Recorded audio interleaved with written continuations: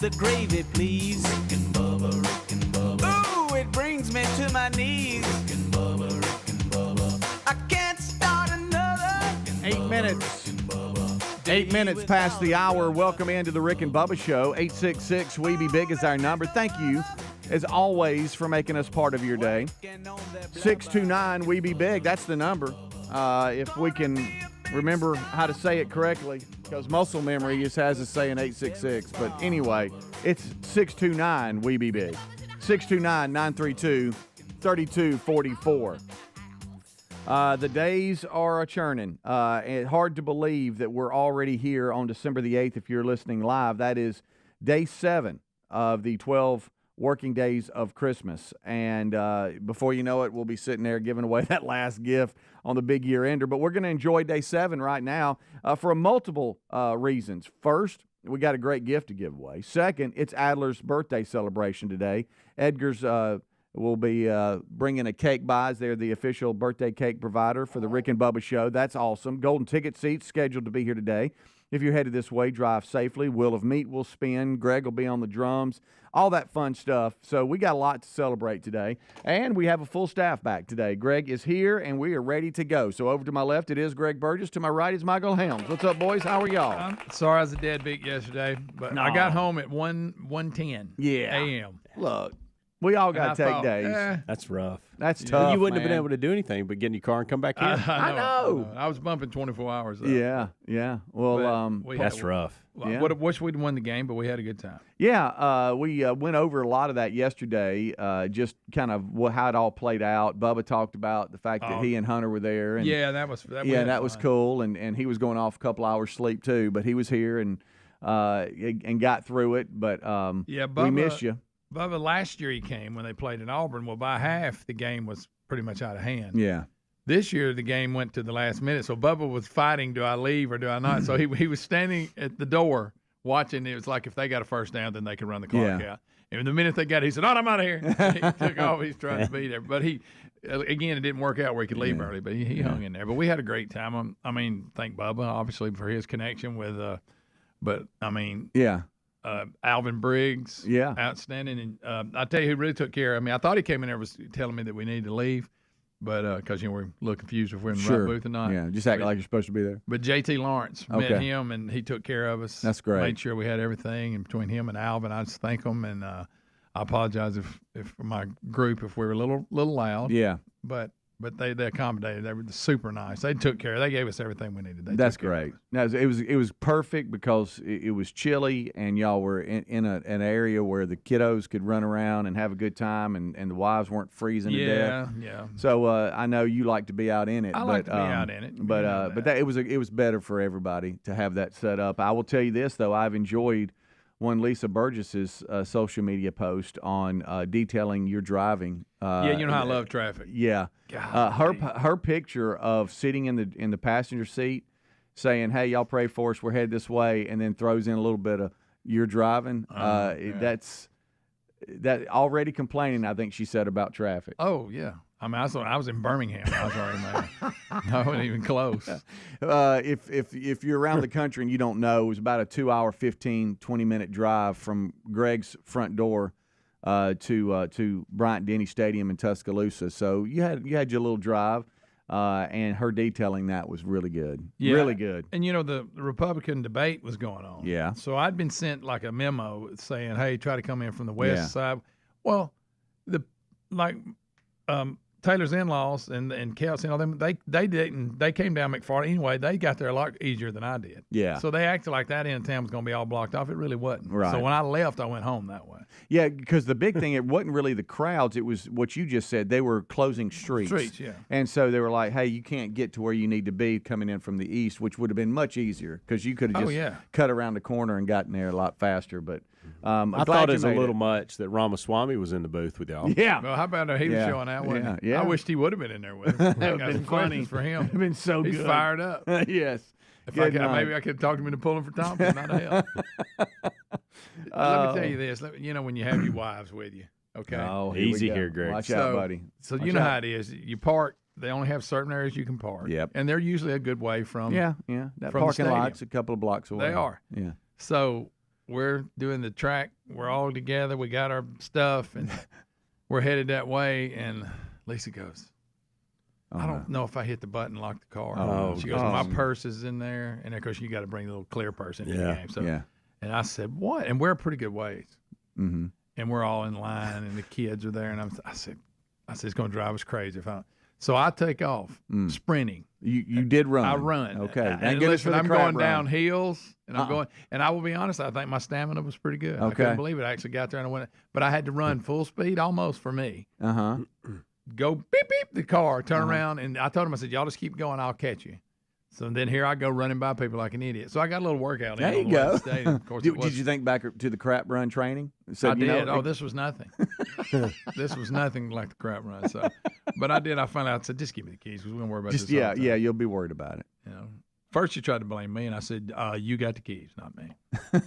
That'd be you. Just for the record. Yeah. If we're just gonna get the record, well, I will tell you this: for someone that's not going, but loves to watch things in HD on the couch, the Alabama High School Athletic Association TV network partnered up with what I guess the PBS channel for the state of Alabama, and their coverage is great. Yeah. So I've just been sitting down and caught I think 1A and 5A yesterday, and just kind of chilled out. I didn't watch all of both games, but it was on, and I was in and out. Did the same thing. And it was actually really great coverage. And so I know different states y'all cover your high school football championship a little differently, but this year they partnered up, and it's really great good coverage. And so I've been just hanging out watching, and it's perfect too because it's in between college football wrapping up. Of course, you had an NFL game last night, but it's not every night. There's some game on TV, so it's perfect to tune in and hang out and watch it. But watch the 7A. I'll watch tonight. Yeah. Oh yeah. I think 6A's tonight, right? And there's another classification before then. I think. Yeah. There's two, 3 games today. Oh, is there? Wow. Lots going on. We have so good to have you back. Yeah, I got me a little sleep. I'm ready to go. Yeah. Well, what you didn't know is yesterday, this one over here, and I'm looking at Bullet Head. He had a Christmas party to go to. Oh, no. And so we'll get a recap from him. And Amanda was going with him. Watch out. Oh, we'll get an update next. Rick and Bubba. Pajamagram's famous naturally nude pajamas are back. A very luxurious Christmas gift for her, one that'll make you a holiday hero. This year, Pajamagram has upped the ante. How about a free Barely There naturally nude nightie? How about $75 of savings? How about gift packaging options and quick delivery? That's an effortless 2-in-1 deluxe gift that you both are guaranteed to love. Soft and silky with a Barely There feel, curve caressing with a fit that's better than lingerie. Best selling for a reason. Pajamagram's naturally nude pajamas and nightie are designed to make her feel amazing and drive you wild. Now is the time to win Christmas. Now is the time to go get your special someone naturally nude from Pajamagram. But hurry, this gift sells out every year. Shop now while it lasts. Head to Pajamagram.com for naturally nude pajamas and save $75 on a free naturally nude nightie. A crazy schedule can make it easy to fall back into your old recipe rut, or you could keep mealtime exciting with HelloFresh. Over 40 recipes to choose from each week. There's always something delicious to discover and love. Save on flavorful fall dishes, crowd-pleasing eats, and more when you sign up for America's #1 meal kit. Take 50% off plus free shipping with the code Bubba at HelloFresh.com/Bubba, the code Bubba. That's HelloFresh.com/Bubba or RickandBubba.com under the sponsors. A psoriasis flare-up can make a walk in the park, well, no walk in the park. It's that obvious, huh? I've tried so many lotions and creams, but I still have symptoms. So those don't do enough to treat the inflammation beneath the skin, leaving you with those uncontrolled symptoms. Makes sense, but what else can I do? You can get real with your dermatologist so they can help you get clear. Make an appointment and, you're already on it. Hi, yes, I'd like to make an appointment. Get real clear about psoriasis at letsgetrealclear.com. Sponsored by AbbVie. Folks, Field of Greens just may be the healthiest thing I do for myself myself each day. My family loves it too. It's nutrition the way nature intended. It helps with digestion. I have more energy. I feel better and healthier overall. It's working for me, and if you haven't tried it, I encourage you to give it a try. I promise you're going to love this product. But if for any reason you don't, they'll give you a 100% money-back guarantee. Get 15% off your first order with free rush shipping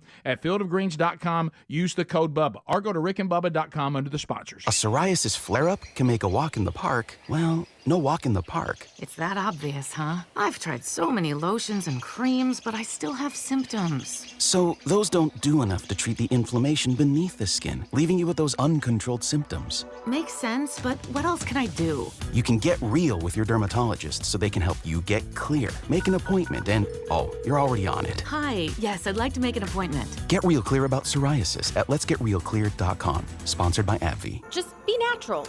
Try to roll around in it gracefully and not like a puppy. Maria's photography studio is zooming into a flurry of projects. Where did I put that memory card? She needs an assistant to keep business in focus. Hang on while I change the external flash. Oh, Indeed can help her hire great people fast. I need Indeed. Indeed you do. You can schedule and conduct virtual interviews all from your employer dashboard.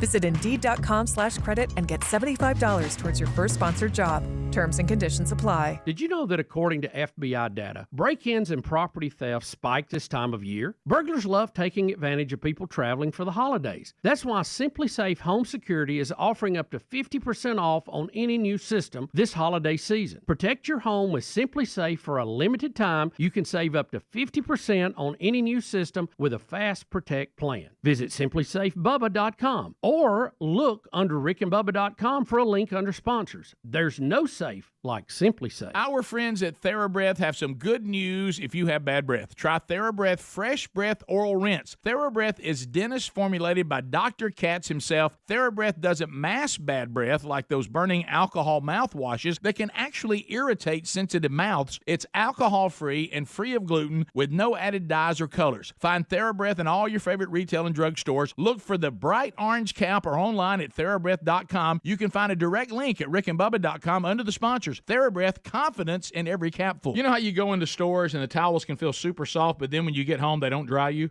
Not my towels from MyPillow. They're really soft, but they really work too. What a concept. They're made with a special ring-spun cotton, making them softer and more absorbent than other towels that are out there. Get a 6-piece set for an introductory sale price of $29.98, and you get the designer premium line for just $20 more. Either way, you save 50% right now on all my towels. So head to mypillow.com/Bubba or find the link at rickandbubba.com.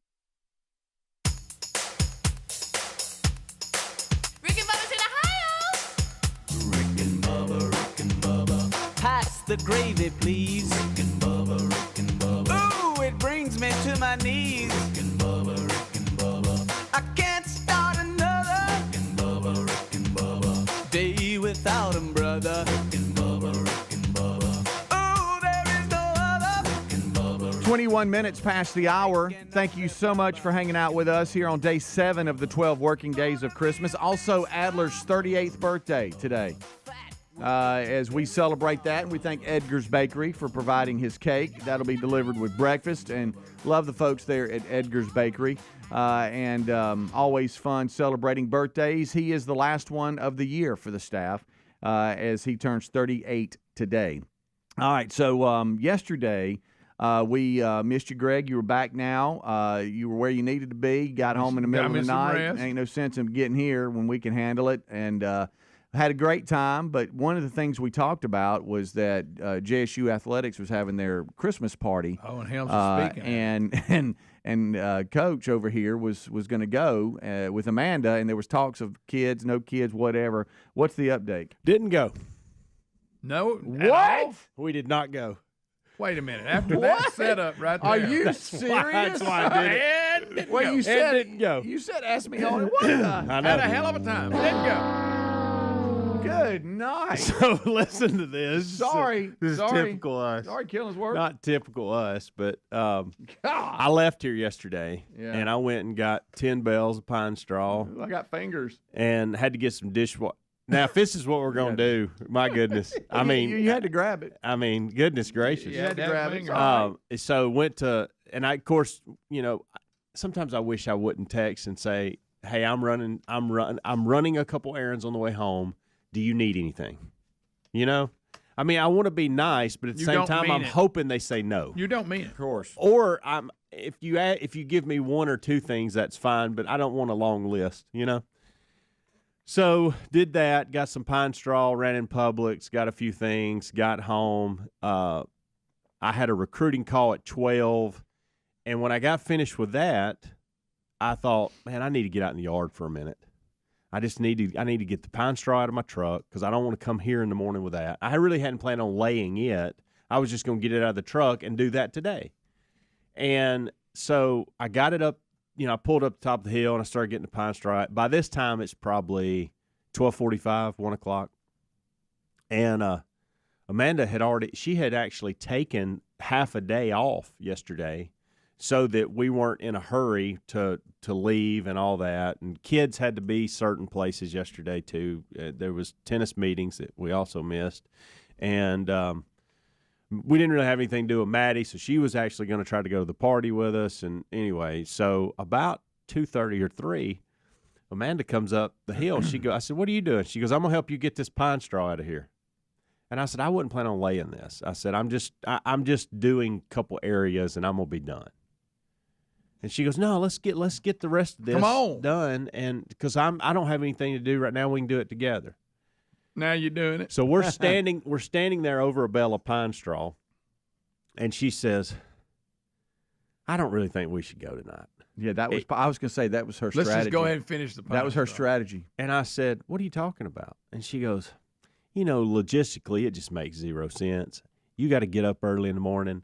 She was saying nothing that I didn't agree with. Like everything she was saying, I was agreeing with. Well played, Amanda. Well played. And I said, but we were going really for you to meet. Like, they don't pay me to go to Christmas parties, okay? Yeah. They pay me to run a tennis program.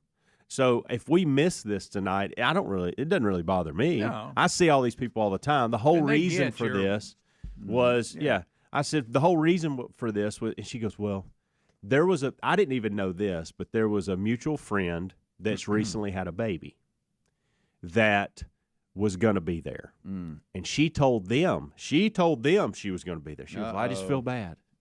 She goes, will you text them and ask them if they're going? And I said, yes. And she goes, because really, honestly, I mean, I love Sites and I love Bonds and I love all those people that take care of you all the time. But it's a long way for a couple hours in the middle of the week. Mm-hmm. And honestly, I was only going because I wanted to hold the baby. Oh, so and if they're not going, I said, so that's the trump card here is the baby. Yeah. And I get it. So I said, well, let me text them and I'll ask them. The whole time I'm thinking, man, I'm getting out of this. Yeah. I'm about to get out of this. Hey, your day's changing. I'm about to be able just to do yard work till dark.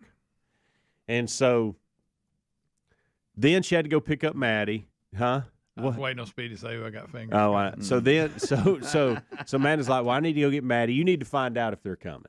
Well, what Amanda doesn't realize too is I've told a couple of people that I kind of was like, hey, don't you leave me hanging. Oh, like those things. So I had about 4 people that I had to reach out and go, hey, heads up. Look, I know I look like an idiot because I told you. I told you better be there. Now I'm not going to be there. I thought it'd be good if I gave you a heads up on that. Basically, I lied. You remember me calling you out? You remember me saying you better be there because Amanda's wanting to meet all y'all. Yeah. That we're not coming. And so we got out of it, or I got out of it. She basically said, did you lay pine straw? I did. So I did. I only had 10 bales. It's just 10 big rolls. It's not bales. You know the difference. I mean, I think that's how they get you a lot of times on this deal where they probably charge you out the yin and you're not getting as much as you're supposed to. Or maybe you're getting more than the other guy. I don't know. But I got that done. And then I started a project at the top of the hill. And Greg, you would be so proud because today was going to be the day where I got most of this, what I'm talking about doing done. Mm-hmm. Because we got a pretty decent sized fire pit down by the house. It's ready to go. Like I'm gonna have a bonfire today. Oh, I love good. And so I knew you'd be proud of that. So I had a project where I was taking these big rocks. I'm trying to figure out. I'm angling off some bushes with some rocks, and then I'm gonna put some pebbles and stuff in there to kind of, because I can never keep pine straw in there. Yeah. It's just this one area. So trying to do it. So I was going up and down the hill with these big rocks. On top of when I was going down, I was grabbing sticks that were out. You for were the like fire. Rocky when he trained in Russia. I felt like it. Felt like it. Felt like it. Yeah. You know, he's using this natural thing. Yeah. And you never know, all right, which one's too big for me to move. You know, Then I you mean, go, "Ooh, shouldn't have got that Yeah, one." my last house, I moved some from the creek area where there's just tons of them all over the place, back up and trying to get stuff real pretty, and I was like off in it, you know. So like you're strong man when you're trying to pick them up. So every once in a while, I would scream out, "Hey, you sure you don't want to go?" Like I was making it keep like, on. "Hey, you know, I mean, keep on. We probably need to be there." And You're sure? Because if you are, I'm going to do this other project. yes, I'm gonna keep. right. I'm gonna keep working out here. But Yeah. I mean, there's a point in time where I got to get a shower and get ready. Right. Yeah, I can keep knocking this out. However, Or I'm going to train for Drago. One or the other. yeah. And so, so long story short, we did not go. Well, how and about and that? honestly, What a build-up.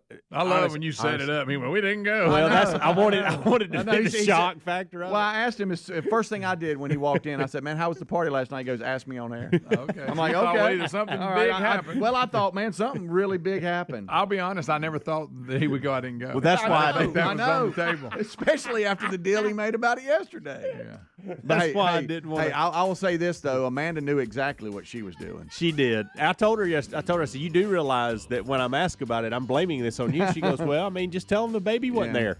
That's what her Yeah, answer was. Yeah, but when she came out to help, it wasn't about helping Pine Straw, because I can No. promise you about 20 minutes in, Oh, she was that's gone conversation. again. Yeah, That's right. Got that done. Yeah, it's almost like she said, "Mission accomplished. I'm out." I'm out. Rick and Bubba, Rick and Bubba.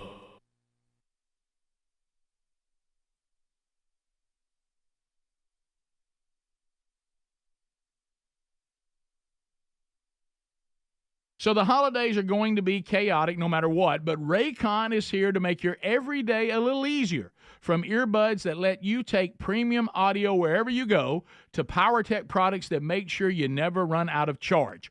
Raycon has racked up tens of thousands of 5-star reviews with their products. Raycon first made a name for themselves in the audio space with favorites like those everyday earbuds. Now, this past year, they introduced Raycon PowerTech and Raycon Home, featuring much-loved products like their Magic 180 charging cable, which provides hyperspeed charging to iOS, micro USB, and Type-C devices. Raycon is known for delivering high-quality and thoughtful features at half the price of other premium tech brands. Plus, there's an easy and free return guarantee. They offer free shipping and buy now, pay later options. Get 15% off your Raycon order right now at buyraycon.com/Bubba. 15% off buyraycon.com/Bubba. Folks, we've been talking about Relief Factor on our show for quite some time now. Do we guarantee Relief Factor is going to lower or eliminate your occasional aches and pains? No, we never make a claim like that. But what I can tell you is that the majority of folks who ordered the 3-week quick start pack for only $19.95 go on to order more. Now, what we really like about Relief Factor is it's 100% drug-free. It's a supplement that's made up of ingredients that simply help your own body deal with its natural inflammatory response. For a lot of us, that's very important. Getting older, working outside in the warm weather, even exercising can cause frustrating aches and pains, or maybe it's the occasional back, shoulder, or hip pain that's bothering you. Relief Factor has helped us and so many of our friends. So when you think of it this way, is $1 a day too much to see if you can get out of some of that frustrating pain? To order this 3-week quick start pack for $19.95 plus shipping and handling, just go to ReliefFactor.com. That's ReliefFactor.com. Let's see if we can get you out of some of that pain. Also, you can go to RickandBubba.com. Look under the sponsors button for a link. Are you driving an out-of-warranty car? It's only a matter of time before your vehicle is in the shop costing thousands. That's true, and auto repair costs are up nearly 20% from last year. If an unexpected breakdown happened today, would you be ready? If you had carshield.com/Bubba, you would be. If your car is just over 3 years old, it's still prone to expensive costs. We all know our daily drives are more than just getting from point A to point B, traveling by car is a way of life. When you enroll in a protection plan through carshield.com/Bubba, you'll be locking in your price as it will never go up. That means for as long as you own the vehicle and the mileage increases or how many claims you file. They offer plans starting at just $100 a month with no long-term contracts and options to fit every budget. Now, we appreciate their administrators handling all the paperwork, choosing the mechanic that we want. They even offer 24/7 roadside assistance, complimentary towing, and rental car options. Get coverage today and save 20% at carshield.com/Bubba. Our friends at TheraBreath have some good news if you have bad breath. Try TheraBreath Fresh Breath Oral Rinse. TheraBreath is dentist formulated by Dr. Katz himself. TheraBreath doesn't mask bad breath like those burning alcohol mouthwashes that can actually irritate sensitive mouths. It's alcohol-free and free of gluten with no added dyes or colors. Find TheraBreath in all your favorite retail and drug stores. Look for the bright orange cap or online at TheraBreath.com. You can find a direct link at rickandbubba.com under the sponsors. TheraBreath, confidence in every capful. Attention, all you coffee drinkers. There's a brand new brew that you definitely want to make part of your daily ritual. If you enjoy delicious, good coffee like us, My Coffee needs to be your new drink. It's organic, which is so important because if not, then it contains chemicals banned in this country decades ago. You've heard us talk about MyPillow for years on this show, and now they've got My Coffee direct from the mystore.com website. Go to mystore.com, enter the code Bubba to save 25% off your order of My Coffee, or find a link at rickandbubba.com. Did you know that according to FBI data, break-ins and property theft spike this time of year? That's why Simply Safe Home Security is offering a holiday deal of up to 50% off on any new system, so you can stay safe all season. Simply Safe is comprehensive protection for the whole home, with advanced sensors that not only detect break-ins, but fires, floods, and other threats to your home. Simply Safe's Video Doorbell Pro and wireless outdoor security camera are powerful ways to deter package thieves. It's powered by 24/7 professional monitoring for less than $1 a day, about half the cost of traditional home security. Try Simply Safe for 60 days risk-free. This holiday season, we highly recommend protecting your home and family with Simply Safe. And for a limited time, you can save up to 50% on any new system with a Fast Protect plan. Visit simplysafebubba.com. That's simplysafebubba.com or rickandbubba.com for a link under sponsors. There's no safe like Simply Safe. Rick and Bubba's in Ohio. Rick and Bubba. Pass the gravy, please. Rick and Bubba. Ooh, it brings me to my knees. It is 25 minutes until top of the hour. Thank you so much for tuning in. This portion of the show brought to you by cbdistillery.com. The search for the perfect gift is over. How about the idea of stocking stuffers and stuff like that? You can go to CBD get CBD from cbdistillery.com and stock those. Always fun to have something in the stockings that besides like some an orange and an apple and a few socks. That's pretty good. I like a good tangerine. No artificial colors, flavors, or preservatives at cbdistillery.com. They've got you covered on a full range of carefully formulated CBD and plant-based solutions. Their healing plant compounds are made with the highest quality, clean ingredients. A lot of products. You can go there now at cbdistillery.com. Use promo code Bubba and get 20% off. And there's also a link at rickandbubba.com under the sponsors button. Hey, I got a funny headline. All right, go ahead. Welcome back, theme Greg. for that? I don't have a theme. I wish I did. The headline's good, but the first paragraph's even better. Okay. Fight in Canadian McDonald's breaks out after a customer complains about Pokemon cards not being included in his Happy Meal. Not happy, Listen, huh? A customer at McDonald's in Nova Scotia who was given a donkey with his Happy Meal instead of Pokemon cards that he was expecting had an all-time meltdown that resulted in trading punches with a fellow customer. Okay. Hey, the man wanted his Pokemon cards. So now we're and they gave him a donkey. Don't forget that. I guess a little stuffed donkey. Right. And you know what we end up doing as adults? Getting in a fist fight. Sure. A fight because we don't get what. Well, look, guys, he wanted the cards and he gave him a donkey. And evidently the customer told him to get over it or something, which would make he probably going, "Why are you acting like a little kid?" Anyway, I got one for you. He also claimed that he'd been given the donkey toy 2 times in a row. Mad. He's mad. That ain't fair. He's so mad. You ready for this one? Texas woman discovers possum lurking in her artificial Christmas tree. Picture that. Can you believe that? Let's be honest. Ain't nothing uglier and scarier than a possum. Then he hisses at you. Yeah. That's an ugly little deal. Oh, is it? You would think they would be meaner. I know. I don't the like way them. They got look. the good set of teeth, and they all hiss at you. If you put them and a raccoon, if I came to planet Earth and I didn't know which animal I was supposed to grab or could, You're right. and by the tail, I would look at these two animals like, no way I'm touching that possum. Oh yeah, I'd go for the raccoon. I'll Looks grab, like a cute little stuffed animal. It does. I think we got better here not the grab woman it. talking about. I think. I don't know. I'm literally freaking out right now. I have no idea how this possum got in my house and up into my tree.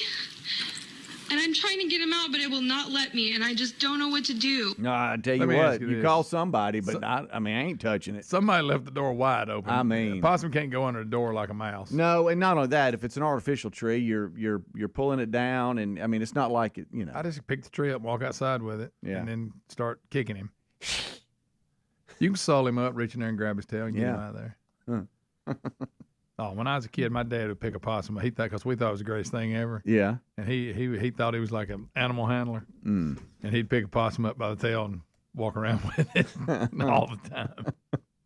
I'm really mad that I can't play something right now because I wanted to get y'all's reaction. Somebody has mashed up AC/DC's Dirty Deeds Done Dirt Cheap and Brenda Lee's Rocking Around the Christmas Tree. Oh, that would be And they've I mashed bet it'd it be up. good. Yeah. I But like a we good mashup. Can I do. Can we hear it during the break? Yeah. Is there somewhere you can get just nothing but mashups? Like, can I go to That's Apple good. Music and Yeah, type that's good. up mashup and it I'm give sure me a you bunch can. of What them? was the Try bunch? it. What was Search the it. bunch that sent us a bunch of swag that time? Rock Sugar. Yes, and they were good. By the way, were they? They had That was a whole awesome. CD of mashup. I would love to know where they're. I bet you. I wonder if they're still doing stuff. Didn't they get in the copyright? Hold on. Battle, Rock. seems Rock like. yeah, they did. I do remember that. Mashup Rock, songs. Sugar. Not Do we sure have about that right? I don't know if we I have may that have right. made that up. Rock, Sugar. Remember they sent some shirts and some CDs. I don't know that it's. Is it Rock Sugar? back when you actually had Yeah, it is to Rock play Sugar. CDs. Rock Sugar 80s pop rock metal mashups. I was just trying to see if they were still on tour or something. They got a Facebook page. Oh, they got an Instagram page. Let's see here. I would love to know, are they still out doing I stuff? don't know. Covers, beyond covers, it says. Oh, wow. They'll post that. Okay. I'm looking around. It looks like they're still doing stuff, man. That's crazy. They were good. They were real good. Yeah, they were. So yeah, That was that one possum definitely got in some other way. Yeah. That didn't come in with a tree. Or they have one of them animal doors people go in and out of. Mm. People don't, Greg. Animals Yeah. do. I said people. If y'all had a chance, there's a table. You're at your Christmas get together or whatever, and there's a table of sweets. And I know, you're not the biggest of sweets, but and you had a brownie. You had. I'm going to act like all of these are gluten free, and I'll tell you. Then I'll All right. answer. Yeah, I can picture it you that had way. your brownie. You got you some other, maybe some M&Ms in a little cup, and you got you a cut up pieces of cake. Or where do your eyes go? Where do you? I hit the brownie. You hit the brownie. Probably. Brownie. Yeah. Today's National Brownie Day. It's hard to beat a good brownie. A good old brownie. Now I'm like you. I don't like nuts in my brownie. I can eat it with them in it, but I don't. prefer it without. But I'll Right. eat them. I've realized it's not I gonna don't. stop I don't me. like nuts in a lot of the food I like. I mean, I don't like, but I'll tear up a Snickers. It makes no sense. My favorite brownie. And Remind Lisa, me before we get out of this, remind me to give you a fact on a peanut. Okay. Go ahead, though. All right. My Don't believe favorite it. brownie is Lisa gets them. They're the milk chocolate brownies, and then Okay. she gets them big symphony bars Mm-hmm. and puts them in the middle of it Ooh, nice. and bake it, and you got the Oh, brownie with the symphony bar right in the middle of it. Yeah. Ooh, you talking about good? Yeah. Wow. That'll happen for Yeah, I'll the go. holidays. If I have to choose there, I'd go brownie. Yeah. One Terry Wilburn With a because little she's- ice cream on she's top. been doing the and gluten. melt it. Heat it. Yeah. Yes. Oh, she's been doing the gluten-free thing for so long. She has recipes for yeah. everything. Listen, everything. there's cookies, brownies. There's things you can. The kids. We have found a. I don't even know what the name brand is, but they're delicious cookies, Mm-hmm. and they're gluten free, and everybody in our house loves them. Yeah.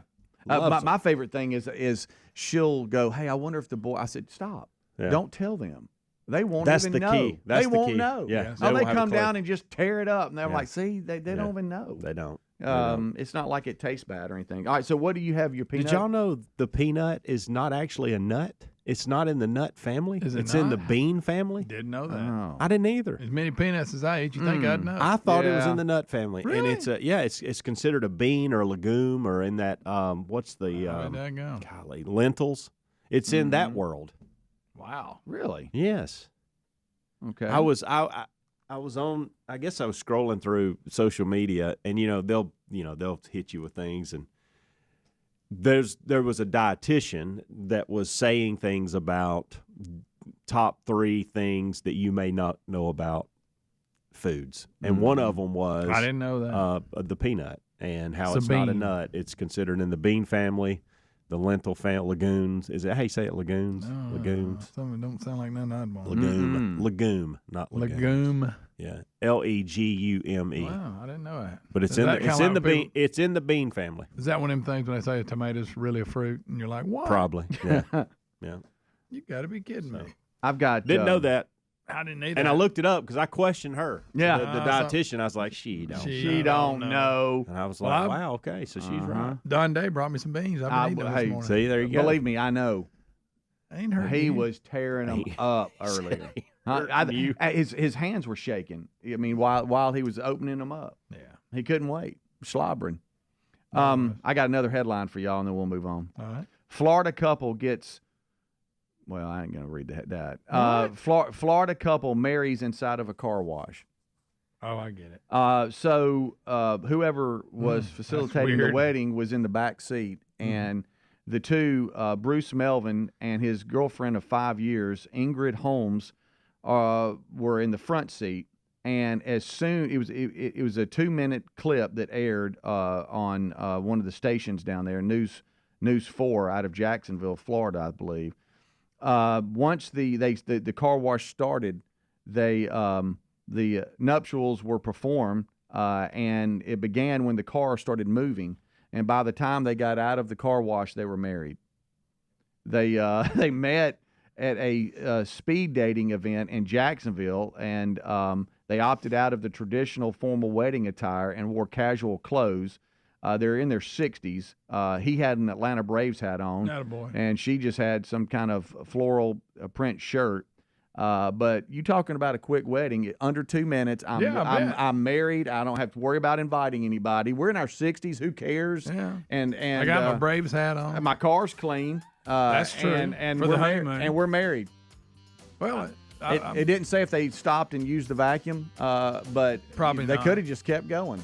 probably just Who went right on knows? to their destination, whatever it was, for their honeymoon. I bet it wasn't much to it. If you're a low hassle person, like I don't want any hassles, this is the way to go. Yeah. Hey, jump in the back seat. Will you marry us? You In know? a car wash. Yeah. Rick and Bubba, Rick and Bubba.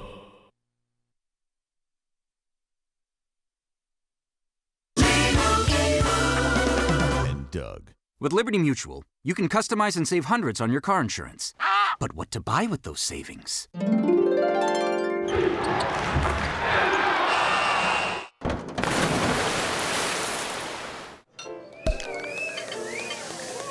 Yep, I bought a sound effects machine. Only pay for what you need at LibertyMutual.com. Savings may vary. Underwritten by Liberty Mutual Insurance Company and affiliates. Excludes Massachusetts. Liberty, liberty, liberty, liberty. Some days, my active psoriatic arthritis makes it hard to get in the game. Now, the ball is in my court, thanks to treating my skin and joints with Skyrizi, Risankizumab Rizin, a prescription-only 150-milligram injection for adults. Nothing is everything. Skyrizi helps with less joint pain, stiffness, swelling, and fatigue. For those who also have plaque psoriasis, 90% clearer skin is possible with just 4 doses a year after 2 starter doses. Don't use if allergic to Skyrizi. Serious allergic reactions and an increased risk of infections or a lower ability to fight them may occur. Before treatment, your doctor should check for infection and tuberculosis. Tell your doctor if you have an infection or symptoms such as fever, sweats, chills, muscle aches, or cough, or if you plan to or recently received a vaccine. With Skyrizi, there's nothing like clearer skin and better movement, and that means everything. Ask Ask your doctor today about Skyrizi and visit skyrizi.com or call 1-866-SKYRIZI to learn more. Paid for by Christian Care Ministry. So right now may be the perfect time for you to rethink how you pay for health care. And here's why. Not only is it open enrollment for a lot of people, it's also a time you can join MediShare and save even more than usual. For many families, switching to MediShare saves about $500 a month, which is a game changer for a lot of people. But what's more, they like it. MediShare has double the member satisfaction rate compared to health insurance. Double. MediShare is a proven thing, too. For over 30 years, it's a Christian community of more than 400,000 members. And here's the thing, too. If you join before December 15th, and you mention the promo code SHARE, you'll get another $150 savings. So I'll give you the number here in a second, but just call. You'll get a price within 2 minutes. And remember, the deadline is December 15th. So call now and you'll save even more. Here's the number, 855-51-BIBLE. That's 855-51-BIBLE, 855-51-BIBLE. Visit Boot Barn for savings on top quality holiday gifts this week only. We're offering $40 off exotic cowboy boots and up to $40 off select leather western boots. Our holiday specials this week also include 25% off select outerwear, western shirts, flannels, and jeans. Additionally, we're offering savings on children's outerwear and denim. Visit us this week and save on gifts for the whole family. Boot Barn, unwrap the West. Folks, we've been talking about Relief Factor on our show for quite some time now. Do we guarantee Relief Factor is going to lower or eliminate your occasional aches and pains? No, we never make a claim like that. But what I can tell you is that the majority of folks who ordered the 3-week Quick Start Pack for only $19.95 go on to order more. Now, what we really like about Relief Factor is it's 100% drug-free. It's a supplement that's made up of ingredients that simply help your own body deal with its natural inflammatory response. For a lot of us, that's very important. Getting older, working outside in the warm weather, even exercising can cause frustrating aches and pains, or maybe it's the occasional back, shoulder, or hip pain that's bothering you. Relief Factor has helped us and so many of our friends, so when you think of it this way, is $1 a day too much to see if you can get out of some of that frustrating pain? To order this 3-week Quick Start Pack for $19.95 plus shipping and handling, just go to ReliefFactor.com. That's ReliefFactor.com. Let's see if we can get you out of some of that pain. Also, you can go to RickandBubba.com. Look under the sponsors button for a link. So the holidays are going to be chaotic no matter what, but Raycon is here to make your everyday a little easier. From earbuds that let you take premium audio wherever you go to PowerTech products that make sure you never run out of charge. Raycon has racked up tens of thousands of 5-star reviews with their products. Raycon first made a name for themselves in the audio space with favorites like those everyday earbuds. Now, this past year, they introduced Raycon PowerTech and Raycon Home, featuring much-loved products like their Magic 180 charging cable, which provides hyperspeed charging to iOS, micro USB, and Type-C devices. Raycon is known for delivering high-quality and thoughtful features at half the price of other premium tech brands. Plus, there's an easy and free return guarantee. They offer free shipping and buy now, pay later options. Get 15% off your Raycon order right now at buyraycon.com/Bubba. 15% off, buyraycon.com/Bubba.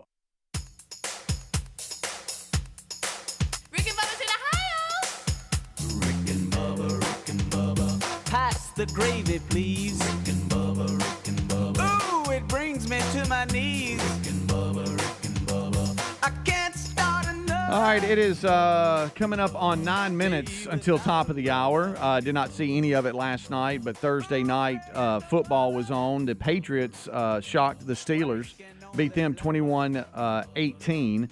And looking at college football, I know a lot of you think, well, there's nothing going on. Well, there actually is.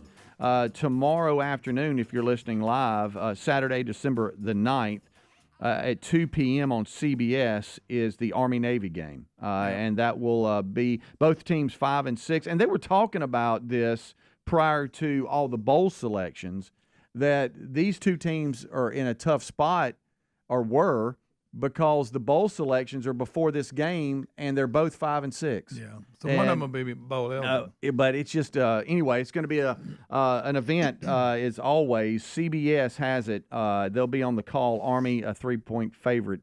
They're both 5 and 6, as I mentioned, at 2 p.m. on CBS. The Army-Navy game. And then bowl season is right around the corner. Matter of fact, we'll have Mark Meadows in next week to talk about the Birmingham Bowl. Duke is playing Troy, and you say Duke's made a decision on their head coach. Yeah, Manny Diaz, former Miami Hurricane. Then when he DC at State one, He was. Yeah, he's real good at it. Yeah, so he's and he was a DC at Penn State. Yeah, this year, and I didn't know that. Yeah, he'd been there I think a couple of years. So he'll get a fresh start. Yeah. I always get confused, and this is y'all. Here it goes back to tennis. Manny Diaz is actually the head coach at Georgia tennis team, men's tennis maybe team. it's the same guy. So every time you bring that up, I keep thinking Greg's got a tennis story or Speedy's got a tennis story. Yeah. When I hear Manny Diaz, but I know the football coach too. And by the way, I'll give you all the press and coverage you want on the New Orleans Bowl because I'm going. All right, we're good. Me and Braden and a couple of his buddies are going to go down there. Well, I was just looking at Until that. Amanda tells us we can't. Yeah, It's funny you mentioned that. We are doing that. Helmsy, because I was sitting here looking at it. Yeah. Not this When is Saturday, it? but next Saturday, bowl season starts. And they play at 1:15 on ESPN, and they play down in New Orleans. They play Louisiana, the Raging Cajuns. Yep. And that'll be a 1:15 kick. But there's like on Saturday, there's 1, 2, 3, 4, 5, 6 bowl games. Next Saturday, the 16th. So bowl season starts. We were gonna try to just take everybody, the whole family, and then so I went ahead and got the tickets and everything, and then all of a sudden, well, I've got to do this, and I've got to work, and I can't get off work, and this, that, and the other. And I said, well, listen, Braden, you're still wanting to go, right? And he said, yes. And I said, find 2 buddies, and we'll leave Friday after the show. And if I have to come by school and check y'all out, I will. And we'll go to New Orleans and hang out, and we'll, go to dinner that night and have a weekend. Get up the next day and go watch a football game and drive back. Yeah. And he was like, game on. So, That'll be fun. Yeah, I'm looking forward to that. Well, man, that's awesome. That is going to be a lot of fun. Road trip. Yeah. The other thing is, and there's a number of things to celebrate today, including Adler's 38th birthday celebration, and Edgar's Bakery will be providing a birthday cake, and that'll be delivered with breakfast today. This is a headline, and I know, Greg, you're not going to give a flip, but most people that follow sports in general, if I said John Rahm, they would go, oh yeah, PGA golfer. He's Spaniard, really good. big guy. He's real good. He's a top 3 golfer in the world. He surprised the world yesterday when he left the PGA Tour to join Live Golf, and they're saying he signed for about $500 million on this Live deal. He's getting, of course, a lot of criticism because he said he had never joined the Saudi circuit, but admits the move may. And he said, I've got some of my best friends are PGA Tour players, to golfers, and I'm afraid this might ruin some of our relationships. He says, I hope we're friends and stay friends forever. Look, I love my friends, but for $500 million, if that's going to cost it, maybe one day you'll work past it. So he appeared on Fox News wearing a Live jacket and went ahead and put the rumors to bed. I think he'll total about $570 million. So this confused me when I first heard this because I thought we had a merger back in the summer. Yeah, the PGA Tour and we had a big press conference about it, and everybody was going to be good, and we're going to merge this thing, and we talked about it for a couple weeks. Yeah, because they did a joint press conference together. I just said that. I know. Okay, sorry. That ain't nothing. They did a joint press. You ain't gonna believe this. Yeah, I was sitting here Googling something. And so the big thing that the word hypocrite keeps coming up with him, and I don't agree with that because if the PGA Tour came out, who you work for, and said we're going to merge, then it's okay for them to do that, but now you can't join. And so I started looking into the details. Okay, well, maybe this is a thing where the PGA Tour and Live Golf are not going to get a deal done, and maybe the deal they didn't start till 25 or 26, and now he's jumping ship. Well, that's not the case. There is no deal. What they agreed on back in the summer was we've got until December 31st to come to an agreement on everything. But so evidently the negotiations haven't gone the way they wanted them to go, and there is no deal. So they were talking about extending the negotiations into 2024, and they're saying they're so at a standstill with the negotiation, there's no sense in even in extending it because So they're it's never probably going to not get a gonna deal. happen. It's probably not even going to get done, and that's why John Rahm's jumping on this now because he sees this. If I was Rahm, what I would do is I would sign this and I'd turn around and give PGA Tour $50 million out of that 500, and now you go home with 450, and they're happy because you gave them $50 million because he said he wanted to grow the game. That's the thing everybody says, want to grow the game. And I tell you what, John, you can grow the game with $500 million. Sure you It's can. easy to do when you have that money. But take some of that and give it to them and just, tell them, shut up. Yeah. Mm-hmm. Or, I don't think I think he's doing look, live golf is fun. It's fun. Yeah. Especially the at team that price. aspect, the atmosphere, Yeah, all that's what he that. mentioned. And it's hard to keep up with when you got these traditional. It's kind of like when the traditional baseball people get mad at, pimping home runs and, pitchers giving, fist pumps walking off the mound. Hey, you just want to take fun out of it. Mhm. And Live Golf says, we're going to pay you a lot of money. Come have fun with us. And it's still going to be a good golf. It's golf's golf, no Yeah. matter where it's played. These golf courses are beautiful, and just come hit your balls here. Yeah, and here's a check. And here's a $500 million check. And what I was reading Take that too is to the that bank. they're upping their game on the tour. The Live is for next year as far as where they'll play and stuff like that. And Yeah. so I think they're going to start right after the Super Bowl in Las Vegas here in the U.S. So that's a big deal. And I was sitting here looking about the alliance of Live Golf and the PGA Tour and where the hiccups are, and it looks like it's in the lawyer's office because they came to, as you mentioned, all these agreements, and now they're trying to get all the legal, all that stuff resolved where this happens and that happens, and it's kind of hit a I think the stalemate PGA a little bit. was Yeah. supposed to raise a certain amount of capital as well, and I don't think they've been able to do that. I don't know. I don't know. So this is not good for the PGA Tour at all. I thought it was, hey, we've merged, it's done. I didn't know these extended negotiations were going on. They didn't have a deal. Maybe they'll No figure deal. it out, but right now No it's deal. far from being complete, that's for sure. But Rahm is with Liv, and some of you might be hearing that for the first time if you weren't around the news yesterday, but that was announced yesterday. All right, we'll take a break. We'll be right back. The main show starts. It's day 7 of the 12 working days of Christmas. Also Adler's birthday celebration. All that coming up. Rick and Bubba, Rick and Bubba.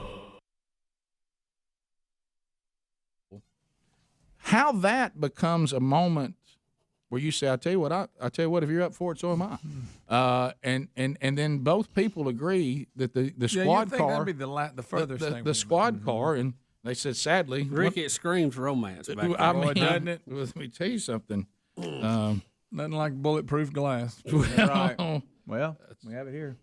And there you go. Well, let me ask you this. He talks about how he pushed him down, ran off. They didn't have him cuffed, evidently, or they're extremely flexible. No, they did not have him cuffed. I think that is, as you said, Greg, obvious here. Yeah. They found Thomas Slater, forget no clothing on, behind an ice cream store. Yeah, we love how they threw ice cream What store the in there. significance Look, of that is. you got to give the police. Trying to get him some ice cream. Can I give the police props here? They did learn. They said this time they placed them in separate police cars. There you I go. think that's a good adjustment. Right. You know what I mean? I mean that's. Now, do you call the rookie to handcuff the naked guy? You Because do. I'm not touching Yeah, him. the low man. has The to woman, know. by the way, when they moved her to a different car, as Say if the low as man. if, as if Low you would man. move a dog in heat, they were moving her to a different car. She kicked two of the deputies in that transition. Sure she did. And so I can't even read all the charges against them. There's one of them here that I'm curious about how it got in the list. You see the one I'm talking about? Well, I see lewd, exhibition. That's a good one. Threats against public officials, Yeah. attempted escape, resisting arrest, theft, exposing. Right, and then Yourself. and then the next sentence. Oh my goodness, the word unnatural is in here. I wasn't gonna scream that, but Well, I wasn't going. I mean, unnatural. We can let Well, everybody paint. details. You can. yeah. What do they mean by that? I don't want to know. I'm with you. I think I would just let that lie. I can throw a couple of guesses out there. Thank you, Greg. So Maybe there wasn't as much room back here. Well, there's definitely not going to be enough room.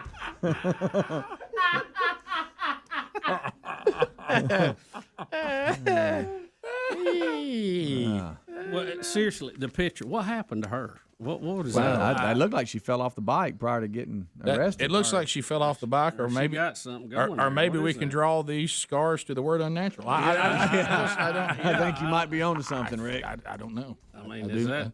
Let me tell you what, right there. You realize how long it takes to fix that being out there? Oh wow, Rick. Yeah, I want you to Because think. there was a point when they sobered up. I want you to think about how many friends you got, how many family members you got.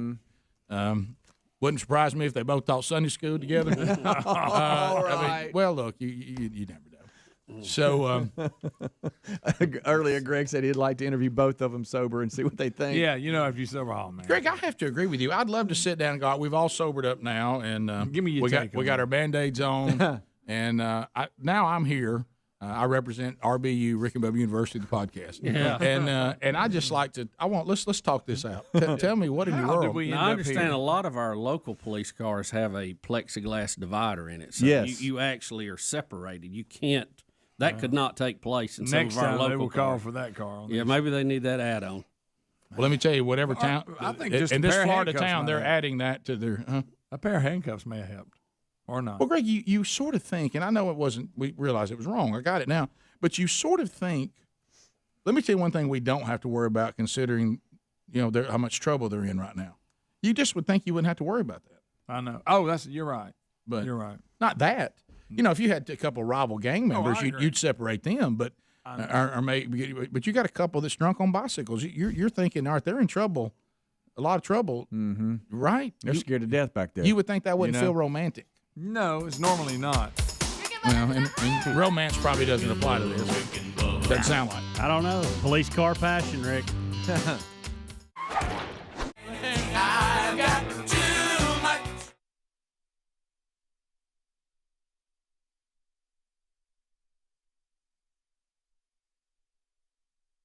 To pronounce the last name of Trump's former campaign manager? It's Lewandowski. Lewandowski. Corey Lewandowski. Corey Lewandowski.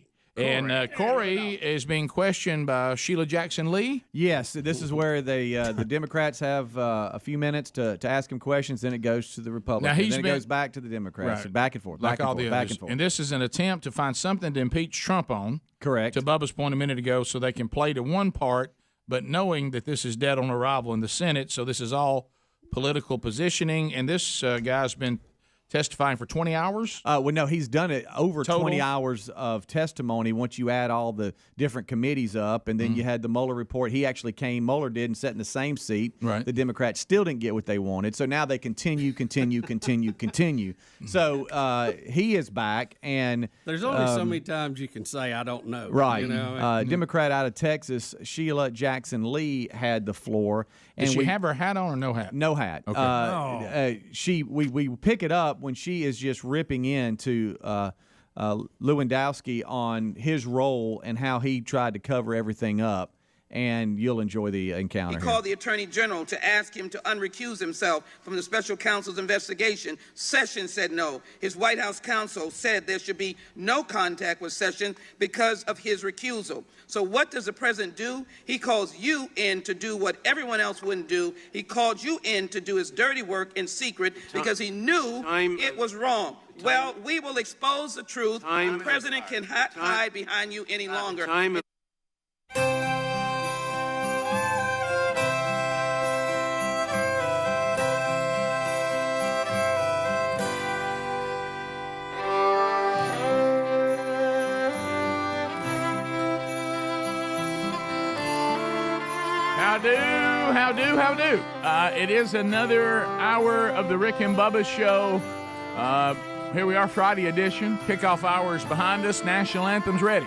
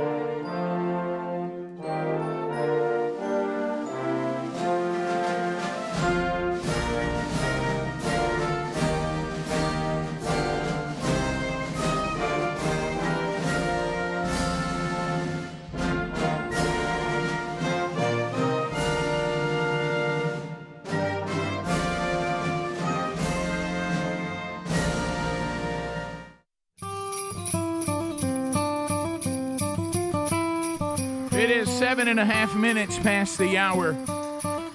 Rick and Bubba Show, thank you for being with us as we start another one.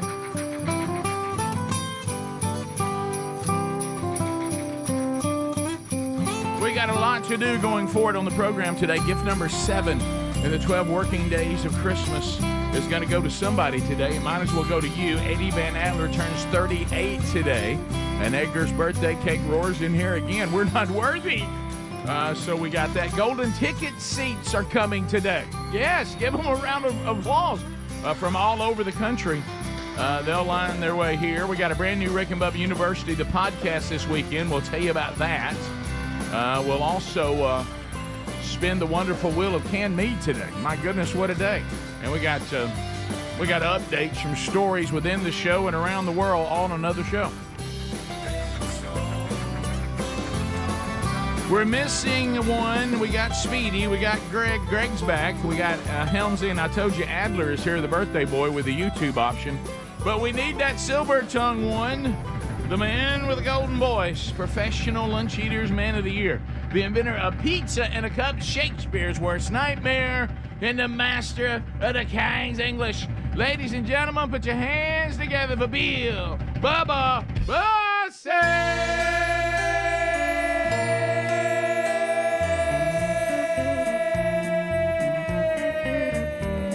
Howdy, Bubba. How about it, Rick Burgess? Friends, neighbors, associates everywhere. Merry Christmas.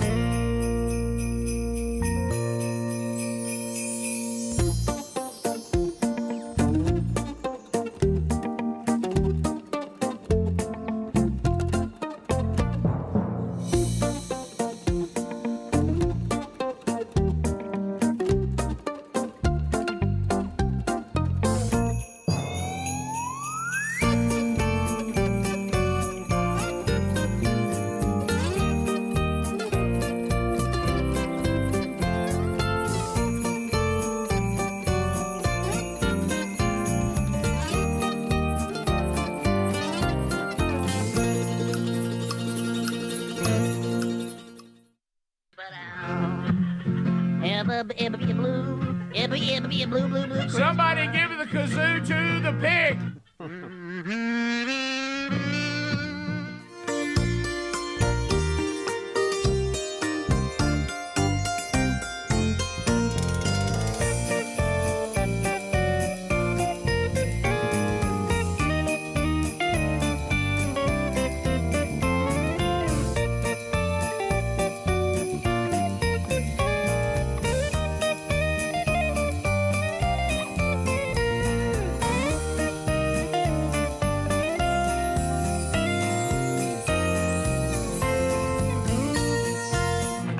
It's not Rick and Bubba Christmas without that. There it is. That's still funny. Oh, that's a all these doozy years. right there. That Still is a doozy. And we'll hit all those one more time again next week. As of today, Bubba, we have, counting this show, there's 6 shows left in 2023. I know it. Yeah. Give 7 today. We still have a lot to give away, and due to some very generous people, we have more to give away. You going to talk about that a little bit? Well, we love things that are yellow. Yeah. And the DeWalt folks in the Southeast have kicked in a few more items, so we'll bring that in. The thing I love about what we do for a living is it goes so many places. That's good times. Sometimes that's bad. Right. It'll just take a relationship and destroy it. But I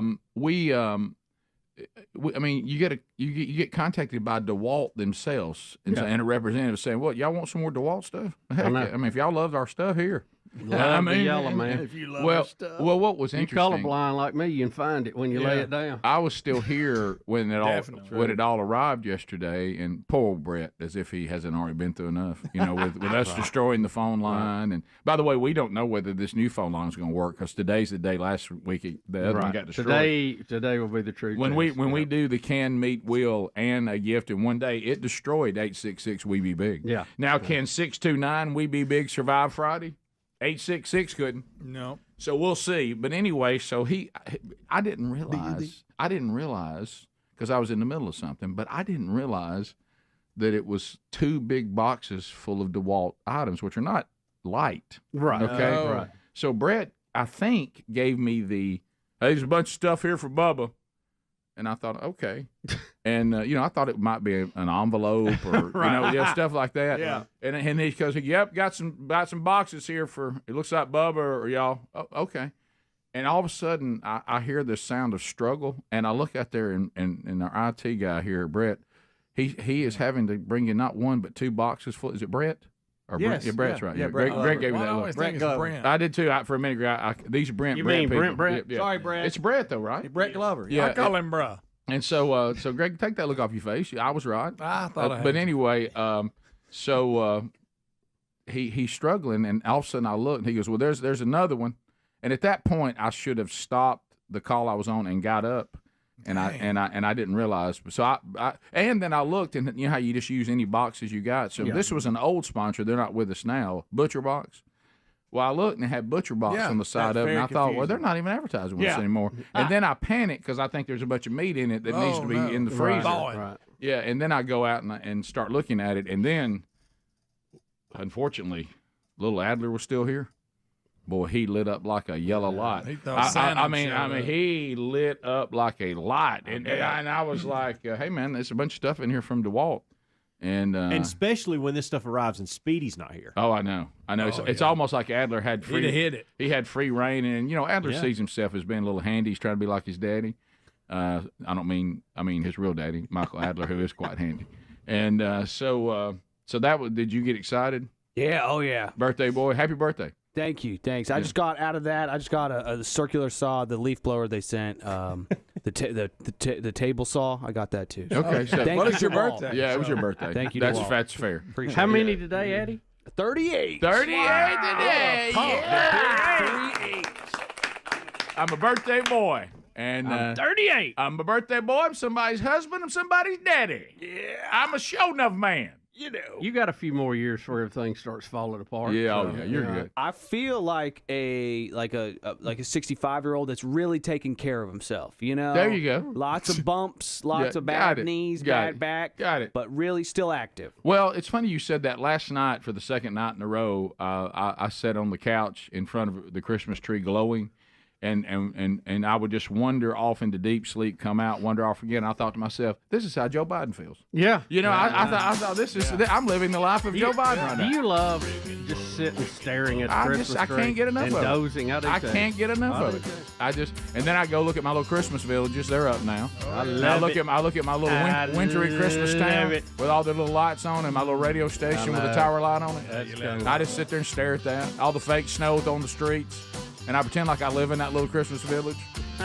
We'll be back. More Rick and Bubba next. Rick and Bubba, Rick and Bubba. You should be here to be telling the truth, The gentlelady's Mr. time Wazowski, expired, Mr. because the Time of the truth will set you Time free of the and the American gentlelady. people. I yield back. The time of the gentlelady has expired. The witness may answer the question. I don't believe there was a question, Congressman. Yes, there was.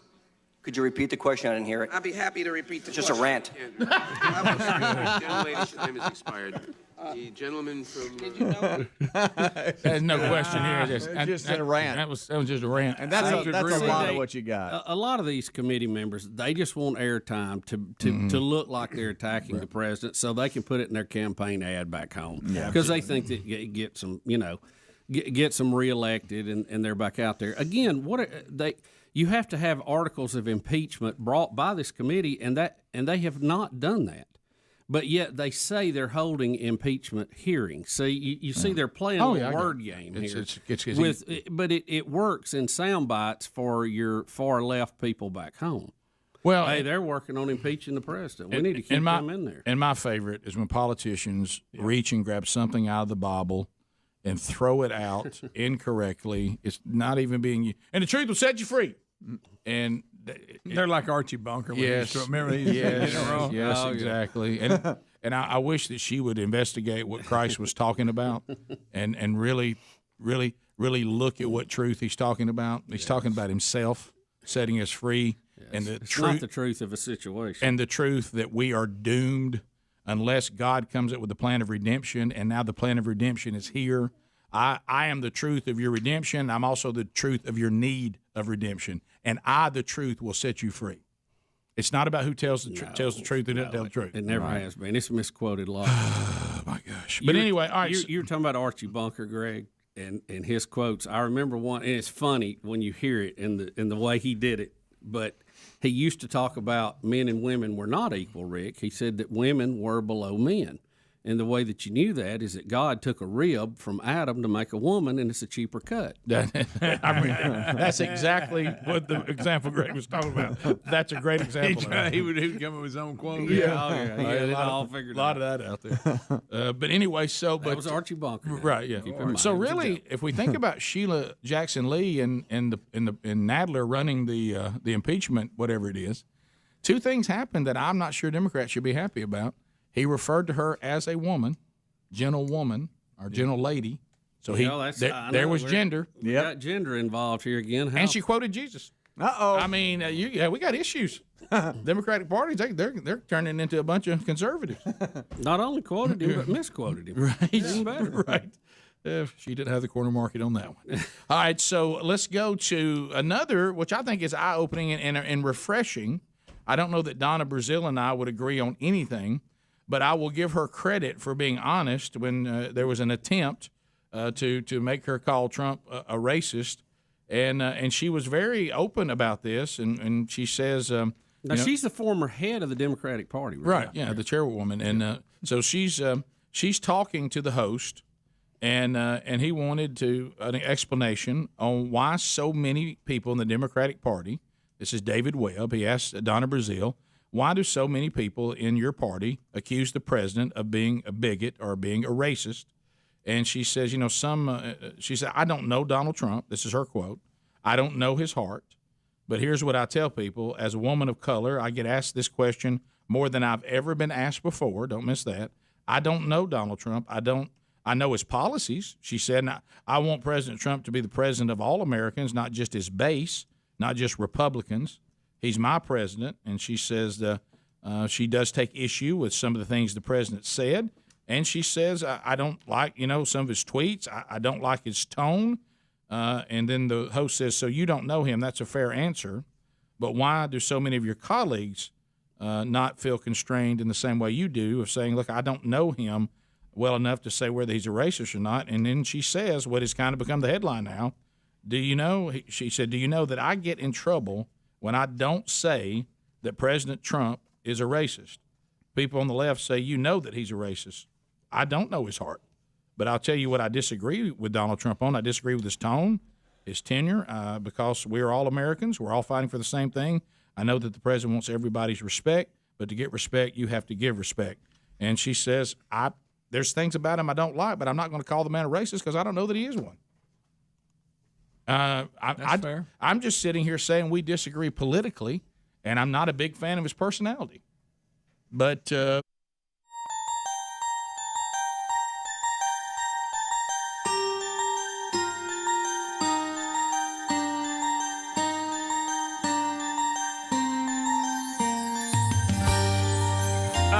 21 minutes past the hour.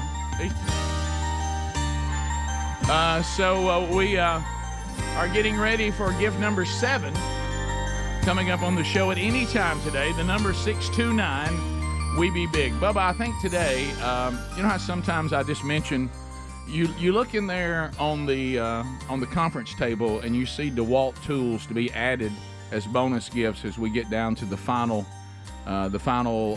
few gifts that we will be giving away today. 6 gifts are still left, counting the one today. And you see the DeWalt stuff in there on the table. You know what you say? I love the power of the show. We just said that. Yes, But you noticed yeah. I also said, now sometimes the power of the show can be a detriment to innocent people that are connected to us, right? That is also Everybody in here can attest to that, right? Collateral damage. Yeah. Rick. Yeah, sometimes it can even be your family, can be your wife, your kids, whatever. Sometimes it can be, and sometimes we do these things and it's just flippant and it's innocent. We don't mean any harm, almost like somebody being careless with a weapon. You know what I mean? It just, so do you remember yesterday on the program when we had a winner from Pensacola? Yes. Yeah. Yes. Do you recall that I said Pensacola? That's old Ted Traylor down there at Olive, and Right. the He'll beloved be, pastor. He'll be glad to hear that. Do you remember that I went further and said he was a big Alabama fan? Do you know where Pensacola is? I think I mentioned to you. Do you know where Pensacola is? What have you just done? I didn't get one call from Ted Traylor yesterday. I got several. And a follow-up text, and he said, well, I'd like to thank you for turning my world upside down. He said, the entire panhandle of Florida is out to get me, and my congregation is turning on me. And I said, everybody knows. Are they poking him with spears that have feathers hanging off of them? Yes. He said, got a lot of Noel fans down here. Yeah, they're not. That's not far away from him. And I said, I got that, but I mean, you've never withheld that you're a Bama fan. You post Roll Tide and you're at the game. He goes, no, the timing was unfortunate. Everybody here knows that I love Bama, but right now they didn't need that in their face. No. The Florida State fans are like a and you're telling it again today for those that didn't hear it. They're injured. That's true, Bubba. They're injured. The wound is still new. It stings, this is not the time to be reminding everybody that I have to deal with every day that my team basically pushed their team out of the playoff. Yeah. And I said, well, I said I would remind the congregation that they have to forgive you. Mm-hmm. I mean, you can't help it that you're a Bama fan. This is a big giving season too. Right, I know. Well, so I just want you to tell you, DeWalt stuff, good. Ted, it was Rick, not Bubba. Taking a beloved pastor and turning his life upside down, bad. Okay, so you ain't win them all. Right? So let me tell you that the fact you're telling it again now, it's a shame. Yeah. It's a shame that I have to discuss that. Surely we can. In case you missed out on the hate yesterday, right? Yeah, you got a second chance. Yeah, get him today. It's a shame that we have to, be reminded that what the pastor and the congregation have in common, we hope, is Christ, and that really is a bigger deal than disagreements in college football. I know that some people don't believe that, but it really is true. And when we stand before the throne, there'll be no mention of who made the playoff. But just I don't know if did that help or make it worse. I'm not sure what I just did. I don't think probably. How about that podcast? Yeah, how about that? Hey, look at here, Lance Ingram. Look at here, right here. Look at here. I tell you, old Lance, he's full of energy, isn't he? He ain't big as a minute, but he's got energy to spare. Now, all 135 pounds of him, I said, I told Bubba, because Bubba, was a little bit sleep deprived. My leg weighs that much. And the only thing more wonderful than a show to do on a sleep deprived day is to have a 145-minute podcast right after it. Yeah. And I told him, I said, oh, friend, there's nothing to be concerned about today. I said, when we bring Lance Ingram in here and make that microphone hot, I said, we will not be struggling for content. We wind him up and turn him loose and let him go. That's a passionate young man right there. Yeah. Passion.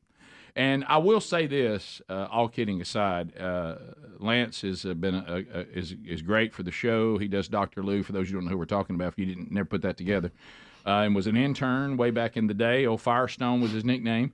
But he and his wife, it's one of those things when somebody says, we need this, we need this, we need this, and we all acknowledge that it's a need, but none of us are willing to actually go and do the work to provide the resource that everybody needs. Right. And he and his wife sacrificially over 2 years, the times we're living in now more than ever, if you are a person of faith and you want your children to be the next generation of men and women of faith, you better start when they're young, because the adversary in that society out there, if you won't grow them up in the faith, the society will certainly indoctrinate them into their worldview. Mm-hmm. I promise you.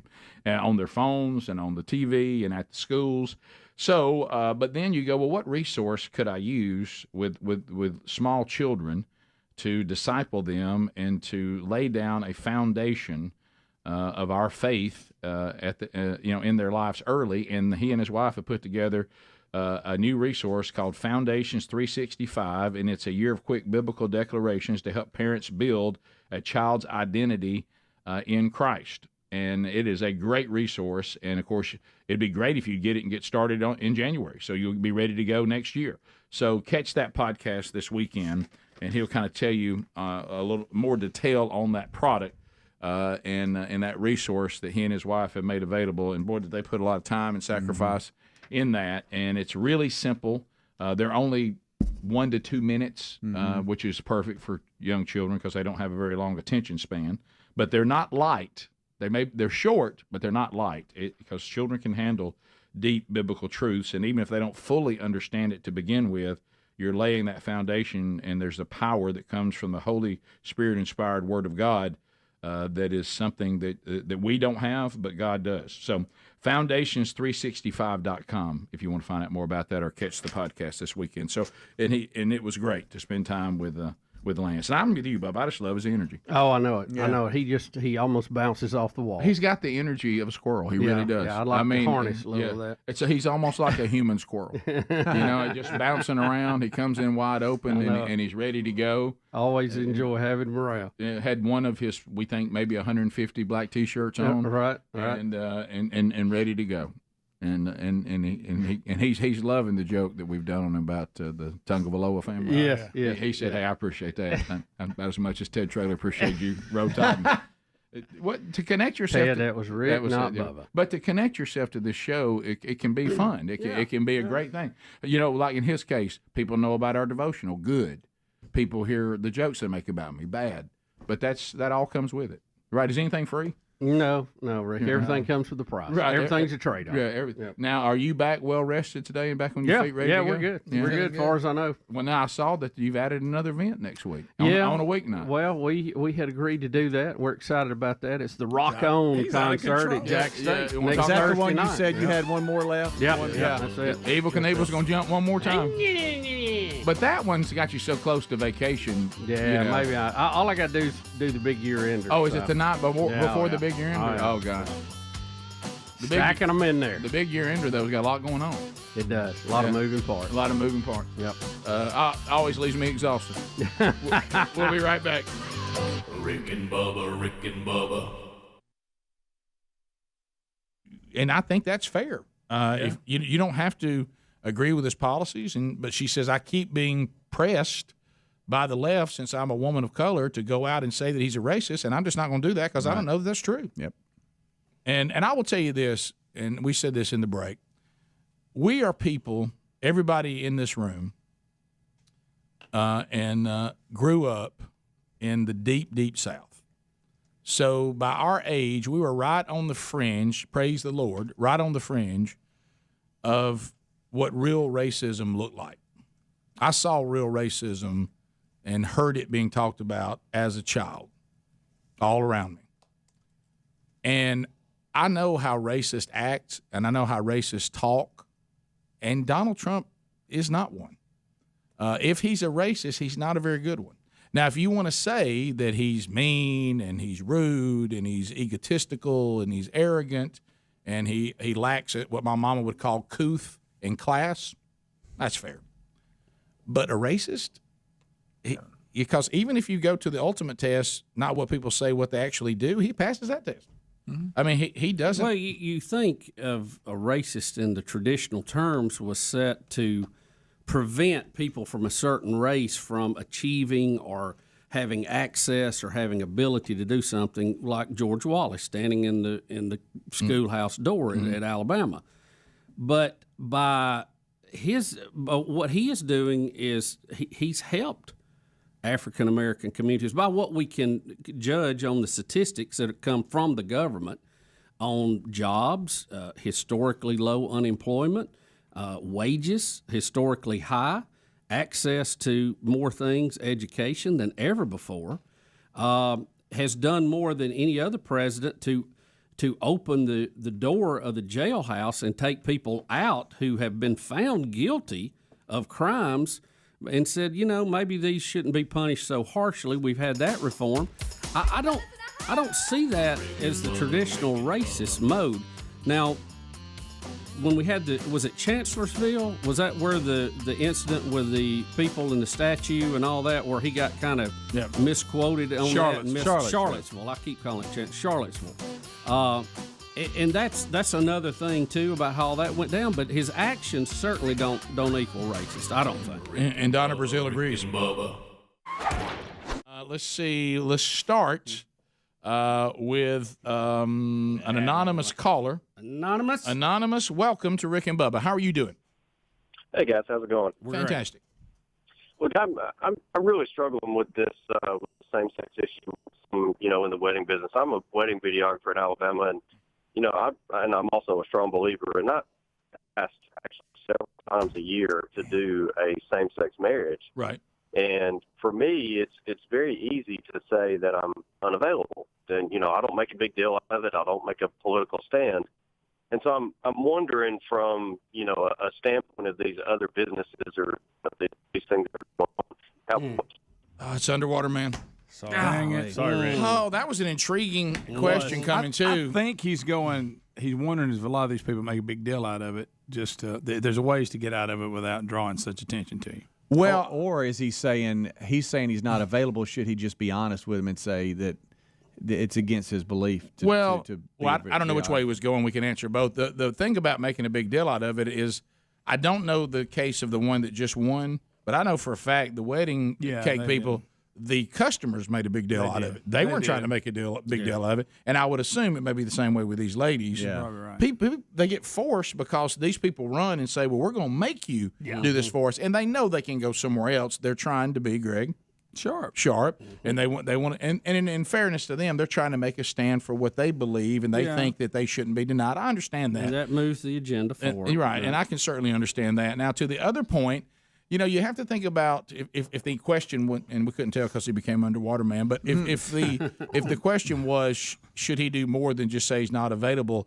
Remember what Jesus said: when you're in the world, be as wise as, I'm sorry, Bubba, the serpent, and be as gentle as a dove. I think there's time and place. If people force you to draw the line, then you draw the line. If they don't, I think you treat them with kindness. You just don't get yourself involved with that. And then if the door opens, which it can a lot of times, probably because I think a lot of them, I know people in this business, they're almost trying to do a gotcha. So sometimes you're going to get some follow-up questions. Well, how come? You sure you sure you don't want to do that just because? Now, if you feel prompted by the Spirit, that's a time to say, I mean you no harm. Just like these ladies. They said, I don't mean harm to anyone. We love, there's loving people, and we've tried to make this, the world is completely, we've talked about this before, but they said it in this article. Look, me loving God and 35 minutes past the hour, the Rick and Bubba Show. Thank you for being with us as we move through another one today. Gift number 7 could happen at any time on the program. The wonderful Wheel of Canned Meat will happen today. Golden Ticket seat guests will be with us today. All right, so travel. A lot of time in the vehicle this time of year. A lot of people moving. Boy, if you want to take your holiday travel plans, going to see Meemaw and them, and turn it upside down, have car trouble. Go ahead and have some car trouble. See if you'll enjoy that. What about if you're thinking, hey, a lot of gift responsibilities are on the table, and we're really trying to get the budget that like we like it, and all of a sudden there's car trouble, and that automobile's not under warranty. You know, all you had budgeted for Christmas. Well, you might want to add a minimum of $1,500 to that. Because that, there's no such thing as an inexpensive repair on these modern automobiles.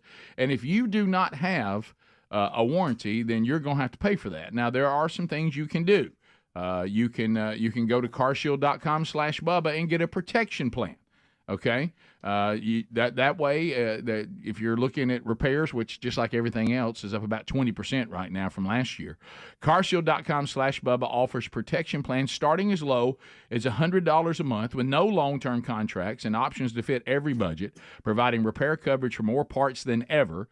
Plus, their administrators handle the paperwork and the repairs. You choose your own ASE certified mechanic. They provide 24/7 coast-to-coast roadside assistance, complimentary free towing, and rental car options. Save 20% on your plan right now at carshield.com/Bubba. You also can find a link there at rickandbubba.com under the sponsors button. So there you go. So Greg, you're back. You were not here yesterday. We haven't seen you. Yeah. I know Bubba came back, and of course your son, the team he coaches for, have won 4 state championships in a row, but did not win. Fell a little short. Fell short on Wednesday night. Central Phoenix City did win. I watched as much of the game as I could stay awake to watch. Oh, look at this bunch. Yeah, and there's you and Hunter Bussey and your grandson Ellis. Yeah, cutting up the picture. There, and apparently someone else's booth. But we were a little nervous about right. We were glad to be their special guest, Rick. Thank we you. were, and they accepted us. I thought we may have run roughshod on the party. I think they made some slight adjustments. There was one point it was hard to get in. Bubba, we parked far apart. Bubba was closer. Somehow he got ahead of me. That was awesome. Mm-hmm. And he gets in and he gets up there and he's trying to tell me where to come. Well, then we all got different passes. This one goes here, this one goes there. And the lady finally says, "Look, I'm not being mean, but I don't know what to do." She said, so she called a guy who would make the call, I guess. Mm-hmm. So we're trying to work it out. And Lisa looked at me. She goes, "Greg, just call Bubba and see where he's at." And the guy said, "Bubba Bussey?" And he said, "Yeah." He said, "Y'all come with me." So we look to the elevator, up we go. I'm telling you. And I feel sorry for you. Think they wore me out about that the rest of the night? Well, I'm about to start doing me. Yeah. But we get in there, and of course I got the grandkids with me. And about 3 hours into it, kids, they get a little restless, and I don't know that I could sit there for 3 hours. But anyway, we had a great time. But I thought at any moment they were going to escort us out when we first got there, because I thought we were just in the wrong one. But anyway, I think you were. I think we may. I think you were, Greg. But then Alvin Briggs came in. JT Lawrence, they came in. I thought JT was coming to ask us to leave, but he went down and started asking about the show. And I went going to the bathroom. Met tons of people that listened to the show. In fact, I got to give a shout out. He's a big listener. His son, David Ellison, he wanted us to give a shout out to David. He listens every day. Hey, buddy. Met his dad. Hey, Dave. So I was supposed to know got a picture made. Yeah, but you weren't here. No, I wasn't. But anyway, we had a great time, and they treated us well. Even if we did run roughshod, I think on the wrong. I'm going to ask you a direct question. They adjusted and was very. Didn't you like my story better? It sounded like but it wasn't true, right? I'm going to ask you a direct question, and this is simply this is Greg's version. No, it is my version. Yeah. Bubba's end was a lot smoother. Listen. I mean, I had to listen. I'm going to ask you a direct question. As a member of the jury, I'm leaning towards Greg's. Listen to me right now, and I want you to answer on this. Is just your opinion. That's all it is, Greg. It's not a fact. In your opinion, do you believe that y'all would have been moved if Bubba wasn't so influential? Probably. Okay. I don't know about that. I'm gonna put that on. Nobody wanted to be the person to escort the face. I ain't that influential. The face of Sweet Home Alabama. Nobody wanted to be the person that went there and told Bubba and his bunch that they were in the wrong booth, because they know that he would come back on the air and apologize, and they'd hear about it. Question. No, JT came in there, they treated us so good. Of course they did, Greg. They were afraid of Bubba. That you were fine. Was the other members of the committee still in there? Was there anybody still in there with y'all when he came? There were some people who were in there when we arrived that were not in there later. Greg, yes or no? I'm not sure. I can't. Greg, did people leave? Is it possible? That were there? Is it possible that they came in and said, "We're just going to leave them in here. Y'all go. Let's go to this." Yes, that's very possible. Okay. And so people, which is not a bad thing. I mean, they treated us. Nobody said that. Apparently, you were treated like kings. We were. The food was great, and they do everything top notch, and I appreciate it. But it's 2 years in a row. Back to the food with this one. Right. Well, I'm just saying it was. Granted, it probably went for us, but yeah, that's right. Yeah, probably. I guess that executive, executive food's probably pretty good. Bubba, how did you choose? We thought we were doing, but they were just excellent. Tell us how you chose the booth again. Well, I didn't know, because there was like 3 different ones, and when I had been there before, they had like one big one. So I just kind of went in all of them and to see who was in there, and the last one I stopped at is where we stayed, and it was a little more in the middle of the goalpost, so because we were in the end zone, so I just stayed there. I thought it'd be a better view. It was a good view. So I could tell if the field goals were good or not. Wait a minute. So and unfortunately at the end it wasn't. Yeah. Wow, that wasn't even close. But let's go back to this chance to win it. But let's go back to this. I just heard Bubba say, instead of I tried to figure out what booth I had tickets for. Yeah. Bubba said I just picked the one I liked. Well, they told us that, Yeah. that it was any of those three. But when they said any of those three, did the executive committee one, was it in play here or no? Yeah, that was one of the three. I don't think it was I any really different didn't, than the other three. I really And didn't you- look at the you door went in the- plates until Greg mentioned it later, and I went, well, okay. He walked around by. So, Bubba, you went in and looked You didn't at do the it on others. purpose. They weren't any different. In the three. No, it wasn't. I mean, there was 2 or 3 people in each one. I just went in and started talking to them, and I was just kind of checking because I was really looking for Alvin. Greg, I didn't know he was on the field. Greg, at is the it time. true? Is it true that somebody came up to Bubba and said, "But what about those people that are sitting out in the cold?" And he said, "Let them eat cake." And that's true. It's kind of like that time we were leaving the Talladega Speedway when we got attacked by the crowd. Oh, wow. That was so good. I'll never forget that. Greg was screaming, "We're just like everybody else." That's why everybody loves the show. They were rocking the van we were in. I felt like it was an uprising. Yeah. Right, but that's another. No, it That's turned another out great. I just don't want to impose, and we were Yeah, there we as don't their want to guests. impose. That's the bottom line. But, It really is. but if we did impose, they sure were nice about it. They were. You know? Yeah. Very nice. They were. But they gave us. We got the royal treatment. I mean, we walked out of the tunnel at the end of the game to the field. It was. But awesome. just say this. You said it already, but let's just say it. When you're with Bubba in Alabama, it's a different thing. It is. It is. You Can it I opens tell a you- lot of doors. It does. Can I tell you what was very odd Especially about inside this? a high school athletic Lisa- and Jacksonville State. Lisa and Greg had a huge jump on us on the highway. Because we had to stop and get gas. Y'all were already passing Yeah. where we would get on I-459. I hadn't even left the house yet. So we had to come up 280 through all this traffic. And, if you're from here, you know what I'm talking about. But so I don't know how big a jump you had. 30 minutes at least? Well, I had ahead to. of I had us? to make one stop too. Okay, well maybe that's what it was because But I had just gotten off when you said you were already behind. That you went past that exit. Yeah, I had just got off. Greg was, like the front door. We had a convoy going, and I was in the rocking chair, and I was looking to him to give me information where to go, and he told me where to turn, and I said, "Yeah, Speedy sent us a pin. I forgot. I got to pull that up," but Greg is way ahead of me in this process. So we missed the turn we were supposed to turn on. And I said, well, I think we can go down here and just reroute. And we did. And we pulled in the parking lot, and it was just slam full already. And luckily, somebody was pulling out. I don't know what happened. So we jumped Were in you there. in the right parking lot? Yeah. Yeah. It's probably in the president's parking And spot. then That's a I pretty good walked. walk. Yeah. Then I had to hike to the stadium. I mean, it was a pretty good walk. and from there. and I got to the window, and we got our passes. And I called Greg to see where he was. He said, "I'm trying to get in the parking lot." And I thought, well, wait, we had a time warp. Yeah, How did something we get weird ahead happened of there. you? I got hung in traffic bad, but no. What the holdup was is Kelsey's on the phone. My daughter-in-law, her, Penny and Randy, her mom and dad, and the kids were meeting us there at this parking deck beside that field. So she said, "We're on the row 3 or level 3 by the elevator."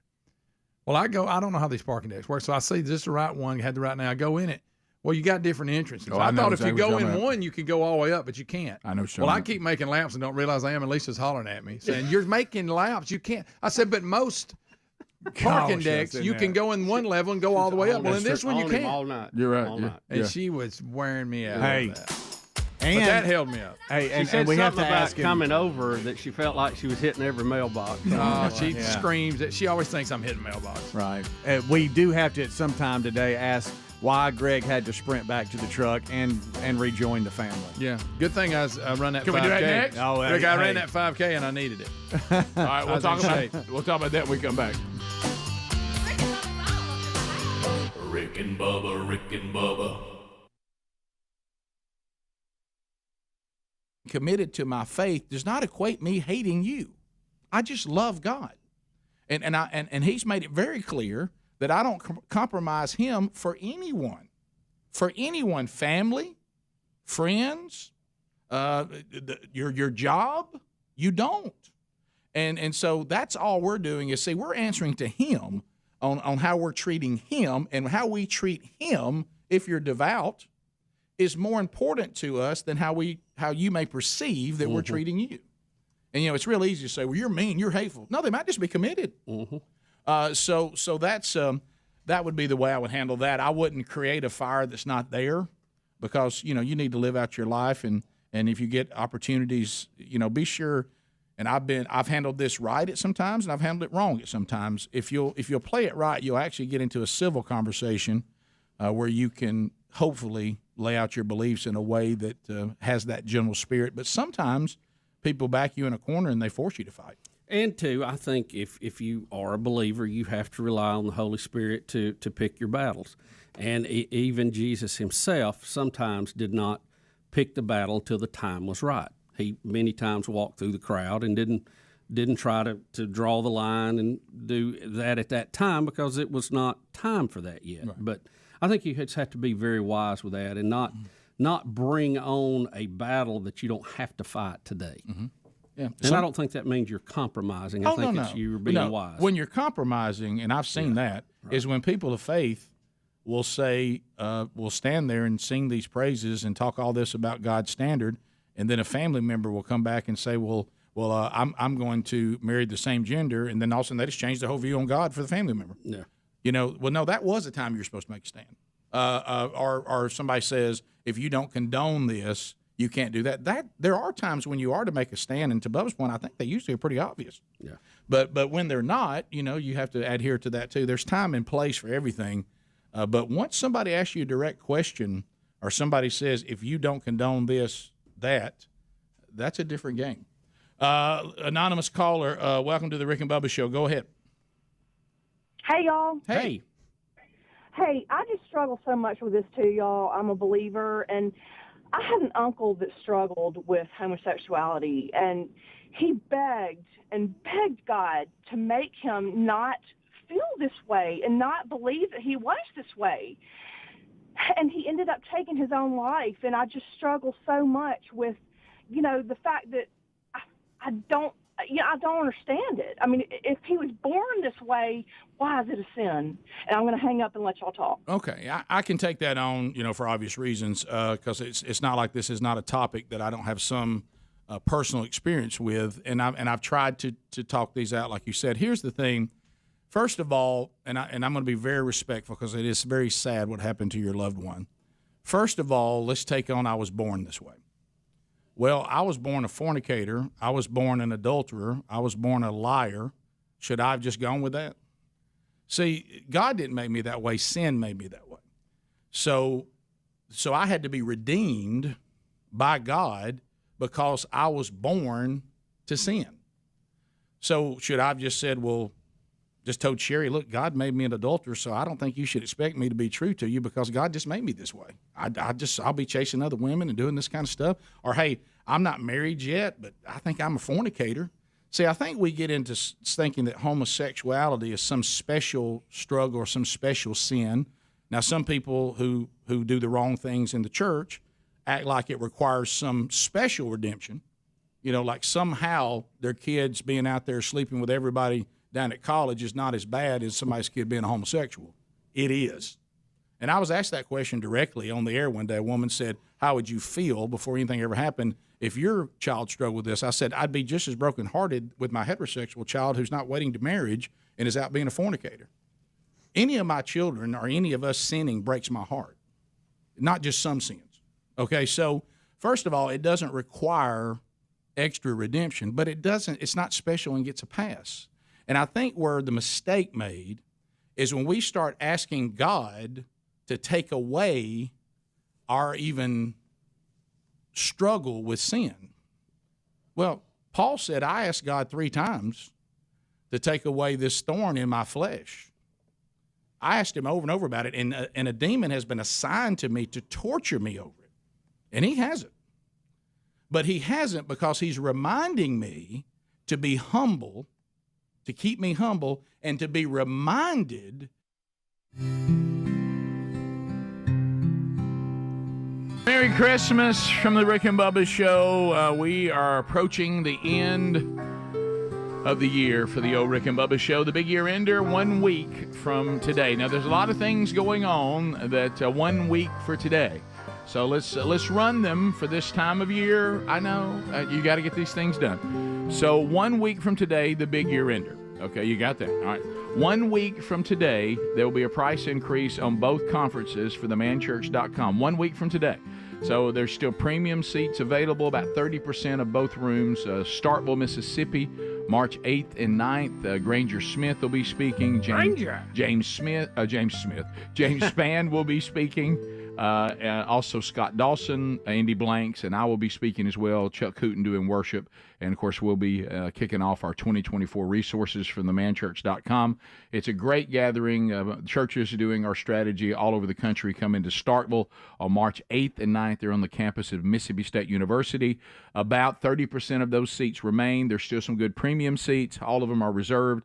There will be a price increase 1 week from today.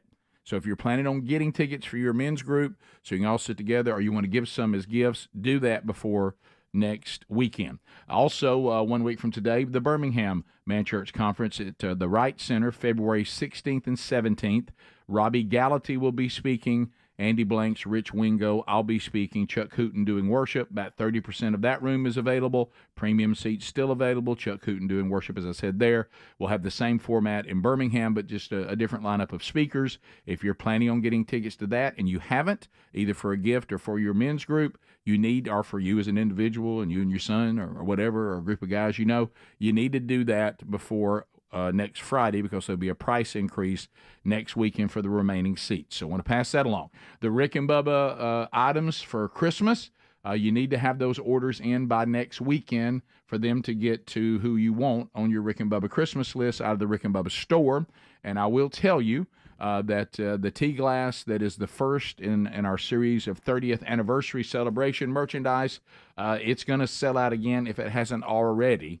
And there won't be a reorder after that. So make a move on that if there's any remaining, and there's other great items that are available. But if you want it by Christmas, get that order in by next week. If you want a signed copy of the 2 new devotionals that came out this year, including the one that just came out, Jesus Is or Transformed, that link in show notes, you need to do that before next weekend if you want one of those. So you're down to 1 week left on a lot of items to get it done. So make a move. If any of that interests you, or all of it interests you, you need to make that move.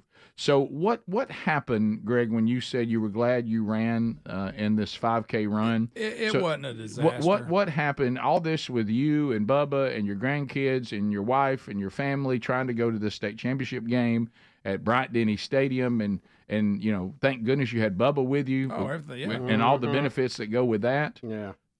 But what happened? Well, again, Lisa's co-piloting, and you know how that is. Mm-hmm. And I get in that parking deck, which I assumed Kelsey and them are on the third. So I said, well, I'll go in the parking deck. This is the right one, according to what they said. Mm-hmm. And I'll go the third, if we can park by them, whatever. Well, I didn't know you had to have different entrance to get to the third. That is weird. It makes sense. I guess it helps traffic. Well, you true. know, on a campus like that. But anyway. I know where you were. So I go in, and I keep circling, thinking I'm going up, and I keep coming by the same gate I went in, and Lisa screams at it every time. I said, you're not going anywhere.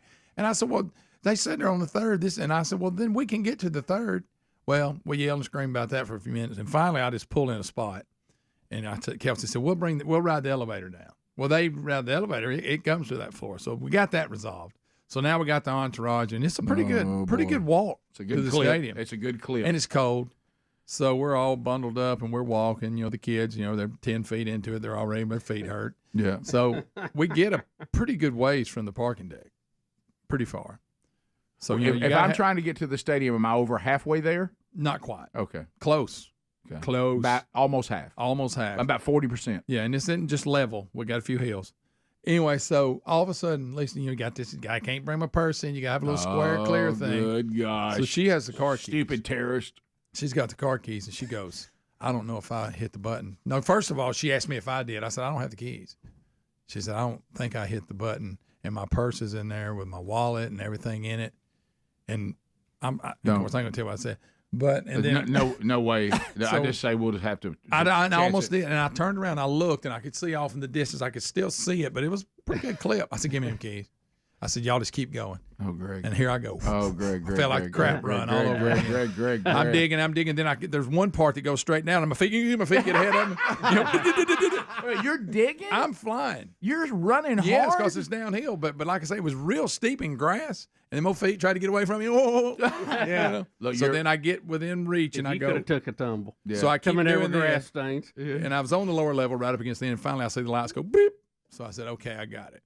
There you go back. Turn around, got to go back up No, the hill. you did not. And I told them, y'all keep on, I'll catch you. And they couldn't believe how fast I got back. Greg, well, you're still pretty athletic. Not trying to brag. Well, I mean, that all that training for the crap run paid off. Yeah. Give me the breathing. How heavy? Oh, you know how when you've done and you try to talk and you can't talk? I was like, I told y'all. Yeah. Where's Bubba? I don't know where my tickets are. Right. I would almost have to go tonight, foolishly. I'm just going to trust. I almost did. I'm just going to trust that mankind can behave tonight and not steal my stuff out of my car. There's no way I go back. That was my first reaction. And then I know no way I can go back. That's a bad bet, Rick.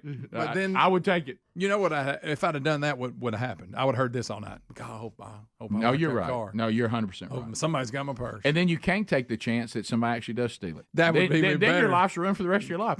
I told you to go back. You'd never hear the end of that. Never. But that old cool air, I was digging. So you feel pretty good about your run? I did. Well, you can thank the crap run for that. The first leg of it, I really had. I got a little tired on the way back. I wish I could have been there when you were trying to talk when you show back up to the family. You know, I bet you struggled. I bet you struggled. Yeah, trying to be.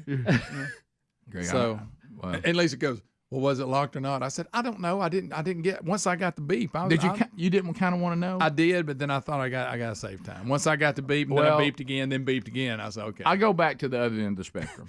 I think you did the right thing as a husband because we have our own traits that are bad. Right. And if the purse gets stolen, your married life is ruined. Yes. Because you'll hear that the rest of your life. As we're stopping all the credit cards and stuff. I think knowing maybe it's only me. Maybe the people that take it will spend less than Lisa. That's right. And that's this time of year. That is a possibility. I know myself, and I think I know you pretty well. I want to believe that if you had discovered that it was already locked, she'd have never heard the end of that. That's true. You'd have talked about the whole game. Of course, I went all the way back for no reason. It was locked. It's probably better. It's probably better I didn't check. That's what I think. I think that was a good call. We talk about the book of blame. Her first reaction was, "Did you remember to lock the car?" I said, "You got the keys. I don't have them. I handed them to you." Right. Yeah. And then it's almost like you could have. Did you do it high pitch like just that? like the commercial? You could have dropped the red flag. Mm-hmm. Let's look. Let's take a look. What is this notion? Have you ever caught your wife because their first instinct is to blame you? Have you ever caught them when they realize what they're trying to do won't work? Yeah. You know, it's physically impossible. Well, why did you let me let the water boil over all this? But then I'm just looking at her and saying, never mind. I wasn't here. I wasn't even here. It's just a reaction. Right. Rick, it's muscle memory. What are you doing? What's that smell? Oh, I had the water boil over. Of course, I don't know how you let me do that. I just got here. It's in the car. What are you talking about? But you distracted me. Right. Top of the hour. Let me go. Right. It's just like that. It's just like that. Gift number 7 still out there. Wonderful Wheel of Canned Meat still out there. Adler's birthday celebration all day on the show today. Yep. Your phone calls at 866 We Be Big. Stories of the day. All that when the Rick and Bubba show continues. Rick and Bubba, Rick and Bubba.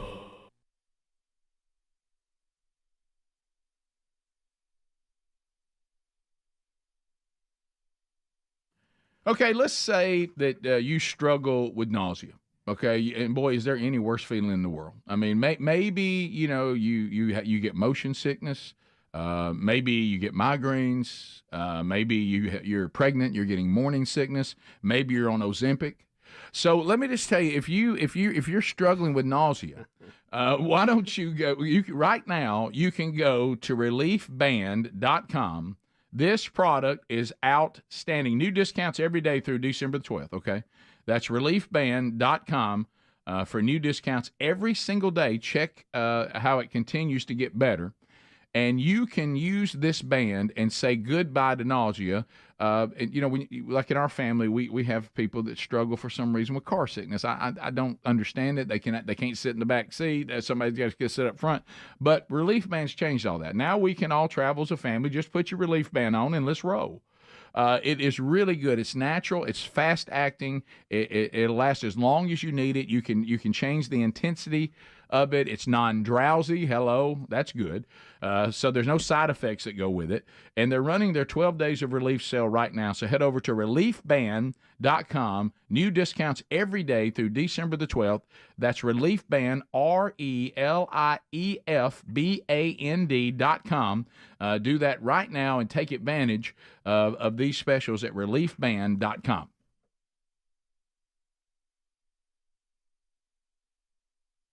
that his grace is sufficient. Well, maybe this man's call was to never be intimate at all. Maybe his call was to live a life of not being married. And what he shouldn't have done is say, God, don't make this hard on me. What he should have said is, God, I love you so much, I'll never act on it. See, his focus should have been, I love God too much to compromise him. We all got our own struggles and our own things we struggle with. And we justify them, whatever. What he should have said is, not make this easy. Just say, I'm so devoted to you, it'll never happen. I told you, one of the most devout, sexually pure people I know struggles with homosexuality. And he said to me, I love Jesus so much, I'll never act on it. I hope one day I don't feel this way and I have a desire for a woman. I don't know why I struggle with this, but I do. But I do know what God has said about it. And this is a result of fallen sin and fallen flesh. It's not the result of a creator that makes some people this way and some people that way. Mm-hmm. See, all that ended with the sin. We have to be redeemed. And you may have a struggle. I don't have it. I may have one you don't have. But there's none of them that can be justified if Scripture clearly says God calls this sin. So our attitude needs to be that, what did Jesus say? If you love me, you obey my commandments. Well, you don't love somebody you don't know. So the key is to seek him and to love him and to become so engrossed and devoted to him that you will obey him, not because it's earning you salvation, not because it's a code of conduct, not because it's legalism. I love you so much, I obey you because I'm devoted to you. It's just, I mean, if you have a husband or a wife that you love, are you loving them because it's easy, because you're devoted to them? Right? I mean, can you imagine telling your wife that hey, I tell you what, I love you, but now I'm going to see you on Sundays if it's not too inconvenient. I might have something I want to do. It may be raining. So if none of that happens and it's perfect, I'm going to come see you on Sunday. Not long now. If you don't go too long with this, and then maybe we'll have lunch together. But about lunch, 1 o'clock, you ain't going to hear from me again. Now, some Sunday mornings, if it's not too inconvenient, I'm going to bring you flowers. I'm going to sing love songs to you. I'm going to write a poem to you. Now, if it's not too big a hassle, don't expect me to be there every Sunday. So I'm going to come in there. But now when I leave, you're not going to see me again, and I'm going to go chasing after other women. I'm going to go chasing after other. I'm going to do things I'd rather do than be with you. But then every Sunday, if it's not every, some Sundays, if it's not too inconvenient, I'm going to come back and tell you how much I love you. You think they believe that crap? Why do you think Jesus does it? Why do you think Jesus buys that? So if you love me, you obey me. Disobedience is just lack of love for Christ. It's loving sin more than you love Jesus. And I didn't say it was easy, and I'm not trying to be mean about your loved one, but he kind of had the wrong mindset, asking to be freed from the struggle of it. That's not what it's about. I'm just so devoted to you, the struggle's worth it.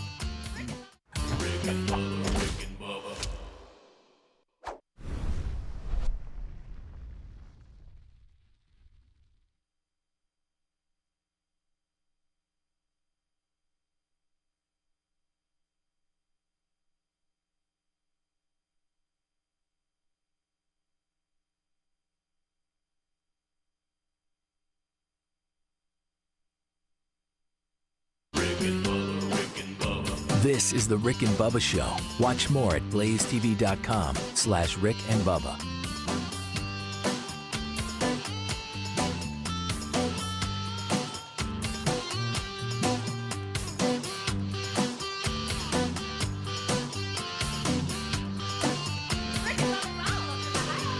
Rick and Bubba, Rick and Bubba.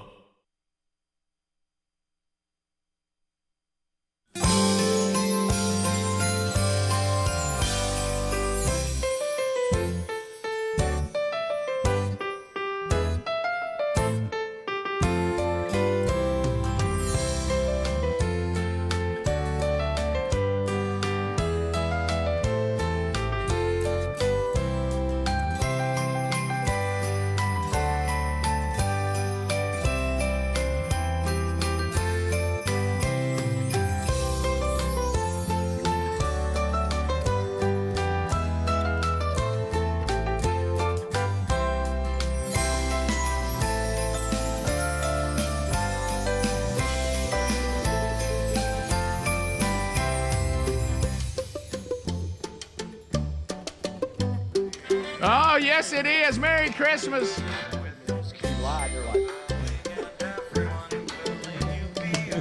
Speedy Helmsy, the real Greg Burgess is back. Helmsy, birthday boy, Eddie Van Adler, all here. Our number 629, We Be Big. From the Big Boy Studios, out on the bleeding edge of technology. We roar to you from Sweet Home, Alabama, out to the rest of the world, all kinds of platforms, both live and archived. Welcome back, Bill Bubba Bussey. Rick, glad to be here, and thank all of you for being part of the little party we call Rick and Bubba. So a couple of items that we need to deal with as a team.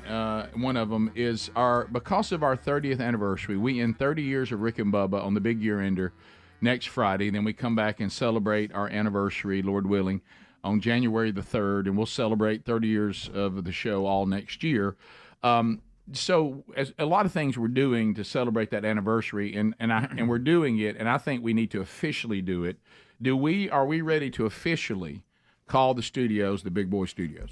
We always said we would wait till something hit us and felt right. Yeah, it did, yeah. And because nothing else has kind of bubbled to the top, right? That the Big Boy theme kept coming back. Yeah. And like when we had Act of Congress yesterday, Big Boy was watching over there. It was almost like it just seemed a natural evolution that should be what it's called. I will say I'm not crazy about, unless somebody wants to write a giant check. I'm not really crazy about the iron skillet over on Big Boy. Yeah, I don't know. It's time for him to go. Yeah, I don't know why that's there like that. I'm not crazy about that. But Big Boy, it's been such an icon. People send us Big Boys from all over the country. It was brought up when we first started thinking about naming it. It didn't hit us then. But watching that band yesterday with Big Boy, just now that he's in the studio and we're not moving him anymore, he's been an icon on the show for a very long time. Mm-hmm. The whole We Be Big theme of our show, Big Boy, I think it works. Big Boy. For some reason, it's grown on me. So I think as part of the 30th anniversary, we finally named the studio. And we name it the Big Boy Studios. I agree. I like it. Okay, so Studios or studio? The Big Boy Studio. Okay, got it. There it is. That's done. That's good. Yeah. So there he is, right there. So happy. It now has a name, so that's good. We now have a new phone number. Still haven't had anyone answer to me why we wouldn't just stay with this phone number. I don't know why we would go back to the other one if this one will solve our problem. But I still don't understand the logic of that. But at some point. Maybe somebody explain that to me. Maybe it costs more. I'm sure it does. Yeah, I know this was a quick fix because we had a problem. Understood. But if it fixed it, wouldn't you just stay? Yeah, with and it? they might. I don't know. I'll get with him. I mean, it'll take some learning for you and me because I keep saying 866 a lot. Oh, it's tough. But 629 We Be Big, and we'll get to some your phone calls too. And we have gift number 7. And today we find out whether it can withhold the power of the will of meat and a gift on the same day because that's what killed the last phone last week. Well, one week ago Friday, today, it killed it. Yep. I don't know if it was a combination of the two or it was just one or the other. I don't know. We haven't been able to ascertain that. Right. Hey, we'll find out. Yep. Okay, so that'll be happening today. And maybe we'll put more distance between the two. Right. Last week, because I was catching a plane, we bunched them kind of together. Right. So on that note, we've talked on a couple of things here on the program. And, Greg, thank you for this. I was when we played high school sports, I don't remember if other sports did it, but football, being in a football culture, we had game film of every game, and coaches would swap films. By the way, using the bus system, which was hilarious. Yeah, compared to nowadays. Compared to nowadays. And so it was, Bubba, see if I have this right. It's 16 millimeter, right? Is that what that is? 16 millimeter film, the old film of football films. Probably, it could be 8 or 16. I think it's 16. I'm pretty sure it is. Do you know how wide it was? Do you remember? 16. Yeah, yeah, it was 16. I think the 8's the remember smaller. Threading it through the projector. Threading it through the projector and all that. So, there's all kinds of attempts to take old 16 millimeter stuff and now put it on something that's you can watch on a computer or you can watch whatever. So Greg connected to a buddy of ours that played on some of our teams in high school, and I played a little ball. I don't know if we've ever talked about that, but so he let us know with our 40th class reunion coming up. He said, by the way, I have got a company that has put a lot of our game film, and he said, I actually, instead of a drive, I've actually put it on DVDs. Do you still have a DVD player? I said, yeah, I do. And he said, I've got them. I'll send them by Greg because I didn't get to the class reunion this year, and so Greg brought them, and I took them home, and it was so very funny. So it's just silence, and the way my DVD is set up, unfortunately, I can't stop it and start it because it's connected to a media room, and it just doesn't offer. I don't know how I'm gonna figure that out, but anyway, because there's a lot of times you want to stop and go back. Yeah. And so we're getting ready for dinner, and Sherry's cooking, and I said, "Hey, we got any plans tonight?" She said, "No, not nothing in particular. What do you have in mind? The usual?" I said, "No. That was last night." I said, "But I said, how you?" She just said, I said, I play a little ball." She goes, fully aware of that. Yeah, fully aware of that. She said, I can still remember our children basically being traumatized of every single Friday during football season when you would scream to them, whatever year it was. Let's say it was 20 years ago or 30 years ago or 25 years ago, 23 years ago. You would always have the year right, and you would scream out to our sons as they were trying to play. 23 years ago, what's every high school football coach saying right now? That was facing Oxford High School, and they would scream, "What are we going to do about 75?" And then she would go, "How would you do stuff like that?" So I'm fully aware. I said, I don't want you to rush through dinner, but I said, may have some game film. You've heard a lot about 75. How'd you like to see him in action? I'm sure she was excited and about that. she was like, I have no interest in that whatsoever. Did she? Yeah, and I said, baby, you don't want to come watch those 75? I said, let me tell you, to hear about it's one thing, to watch it.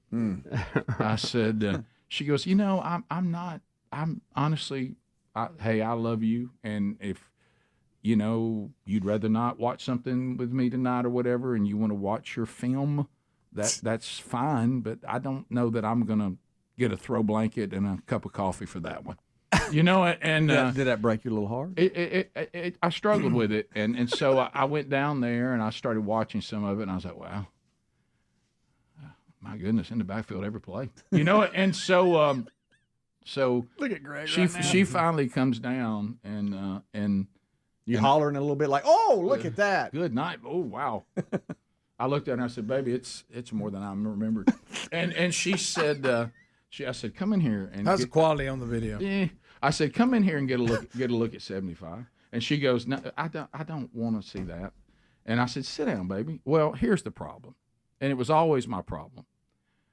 When no one, honestly, people who don't know about football, like for instance, and I always thought about this, it was so easy on the quarterback. So easy. Everybody can see the quarterback. And if you're dating the quarterback, everybody knows about the quarterback. Or you're the star running back. Yeah. Because you're scoring touchdowns, and people see that. Yeah. Even a receiver, I catch touchdown passes. Have you ever tried to get the woman you love to get excited about you playing defensive line? It's terrible. I'm sitting there, and I said, just sit down right here and watch this. And I said, how about that right there? She goes, what? What'd you do? I didn't see it. I said, you didn't see that play? Really? You didn't see me come down the line. And I said, that's me tackling that guy. She goes, are you under that pile? And I said, yeah, I'm under that pile. Watch me get up. Oh, well, I didn't see what you did. And I'm like, you need a laser pointer so you can go, here I am right there. And follow that. Look, and then I'd sit there and, all of a sudden I play with him. I said, and she'd go, what? I don't see it. And she goes, and then she looked at me. She goes, that's not you. You're not black. I said, that's the running back. I said, that's the running back. That's not me. Now we're on offense. I don't see you. We're on offense. I don't even play on offense. Well, why are we watching offense? There's no other way to do it. It's how the film works, honey. We're not college. It's not broken down into defense only. You don't have huddle. Like that. I said, wait, baby, I got to get back to what I was doing. I said, what? I said, I scored a touchdown in a minute. She goes, really? And I said, no, I'm not trying to brag. I said, I do score. Let me get to the game I scored a touchdown. She goes, how'd you? Is that one on there? She goes, did they let you run the ball? I said, no. I said, I was on the punt receive team, and somebody blocked the punt, and I run it in. And she goes, well, how far was it? And I said, oh, baby. So it's not important. I said, distance doesn't mean. I said, you don't understand. It was 7 glorious yards. I said, people were all over me. I said, I had one spin move. I said, I'm actually going into the pylon. I watched it. That didn't really happen. I think I've exaggerated that. I pretty much just picked it up and ran it in. Is this when you got in trouble for dancing? Yes. Okay. And they showed that. And so she also saw that same game where I got a 15-yard penalty and gave the team a first down because I told the official that he could not see that I was being held on every play. Right. Well, I don't know if you said it like that. I did not, unfortunately. I think you had an adjective in there. But anyway, it didn't go anywhere. I thought I don't think one time, even on the 7-yard touchdown, she could figure out where I was on the film. She never could see it. We'll be back. Rick and Bubba, Rick and Bubba.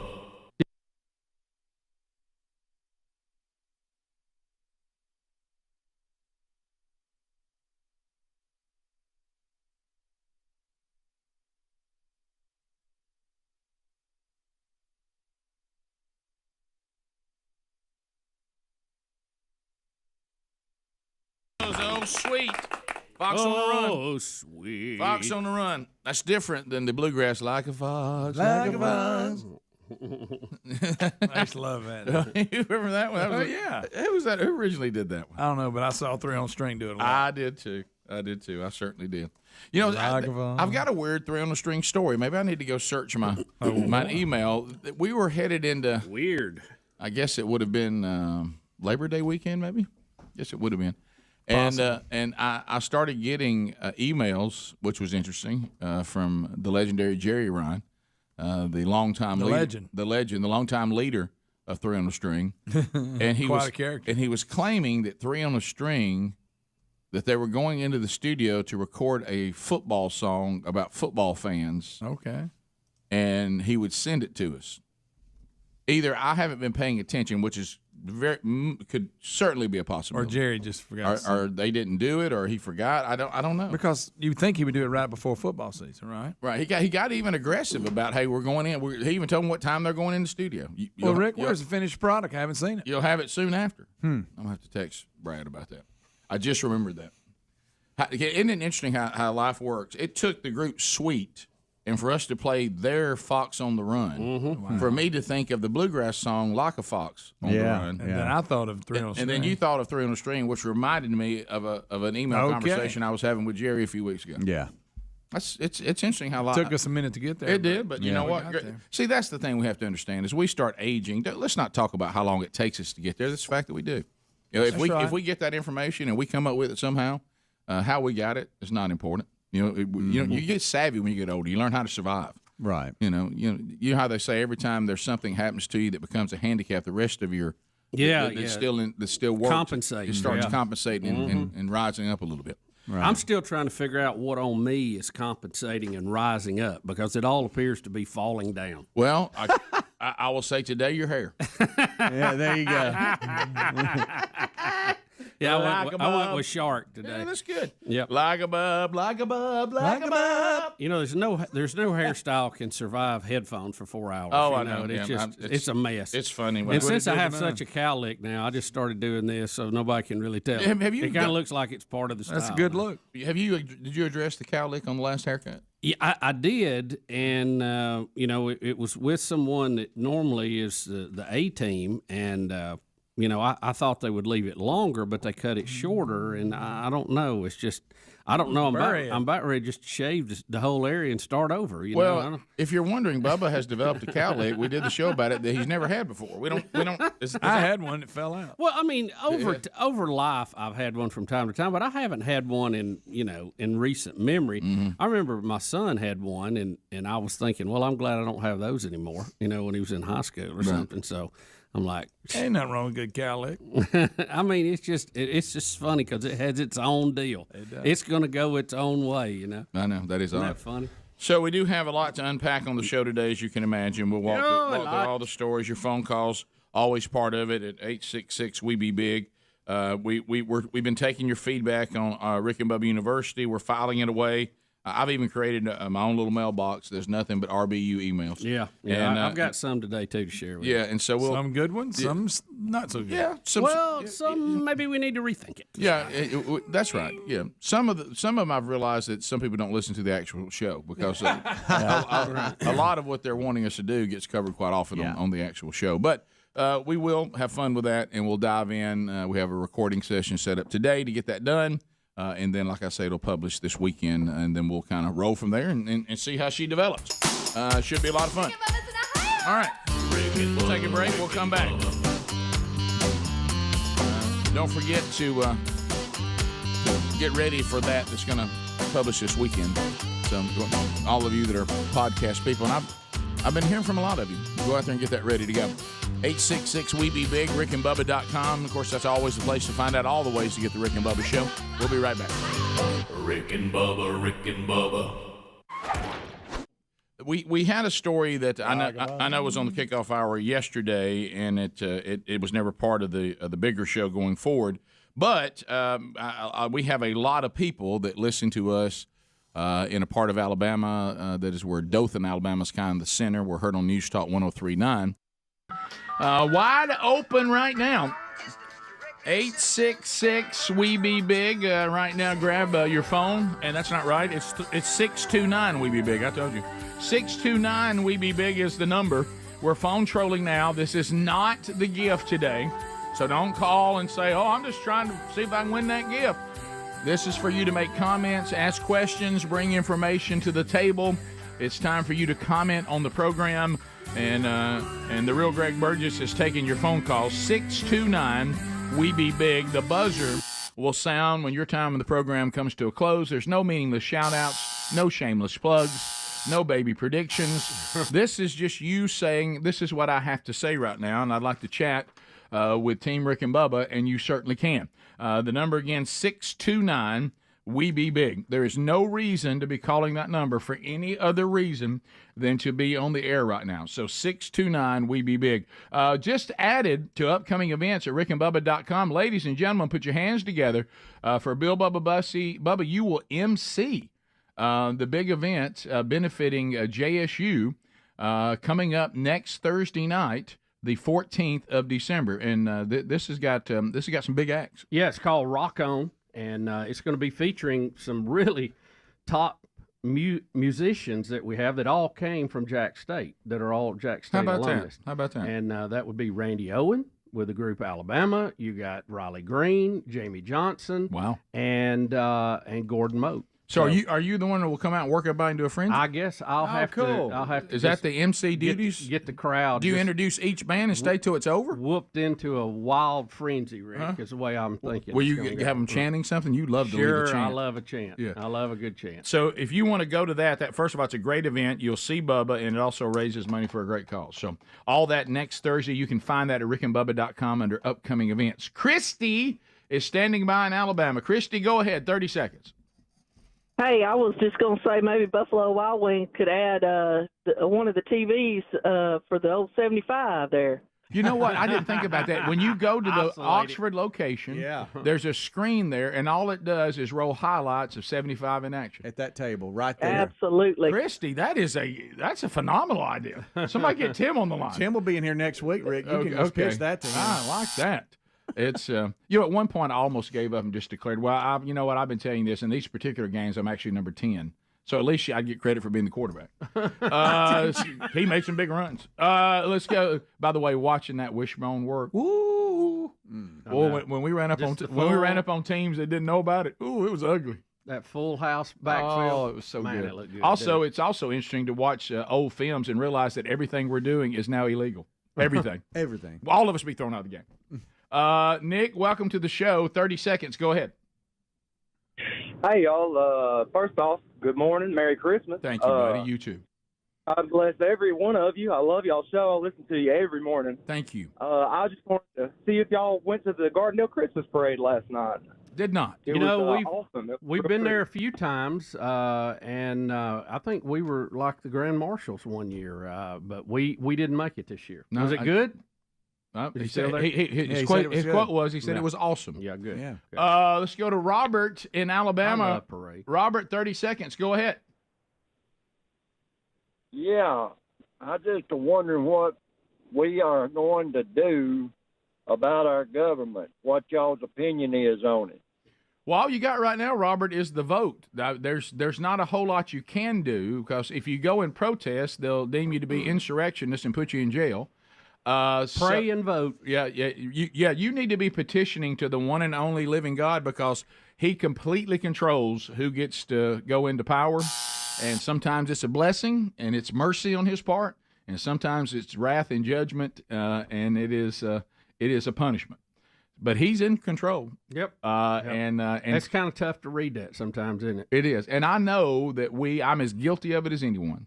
Our prayer life is the most powerful thing that God has given us, and we always look at it as a last resort and think that we don't have anywhere to go. You always got that. Right. And I have seen that produce more power in times of difficulty than anything else I've ever had. John in Georgia. John, 30 seconds. Go ahead. Hey, good morning. Merry Christmas and Green Acres. Thank you. Appreciate that. What's on your mind?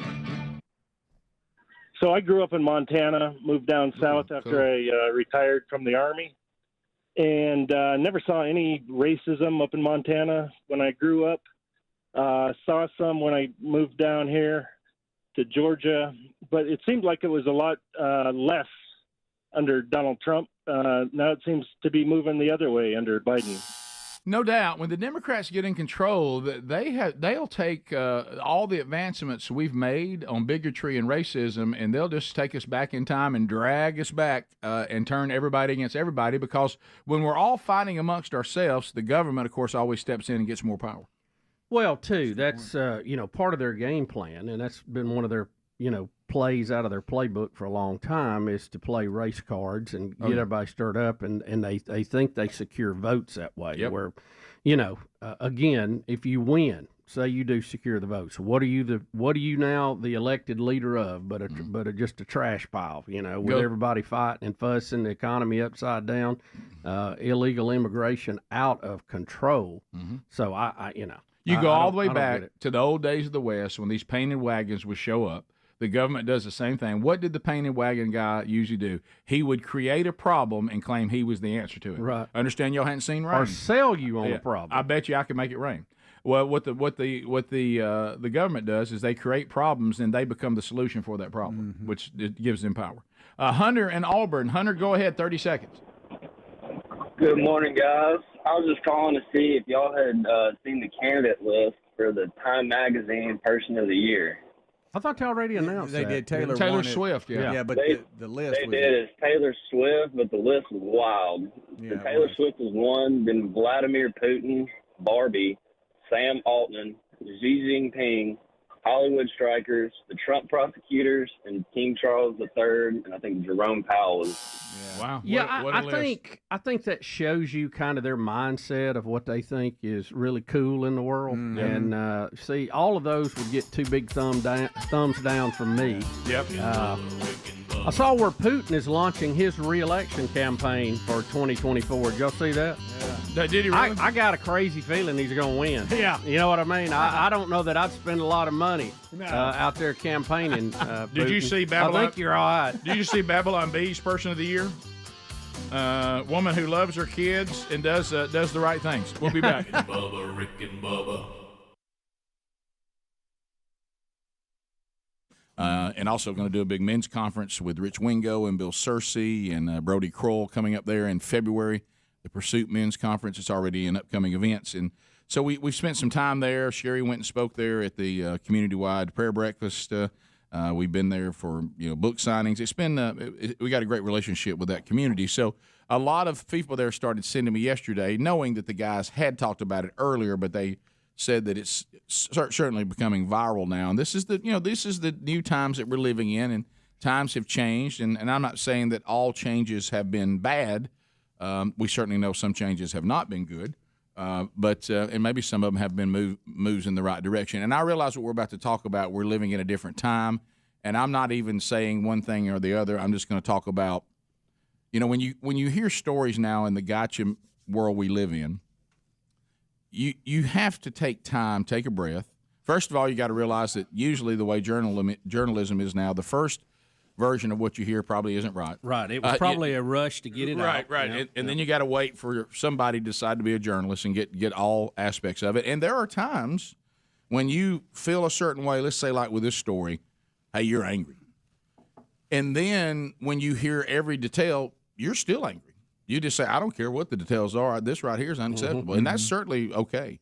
Or you could be, well, now that I know the whole story, and where we're coming from in this situation involving the Elba football coach, and Elba is a community down in that area, we have a video, and let me see if I have this right, because this I am not familiar with, because I haven't read the whole story. I've just had people send me stuff and tell me what's going on. Is this the head coach? Yes. Is dad the head coach, or is he just a coordinator on the team? He is an Elba varsity coach. So we don't know if he's the head it was coach. at a JV game. Okay. Apparently, it took place at the JV football game Monday night, and it led to the suspension of varsity coach Pat Harrison. So this says varsity coach. So we don't know Correct. what his role is on the varsity Right. staff. Looks like he's on the varsity staff and then helps with the JV too. Right. So that's what it sounds Well, there's like. no doubt he was helping with the JV. That part we can't. And that probably means he's not the head coach. It probably means he's just one of the coaches. Right. So anyway, apparently his son is on the team, and then the video goes out, and everybody's starting to just come apart because the dad aggressively and somewhat physically goes after his son. And we have the video here. You can watch. Does it need sound at all? Yeah, it does. It's Okay. courtesy of WDHN. Take a County listen. seat of Elba, and joins us tonight with a live report. Mike, good evening, sir. Well, Ben, in such a small community, this incident really has spread like wildfire. Since we posted the story earlier today, with the video and pictures of the incident, it has gone viral on our web channel, WDHN.com, and our Facebook page as well. Well, In the attached video and pictures provided to WDHN, it appears that Coach Harrison runs and slams into one of his players on the sideline. Now, the young man is the coach's son. The video shows Harrison push past a player and referee before shoving his son around the neck and upper back area, causing the teenager's head to snap back for a moment. Elba Clipper editor Linda Hodge was on the sideline covering the game at the time and broke the story online. She won't give her opinion, but says the story has gone viral. Well, it's definitely a story that has rocked the community. It was something that this community is not accustomed to, and so there's lots of feelings and emotions involved in this. Elba City School Superintendent Chris Mosley has suspended with pay Harrison from his coaching and PE teaching duties at this time. As the internal investigation is underway, Mosley would not comment further. The only thing I can confirm at this time is that our Doesn't need to stay with all this? Yes, about it. Elba High School coach Pate Harrison has been put on administrative leave, and I have no other comments about the matter at this time. Let me just ask you, have you received much input or phone calls from the community pertaining to this? Those things, again, I have no comments about those items right now. In a Facebook post, Harrison wrote that his son had told him to shut up, which caused him to lose his temper. He apologized for his behavior, saying the post has since been removed. All right, so now that was the part I was waiting on. So apparently what's happened here is we have a son playing on the JV team. His dad's on the sideline in some sort of coaching role. The son is coming off the field, and apparently, I don't know what the dad was saying, but he must be correcting something or didn't like the way he was playing. Could have been the way the kid was walking off the field. Hey, don't walk off the field, you know? Yeah. And because I see a lot of that now, and boy, y'all must have played for different people than we did. This a lot of walking. This walking around thing was not, and I can't stand to see a team be sloppy. Here we go, 35 minutes past the hour of the Rick and Bubba Show. Thank you for being with us as the show moves forward.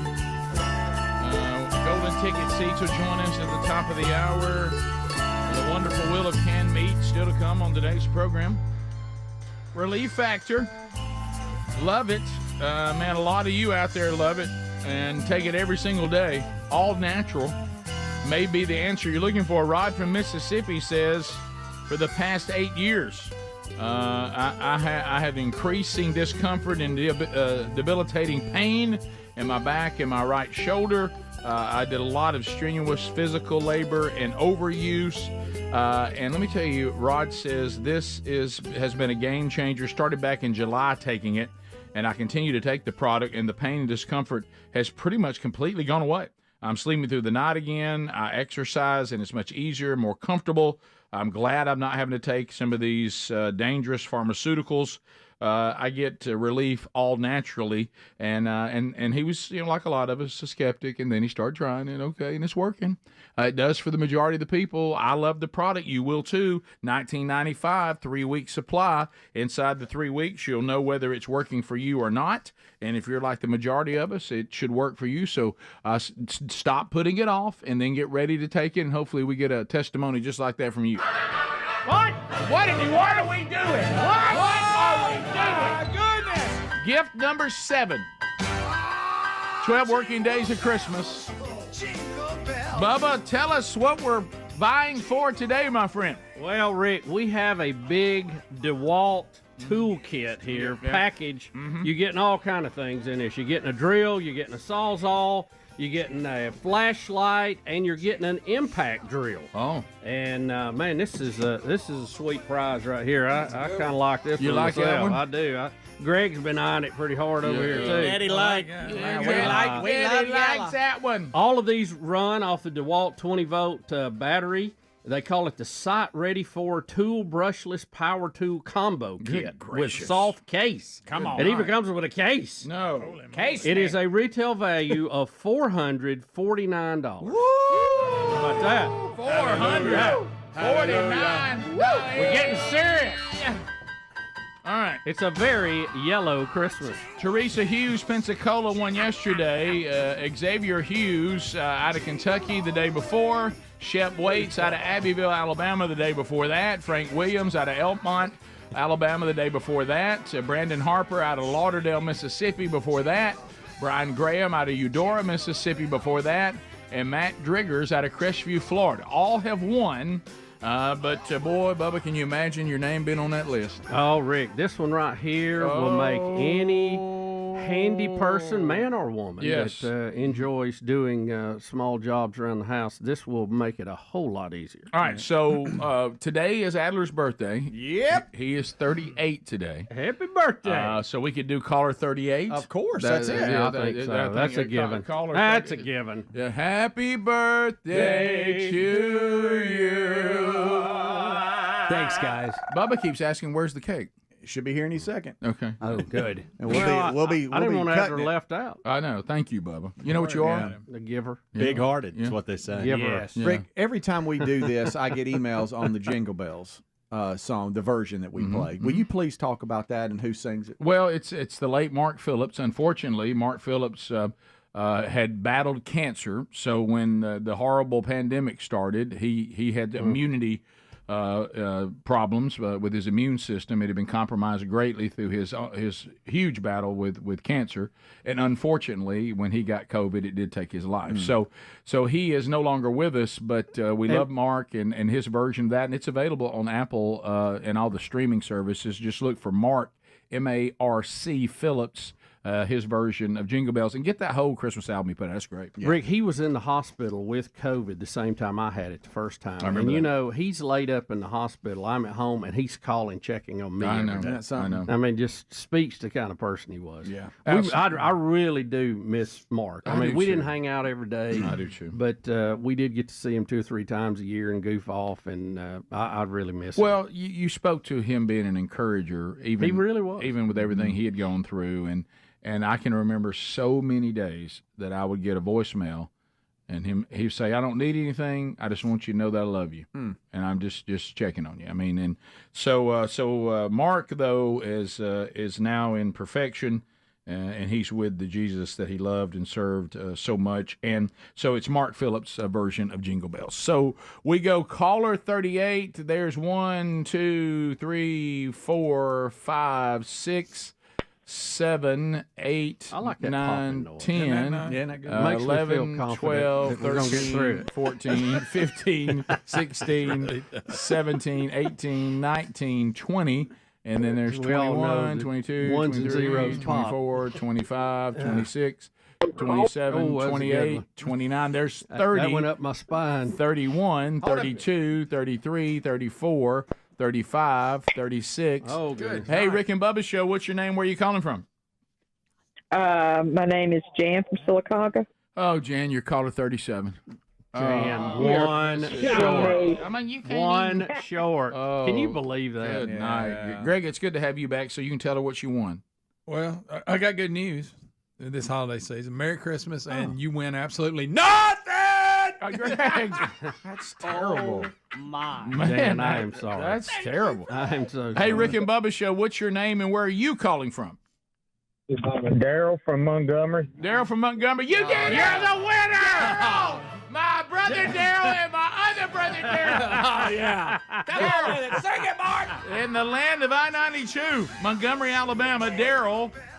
Bubba, tell Daryl what he won. Daryl has won this big old gift pack of DeWalt tools, Rick. It is a 20-volt, on-site, ready, 4-tool, brushless power tool combo kit with soft case. What a Good name. night, Daryl. That's what it says here on the sheet. Daryl, I hope Now, he gets, Rick, a Sawzall. Oh. He gets a drill. Oh. He gets a impact drill, and he gets a light and a carrying case and 2 batteries and a charger. Good How night. about that? How about that? You don't think a guy named Daryl can't use DeWalt? Oh, yeah. Oh, Daryl sounds like he could use this. Daryl, how long you been listening to the show?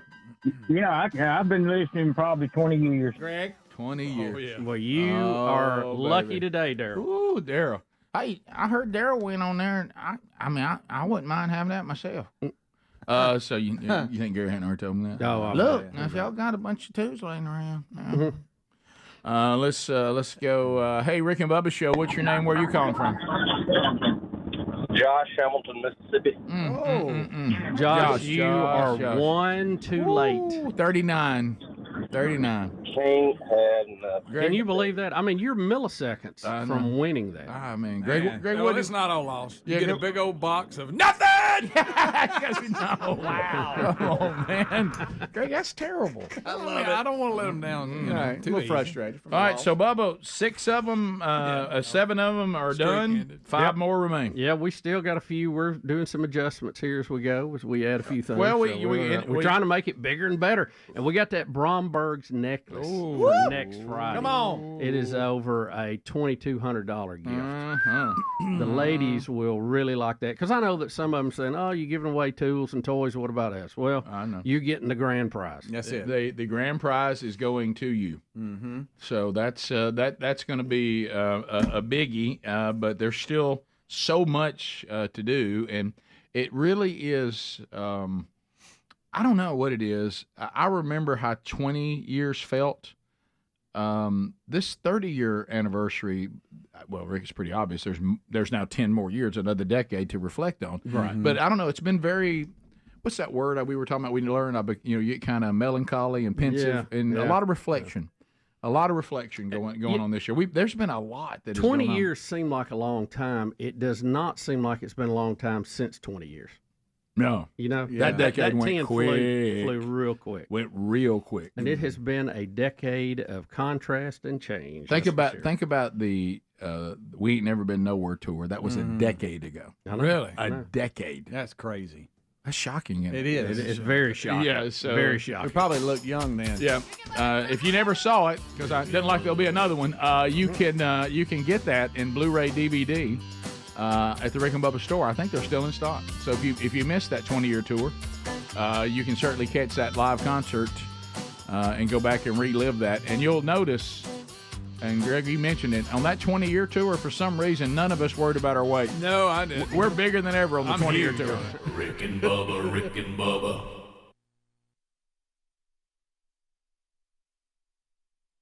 Drills and walk around. I hate it because it didn't require any expertise or talent to hustle and to get after it. But anyway, so whatever he said to the son, he says the son responded to his father, his dad. Shut up. He popped off. Now I just want to tell all of you, I certainly know some of you are living in a society now where seeing a grown man go over and push his son who told him to shut up is turned into some kind of, I guess at some point, if it keeps going, probably national outrage. But it's a national news story. Yeah, but certainly. I know this is going to be uncomfortable for a lot of you, but I'm looking around this room. Is there anybody in here that would have ever told your dad to shut up? No, see, that I'm trying to relate what would happen, but it wasn't possible for it to ever happen. So it wasn't even in the multiple choice. But let's just throw it for just a second. Just watching that, he went too far. But the hype and the way we're acting, you'd have thought he injured. I mean, it is his son, and I'm not saying that you abuse. He is the head football coach, by the way. But my point is this: it is one of them things. If I'm him, I go, look, I'm embarrassed. I went too far. But the way they're treating it, like it's some end of the world thing. The kid wasn't hurt. If we had been in the privacy of our yard and I had said that, I would have prayed that's all I got. Amen. Oh, Okay? yeah. My dad would have, he would have corrected that behavior extremely. Okay. World War II vet. Okay. Yes. When you're a coach serving in the public and in a professional position like this is, you can't let that get to you like that. And I'm like, Greg, he shouldn't have done that. But it is not a federal case. No. And it is not what it's going to be blown up and into. And And I don't know this guy, and I don't know the kid. And, you know, if I knew them, I might feel different about it. If I knew their personalities or whatever, I don't know. And I'm sure he wouldn't have. My point is the man's obviously been coaching a pretty good while. He must not have a problem with this in the past, right? I mean, he lost his cool over his son, and he did go too far, but I think the way this we're is reacting. not like the fifth time he's assaulted somebody. Exactly. Right. He doesn't. It's not a pattern and the kid's not hurt. He's not hurt. And it looked worse. And he's come back and said, "I'm sorry, I lost my cool, but my son just told me to shut up." Yeah. Rick Understandable. And Bubba, Rick and Bubba.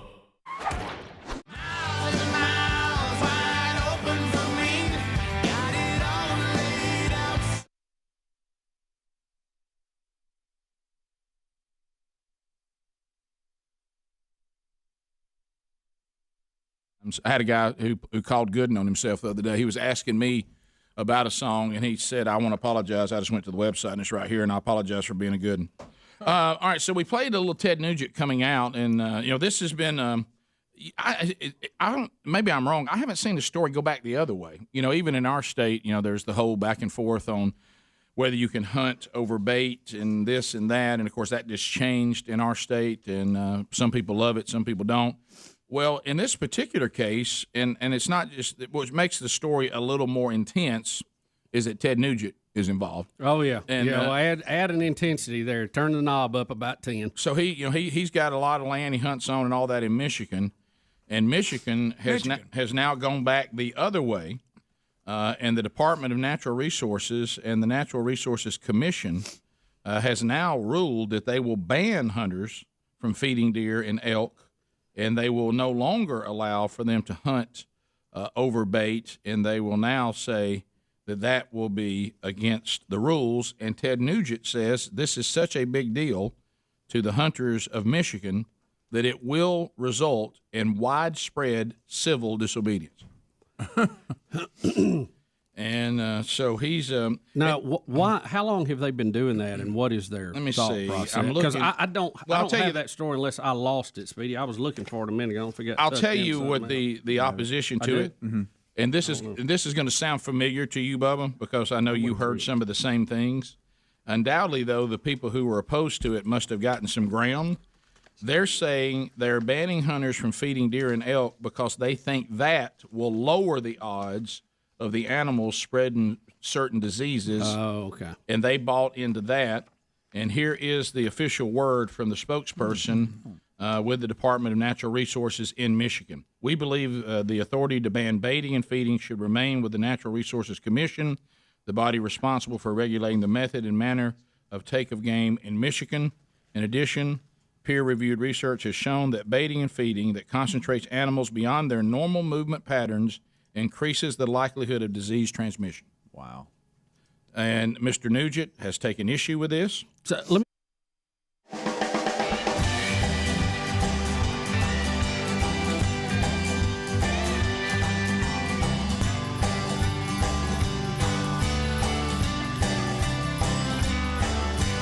Ten minutes to the top of the hour, Rick and Bubba's show as we work our way back. Merry Christmas from all of us here. Yeah. All right, so, Bubba, you and I were talking in the break, a couple of items. The people that continue to call, what do you think's going on with that? I don't take a call unless how do they not know that it's over, that we've given the gift away? Can't they hear it on the home? Hey, Rick and Bubba's show. What's your name? Where you calling from? Brian from Southside. Brian, what you calling for? I was hoping I would win the prize. Interesting. Brian, so the prize was given away, I'm looking at the clock right now, about 7 minutes ago. And so how did you how did you not know that? I just kept letting it ring and ring. I'm sorry. Okay, so you weren't listening. Yeah, we're to just the trying show. to investigate. We're trying to figure. We're not scolding you. We're just trying to figure out what's happening. It happens quite a bit. Yeah. I'm sorry. I just let it ring and ring, and I couldn't hear y'all talk, so I just Understood. put the phone down and put it on speaker. I got you. Okay, there you go. Okay. All right, thanks. I did my own little phone screening investigation yesterday because it was an hour after it, and I was like, "Hey, Rick and Bubba show," and they're like, "Hey, man, I just want to win." And I'm like, okay, I gotta know what's going on. We've already done that, and they were like, oh, I hit pause on my phone.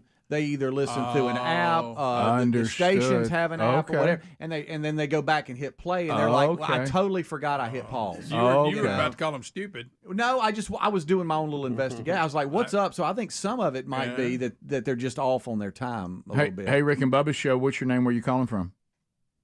Maggie, and calling from Huntsville. Okay, so Mag, what were you calling for? The 12 days of Christmas. We got great news. Yeah.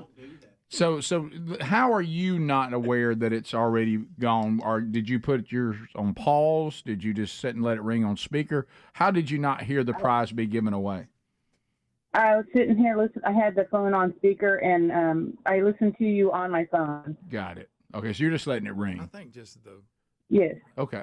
Yeah, but But you we would get think someone have won it by now. right. Greg says he just want to tell you something.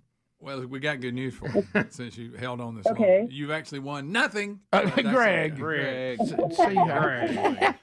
Thank you for listening. Making me do it. Thank you, I don't wanna listen. do that. All right, so that's you don't what wanna it is. do it. Well, I know what Greg is saying, and like Bubba said, we're not getting on anybody. We're trying to Did you say understand. caller 512? Is that what they think? Well, Greg is making a point that I think is legit. I think it is legit. We got to do that. Is there no reasoning in your mind that says there's no way at this point that enough time has So it's passed 7 minutes. that they can get to a 38 caller?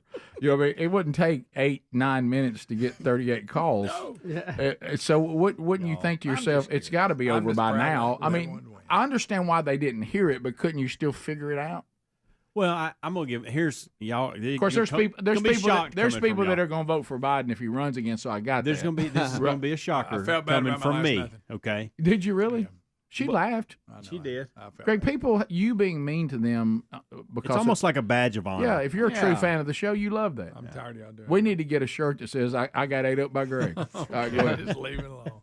No, I've been Speedy and I have been studying this for years now, and we do this every year. We have this conversation. Yeah. We can't believe it. All that. Yeah. But I do think that people just they're in the middle of their day. They're not at work. I mean, they're working. They got kids they're taking care of. And I know this is weird coming from me to give somebody the benefit of the doubt on stuff like this. Yeah. Okay, I get that. Is this you trying to get off the naughty list? No, I'm just saying because I normally go to straight DA and be done with it because there's a lot of that going on out there. You got me at 7 minutes. But Greg, listen. Greg, an hour, Speedy. There is so many times Well, at least you got an explanation. where people get into whatever they're doing and time just gets away from You're them. right. And they don't You're right. realize You're that right. they have been on, You're right. whether it's 7 minutes or 15 minutes, that'll go by quicker than you think it will if you're in the middle of tackling your day. Can I now ask you about Does that make sense? Can I ask you about the hour people though? The what now? People that are still thinking they're going to win an Well, now hour that goes later? back to my DA comment. Okay. Yeah. Are they fall under that category. Or do the hour later people mean they don't even know if it's gone yet? They're just randomly calling. Which is also dumb. Now, we get a lot of the before we do it calls. Yeah. I'm calling about the contest. My favorite is when they call the number and say, I'm trying the new number and wanted to see if it worked. Well, the fact that I answered it says it worked. Yep, That's it. Hey, mission accomplished. Yeah, 629 we be big, and it's still hanging in there as far as we know. I will say this, so though, far, so good. if we're questioning, we there's go. a lot of people that have the same problem. I mean, you're not alone. It ain't like we got 2 people that keep calling. We got a lot. No, there's hundreds. I just think there's so many ways people can watch and listen Yeah. now that they're just a different world. they're just off. As Guys, far there's as their so many timing times goes. where I will be watching a ball game, and I'll pause it. Mm-hmm. And one of y'all will text about something about the ball game. See? Oh, yeah. And I'm like, crap.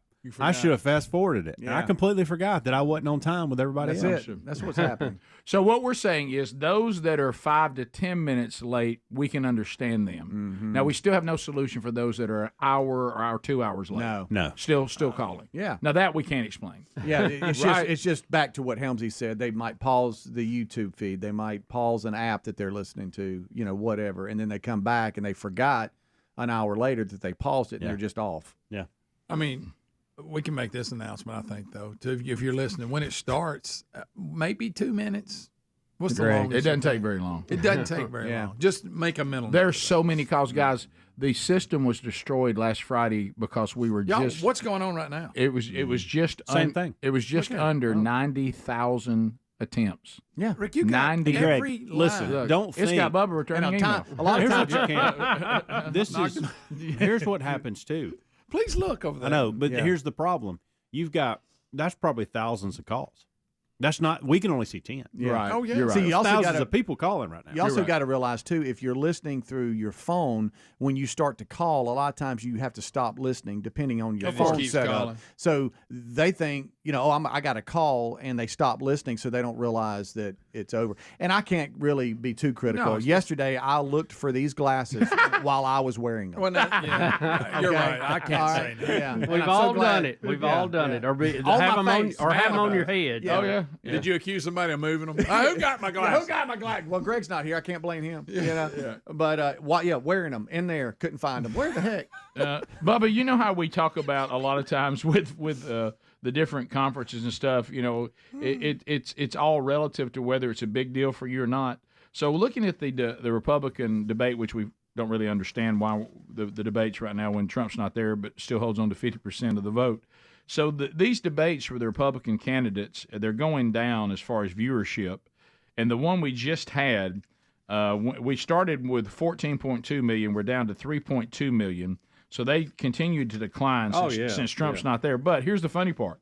For News Nation and the CW, because they've never had one, it was the biggest ratings they've had in a while on anything. Yeah, it's down. So it's all relative. Total is 47% down, but for them it was record-setting nights. Right. Well, yeah, when I couldn't find it because I was going to say, I'm going to look over and see what's happening as I was waiting on the high school football game to start. Yeah. And I couldn't find it anywhere, not even on Fox.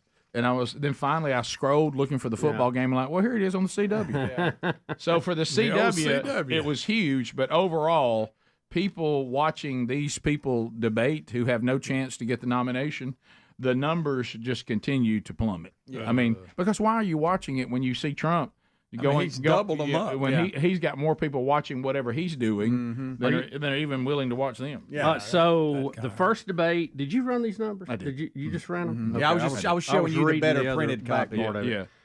So there's 2 more debates to go, though? Yeah, CNN's getting Now it. that See, one, yeah. I think I go, guys. Rick, Guys, now- we're down from 14.2 million to 3.2. Yeah. I mean, we're going to be scraping the barrel of 100,000 here before long. You know? I think Governor Christie, he may be on a tear. He may be on a rise. He might be. Megan Kelly said he wasn't too popular with anybody. Why is he up there now is the question. Right. I have no idea. We'll be back. More Rick and Bubba coming up right after this. Rick and Bubba, Rick and Bubba. How long have they been doing that? It doesn't say in the he's using some of the things. I'm looking to see if I can find it in here. Put down podcast for Ted Nugent. Oh, Bubba. I'll take you back to. But anyway, so it doesn't say how long they've been doing it, but he says things like this is going to affect, in the long run, the state, even whether you care about hunting or not, because Michigan was a destination. Yes. For people to go to enjoy the great outdoors, especially with hunting, because it's wonderful. Well, hunting I there. know people who go there. They take trips. You know, they go on week or 2 week trips to go up and hunt. It's a great area to hunt. Ted Nugent makes the points you've heard us make here 1,000 times. By the way, he's 70 now. He said, I am, and people who hunt like him, the ultimate conservationist. He said, I killed 2 mature bucks on my property last year with my bow and arrow. Neither of them anywhere near bait. I don't need bait. Nobody needs bait. I don't need 850 horsepower Hellcat either, but I'm an American and I own that property. And he said, if you don't want to hunt over bait, it's really pretty simple. You just don't. Yeah. We choose. It's our choice. It should not be the commission's choice. Yeah, I tend to lean extremely libertarian when it comes to your property, much like Ted does. And and I've always said, and we're fortunate here. I think we've had pretty good deal here where we live, and I'm involved in some of that on some levels. But it really gets down to this. I'm a conservationist. I believe that we do have to be the gardeners to tend the garden, and nobody wants that deer herd or that turkey herd to be in better shape than me. And that means Dan Moultrie or somebody at the state or the governor or whoever else. Nobody cares more about my property and my animals than me. That's right.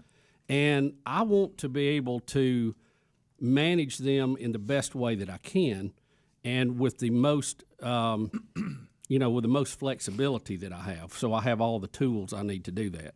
And, some of it, gets crazy. But I think we have made great strides to improve that here in our state over the past decade. I'm going to make a point that is not directly tied to the Natural Resource Commission, so I don't want anybody to hear it that way. But this is one of these things when it comes to people who are anti-hunting altogether. This is, again, what I find some of the crazy inconsistency. But remember what we've said on the show many times. If you are looking and talking and hearing from people that their worldview comes through the prism of emotion, then emotion is never consistent. So I have to always tell myself that so I don't get so bent out of shape about it. But do you always find it odd that evolutionists usually are anti-hunting? Yeah, which by definition, they ought to be that the strongest survive, and if we are humans and top of the food chain, we ought to be able to do what the heck we want to do. The ones who sing Elton John's Circle of Life the loudest try to remove human beings that they have deemed to just be a part of nature and nothing special. They're nothing but a higher level animal. Right. Then they try to take the higher level animal out of the circle of life. And that's kind of the point that hunters are making. We're part of the circle of life. I mean, trust me, if you take human beings out of population control of animals and the consumption of animals and managing animals, nature will handle it. But I must tell you, nature in its fallen state handles it in a much more severe way, like big kill-offs and disease-ridden animals and rotting carcasses everywhere. Well, that's why you got to have a gardener to tend the garden. Right. You got to get the weeds out. You got to do what you got to do. And look, nature has a way of doing things, and then I think we can help nature out and even be better. Because here's the thing: we have more deer now than we've ever had. I know at your place, my place, and we have small places on the big scale. Right. But the deer herds are healthier than ever before. No question. You won't find any more healthy deer than where the property that our family owns. Now, as you said, ours is a small tract, so the deer go other places. Sure. But understood. But they can come to our area, and they get the protein they need.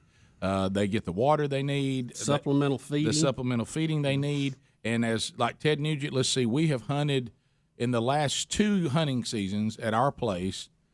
We have taken a handful of does to keep the population down, and we either consume those or we donated them to families in need, and we have killed 1 mature buck. Yeah. In 2 years. Yeah. So that's us. I think we've took 2 mature bucks and probably 5 or 6 does, but we've also fed probably 100 deer. And I'm gonna tell you, I could go to the feed and seed and pull my bill up to give you the poundage on it, but hey, we put a lot of feed out. And I will tell you, because of the management of everything else there and the dangers and the predators, the fawns have a much better shot to live to maturity on private land where you have people who hunt than they do out on their own. See, what Michigan's saying, though, is, hey, look, we're doing this because of the chronic wasting disease, and we feel like it's going to be better for the population there. Now, I'd like to hear from Chuck Sykes here in Alabama how that would play out. But that's their argument, and I don't know if that's legit or not. I mean, it's the hunting aspect we've broke down, but is the chronic wasting disease is the message that the commission is saying this is why we're doing it, right? And is that valid? I don't know the answer to that. Well, it's a topic we need to delve into. It may be a good podcast topic because you have some people that will tell you that that's almost like the plague of wildlife, and I know other people who are highly trained in that field that says it's just a natural thing that's going to happen whether you're doing that or not. And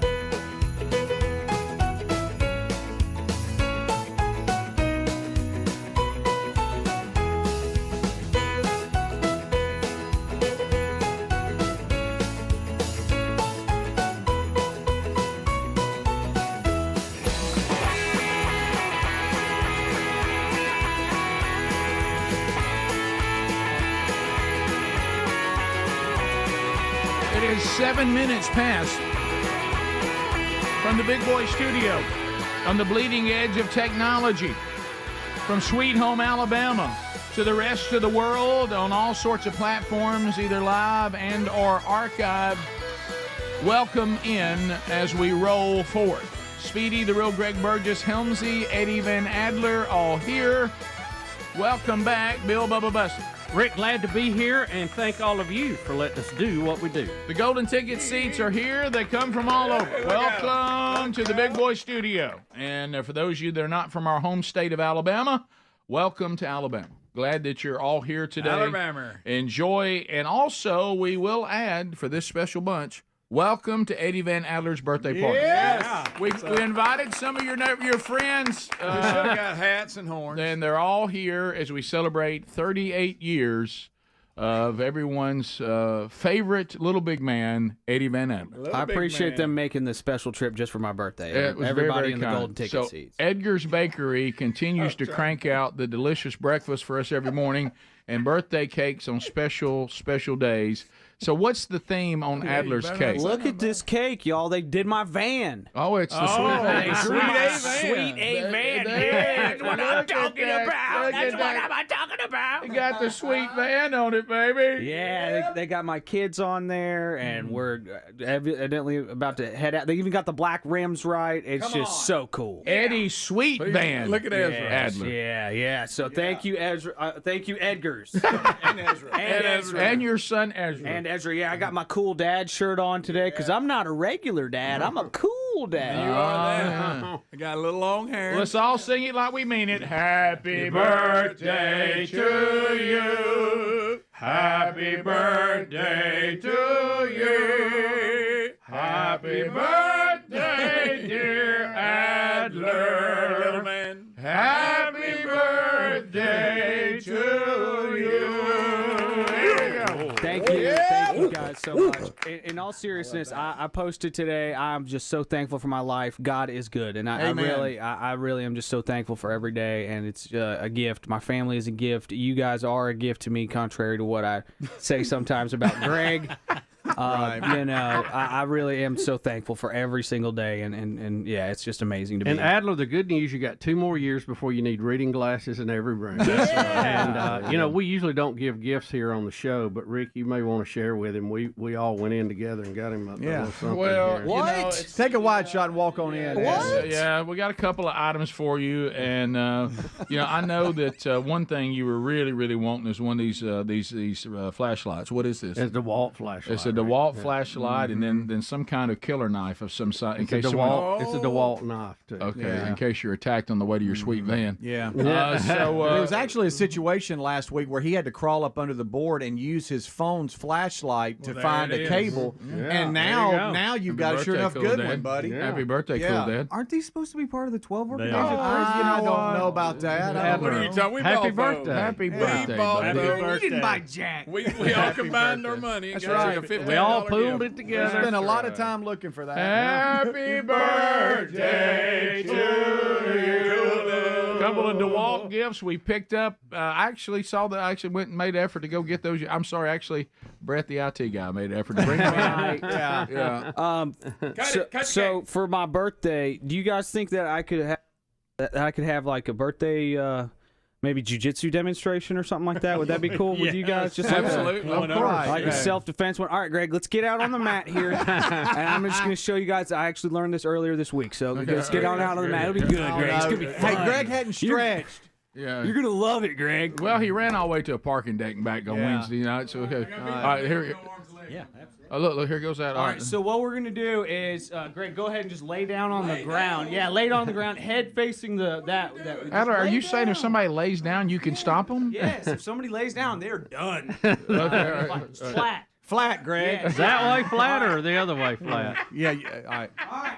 So what I'm going to demonstrate here, can y'all hear me? Yeah, we hear you fine. What I'm going to demonstrate here is called side control. What is it? That's when you want to have cross-body control. You don't want to lay flat on your head. You want to go cross-body. So I'm going to have my head on one side and my legs on the other. That way Greg can't ditch me. See? So this is side control. See how I'm putting my weight up on my toes? So that I can drive my chest into his chest so that he can't breathe. Weight on your toes. All right, so now I'm going to grab this arm. You want to isolate the forearm. Isolate the forearm. Fake this way. Fake this way. And then go this way. All right? So then you gain control of the arm. Now I'm going to step over. All right. Now you can see I'm in a totally dominant situation here. Okay? This is called the S mount because the person on the bottom is getting a whole lot of S. All right? If your children are watching, just turn it off. Just turn it off. There you go. Oh, man, what a birthday gift. What a demonstration. Wow. Just some basics. Just some basics. Thank you. So that was your own. If you get somebody to lay down for you, you sure got them. Gosh. Yeah. If children are watching at home. Starting laying on their back, he's got them. You know how we get all those pictures of people putting their little kids in front of the TV and they say, I'm raising them right. Every one of those kids was just removed. All right. That was his own birthday present to him. To yourself. I didn't want to do it, but I didn't want to be a part of it. Right. Jiu-jitsu, guys. Jiu-jitsu. It's the gentle art. Jiu-jitsu. There wasn't much gentle That about last that. move, I was anti. The gentle art of folding clothes while people are still in their clothes. Oh. Nice, huh? Yeah, I like Pretty it. cool. That's I'm a pretty- shark and the ground is my ocean.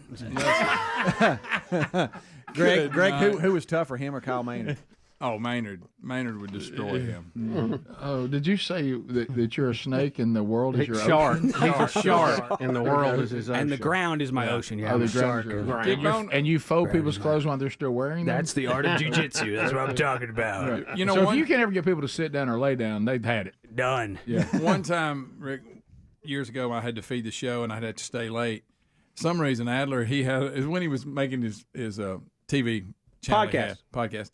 Anyway, he had a guy, Lonnie, came up there, and they had Who? Lonnie? Okay. You went to school with him, Rick. You went to school with him. He was a little bit older than us, but Lonnie Jones. Oh, yeah. Rick, Lonnie was throwing him everywhere. I mean, Adler was getting And he's a after him. purple belt, and he's actually a brown belt now. But at the But time, keep he was on, a I'm purple. calling Lonnie back. That's all I'm saying. Lonnie was just wrist locking the mess out of me like every 2 seconds. Could it was you even- terrible. My could you- wrists hurt for like 3 weeks after that. Could you hang with Lonnie now? No, he's a brown belt now. Oh. Although, Lonnie stays one Are step you ahead still a of you all the white time. belt? although, How many stripes you got on your watch? not trying to brag, gentlemen, but a couple weeks ago, got my 4th stripe on my white belt. Oh. I guess you could say I'm a killer, stone cold killer. Wow. Take that, Webby. Only Of took course, me no, Rick, this isn't by Webby's judging. This is by his new bunch. true. Yeah, No, that's true. It only took me 5 years, so pretty good. So you pretty much Do you think Webby would have given it to you?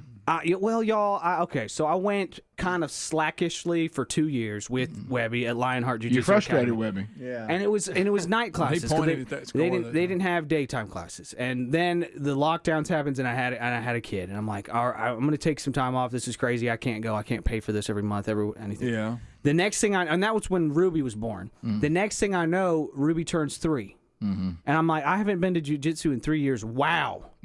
Time flies. Yeah. So I had to get back in, and I had to find a place that worked with my schedule. So I'm at a new place. I've got lunch classes now. Okay. And so I'm going to a new place. It's hard when you got to leave your brothers in arms. I know. Join a different tribe. Well, I am Trader. But yeah, I got my 4th stripe. Only took me 5 years. Pretty good. I also got my other birthday wish, and that was for Greg's son to not win another championship. Because let's be honest, Greg's been getting kind of uppity about this whole thing. He's been brimming with pride, and frankly, I'm sick of it. Well, happy birthday. Thank you, guys. We'll be right back. Thank y'all so much. Happy birthday, Adler. Rick and Bubba, Rick and Bubba. That's the way nature takes care of the population. So I will tell you on the feeding, to kind of give you a nutshell, you'll find on this supplemental feeding thing tied to the chronic waste disease, it's like dealing with climate change. You're going to have people who say there's climate change going on, and you say, okay, I acknowledge that. In this case, there is chronic waste disease, and it's an issue. But then people have a tougher time taking that line and drawing it from mating and feeding to chronic waste disease. Others say it's just like the climate. It's not man-made, and man has very little impact on it. It's a natural, reoccurring thing that's been going on for a long time, and baiting and feeding has no impact on it one way or the other. If it does, it's minuscule. Then others, in fairness, will say, oh, no, it's a key element. But neither one, there's never been the gavel comes down that says if you feed, you have a higher risk of chronic waste disease. It's just not proven. Well, I think the concern is, and that's kind of what Ted said. Where deer gather, and then they pass this along where there's a food source, whether it be a feeder or an apple tree or a field, or they're going to gather in food source areas, so you're going to have some of that, and whether it's man-made or not. And that's the other end. They say, well, if you want to say that chronic waste disease is passed by deer or animals gathering in one place, we got no problem with that, but they gather in places wherever there's food. Yeah.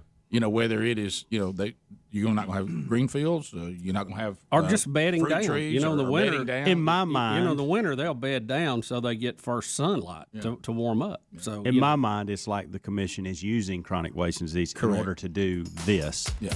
And it really has nothing to do with it. But again, I don't know. I don't that's a valid discussion. Yeah. That needs to be looked at through non-political terms, through scientific terms. Take the politics out of it, take the agendas out of it, just like climate change, and have an open conversation. But there's going to be people that will tell you that is a proven fact, and it isn't. It's a theory. And there's some that'll say it. Yeah, and others say the other way. We'll be right back. Rick and Bubba, Rick and Bubba. Canadian update. Those doggone Canadians. Come on. All Canadians listening today, here we go. This is your moment. Somebody say yeah. And so we had the update of the children that are declaring that they will not have babies until the government addresses climate change. Oh my God. That was the little Canadian children. And, of course, and today, and now remember, the reason why things like this are important to those of us that disagree that we should all, if America really wanted to be great, we should aspire to be good socialists. Yeah. And how many times do we say, the utopia is Canada, utopia is Europe. That if we could all be more like the Europeans and more like the Canadians, we would be just much better Americans. Well, Prime Minister, he's committed one of the sins against the left. It appears that the Canadian Prime Minister has had to apologize. Bubba, okay, I think we have his video. Did you like that, Rick? Look, do I need of his apology. Do I need to tell them why he's apologizing? No, he pretty much says, "Hey, in 2001, okay, 2001, I went brown face." I'll let the PM speak for himself. Yeah, here we go. 2001, when I was a teacher out in Vancouver, I attended an end-of-year gala where the theme was Arabian Nights, and I dressed up in an Aladdin costume and put makeup on. I shouldn't have done that. I should have known better, but I didn't, and I'm really sorry. Do you think you should have done this? Would you have called for them to step down? I think there are people who've made mistakes in this life, and you make decisions based on what they actually do, what they did, and on a case-by-case basis. I think I deeply regret that I did that. I should have known better, but I didn't. Can I bail out now, or pretty much he just keeps? Obviously, I regret that I did it. It's not about timing. It's about having done something that I shouldn't have done, and I'm really sorry I did. I mean, he went all in. All right. Rick, young Justin here discussing this. He dressed up, and I heard him refer to it as brown face. That's somehow not as bad. I can't follow all this. But guys, I want to openly admit you're going to find things in my past when I was peach face. Yeah. A couple times. I will say in that picture he looks more like blackface than brownface. Yeah. He does. Pass the gravy, please. Rick and Bubba. Ooh, it brings me to my knees. Rick and Bubba. I can't start another. 21 minutes past the hour, updating you on all things you need to know Rick and Bubba wise and things connected to Rick and Bubba as you're getting your Christmas shopping ready. So we know we have, we've already given away the gift today. So gift number 7 has been given away. We'll do gift number 8, Lord willing, on Monday. And then next week's the last week, the big year ender coming up on the 15th as we'll end 30 years of the Rick and Bubba show. Come back, Lord willing, on January 3rd. And we'll celebrate our 30th anniversary the entire year, and some great opportunities for you. If you're trying to get some of the 30-year merchandise, the only one that's out right now, others are coming out, is that collection of the different glasses you can collect throughout the year. The Christmas one is, I'm betting it's sold out again. There were only about 13 left after a second order. So if you're looking to get one of those, see if they're still available. You can move on that. Or any Rick and Bubba item you need to order by next weekend. So 1 week from today, it needs to be in to get it by Christmas. We told you that the Man Church conferences in 2024, a price increase of remaining seats, which is about 30% of the seats still left at both venues in Starkville in March, Birmingham in February. If you want to get those before a price increase, you need to get those before next Friday. If you're wanting the autographed devotionals, the link we have in show notes, the new ones, you need to get those before next Friday. And so time is winding down. So also coming up this weekend, a brand new Rick and Bubba University, the podcast, another great resource.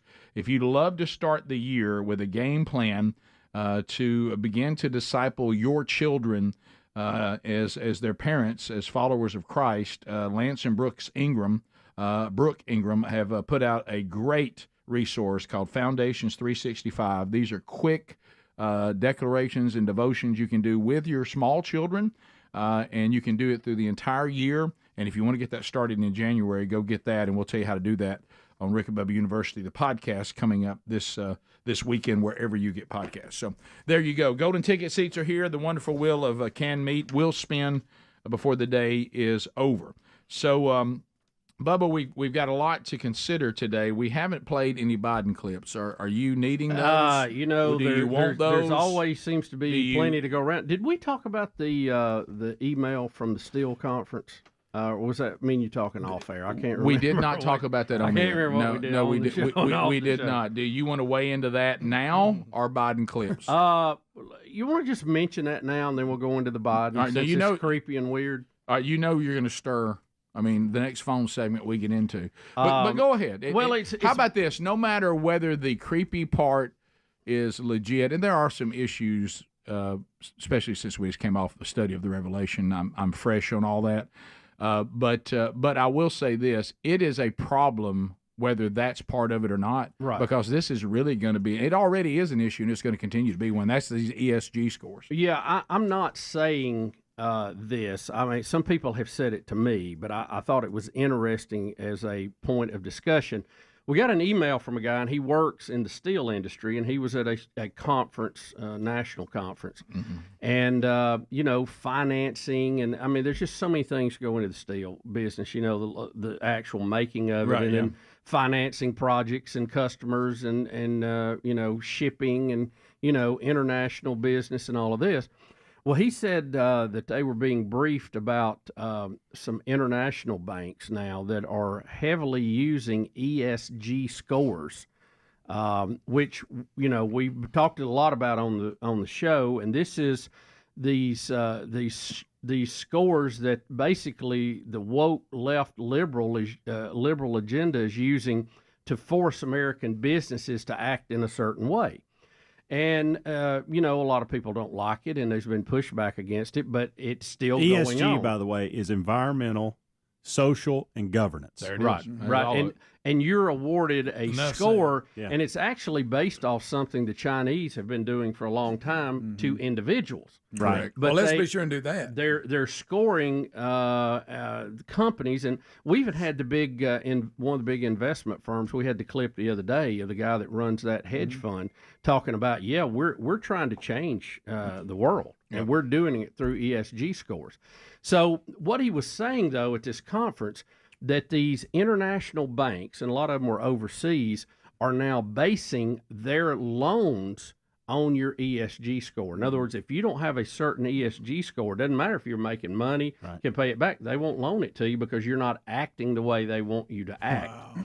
And he said basically they could starve a company to death or prop up a company they wanted to prop up with these ESG scores, which has nothing to do with their financial ability, nothing to do with their products, nothing to do with the quality of work they're doing, but it's all about social wokeness and liberal agenda. Right. And he said that he thought that was pretty scary, and I agree. And I have had other people, not him, bring up the point that, and I'm not saying this, but it is food for thought, that they think this ESG score could eventually trickle down to individuals like they do in China, and it could be basically what the Bible refers to as the mark of the beast.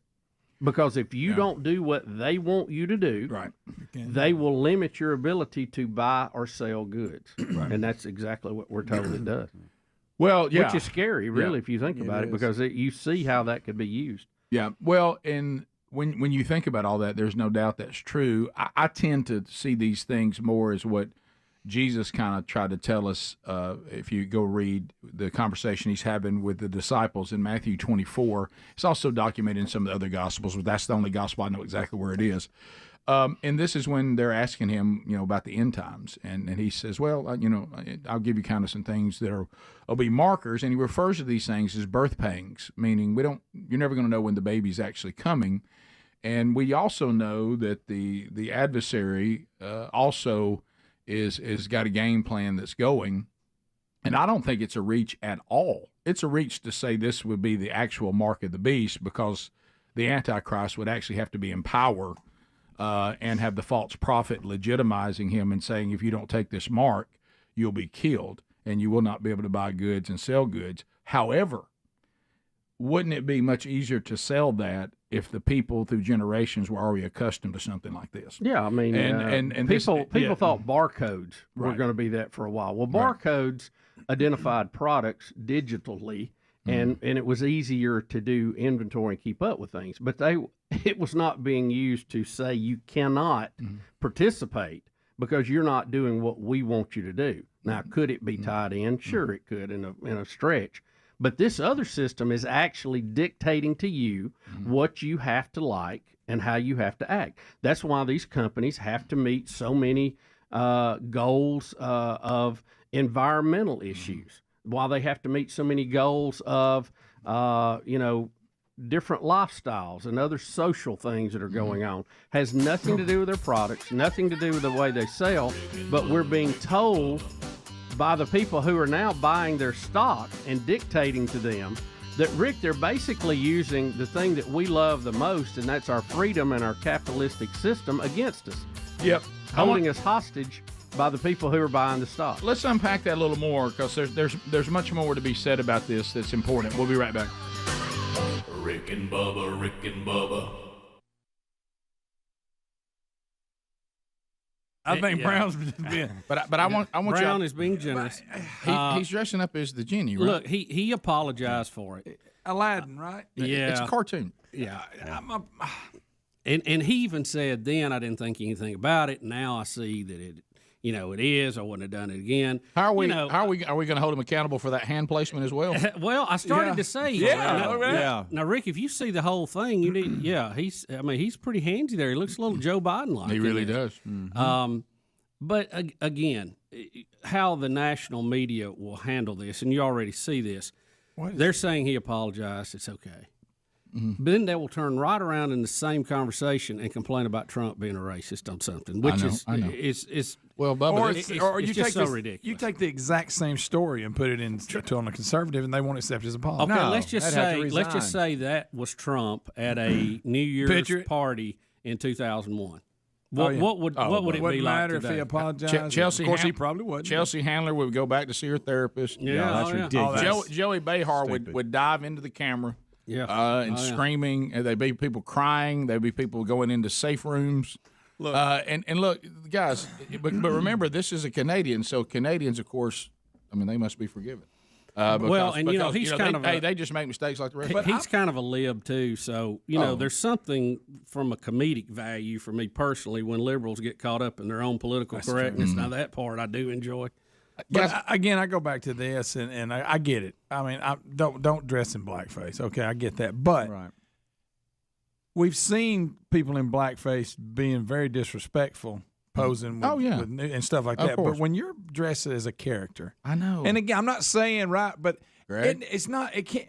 Remember whose career got destroyed over the same point? You're just dressed as a Megyn I'm not Kelly. saying do it, but there's Greg's a pulling difference. to Megyn Kelly. Is there not a difference though? No, there is, Yeah, but you're not allowed to say that. But But Rick, there's you're a right. difference between being a character like that we had a few years ago. The guy that was Nothing Kanye disrespectful. West and whatever. Megyn Kelly's career was destroyed By that same point. by the Same point thing. Greg's making, and I think she was talking about people trick or treating at She the time. was, guys.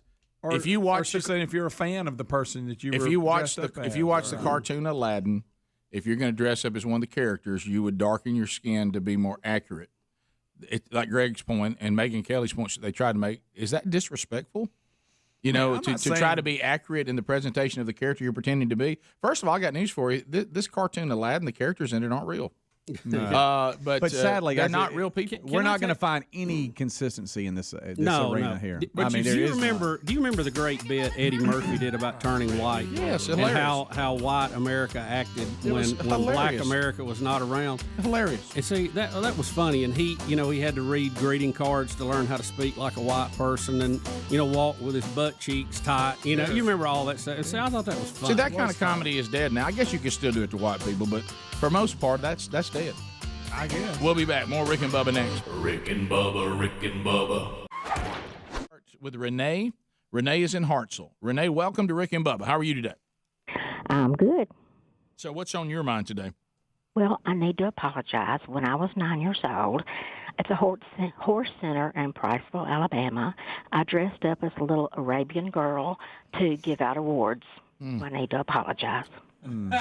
You were 9 at the time, and you probably looked at the Didn't cartoon, know better. and you dressed up as the Arabian princess, which means you may have darkened your skin a little, since that's what the character looked like. My mother did. Yeah. Well, you know, what? How dare you? I hate to tell you this, Renee. Your life is ruined, and we appreciate your attempt at an insincere apology.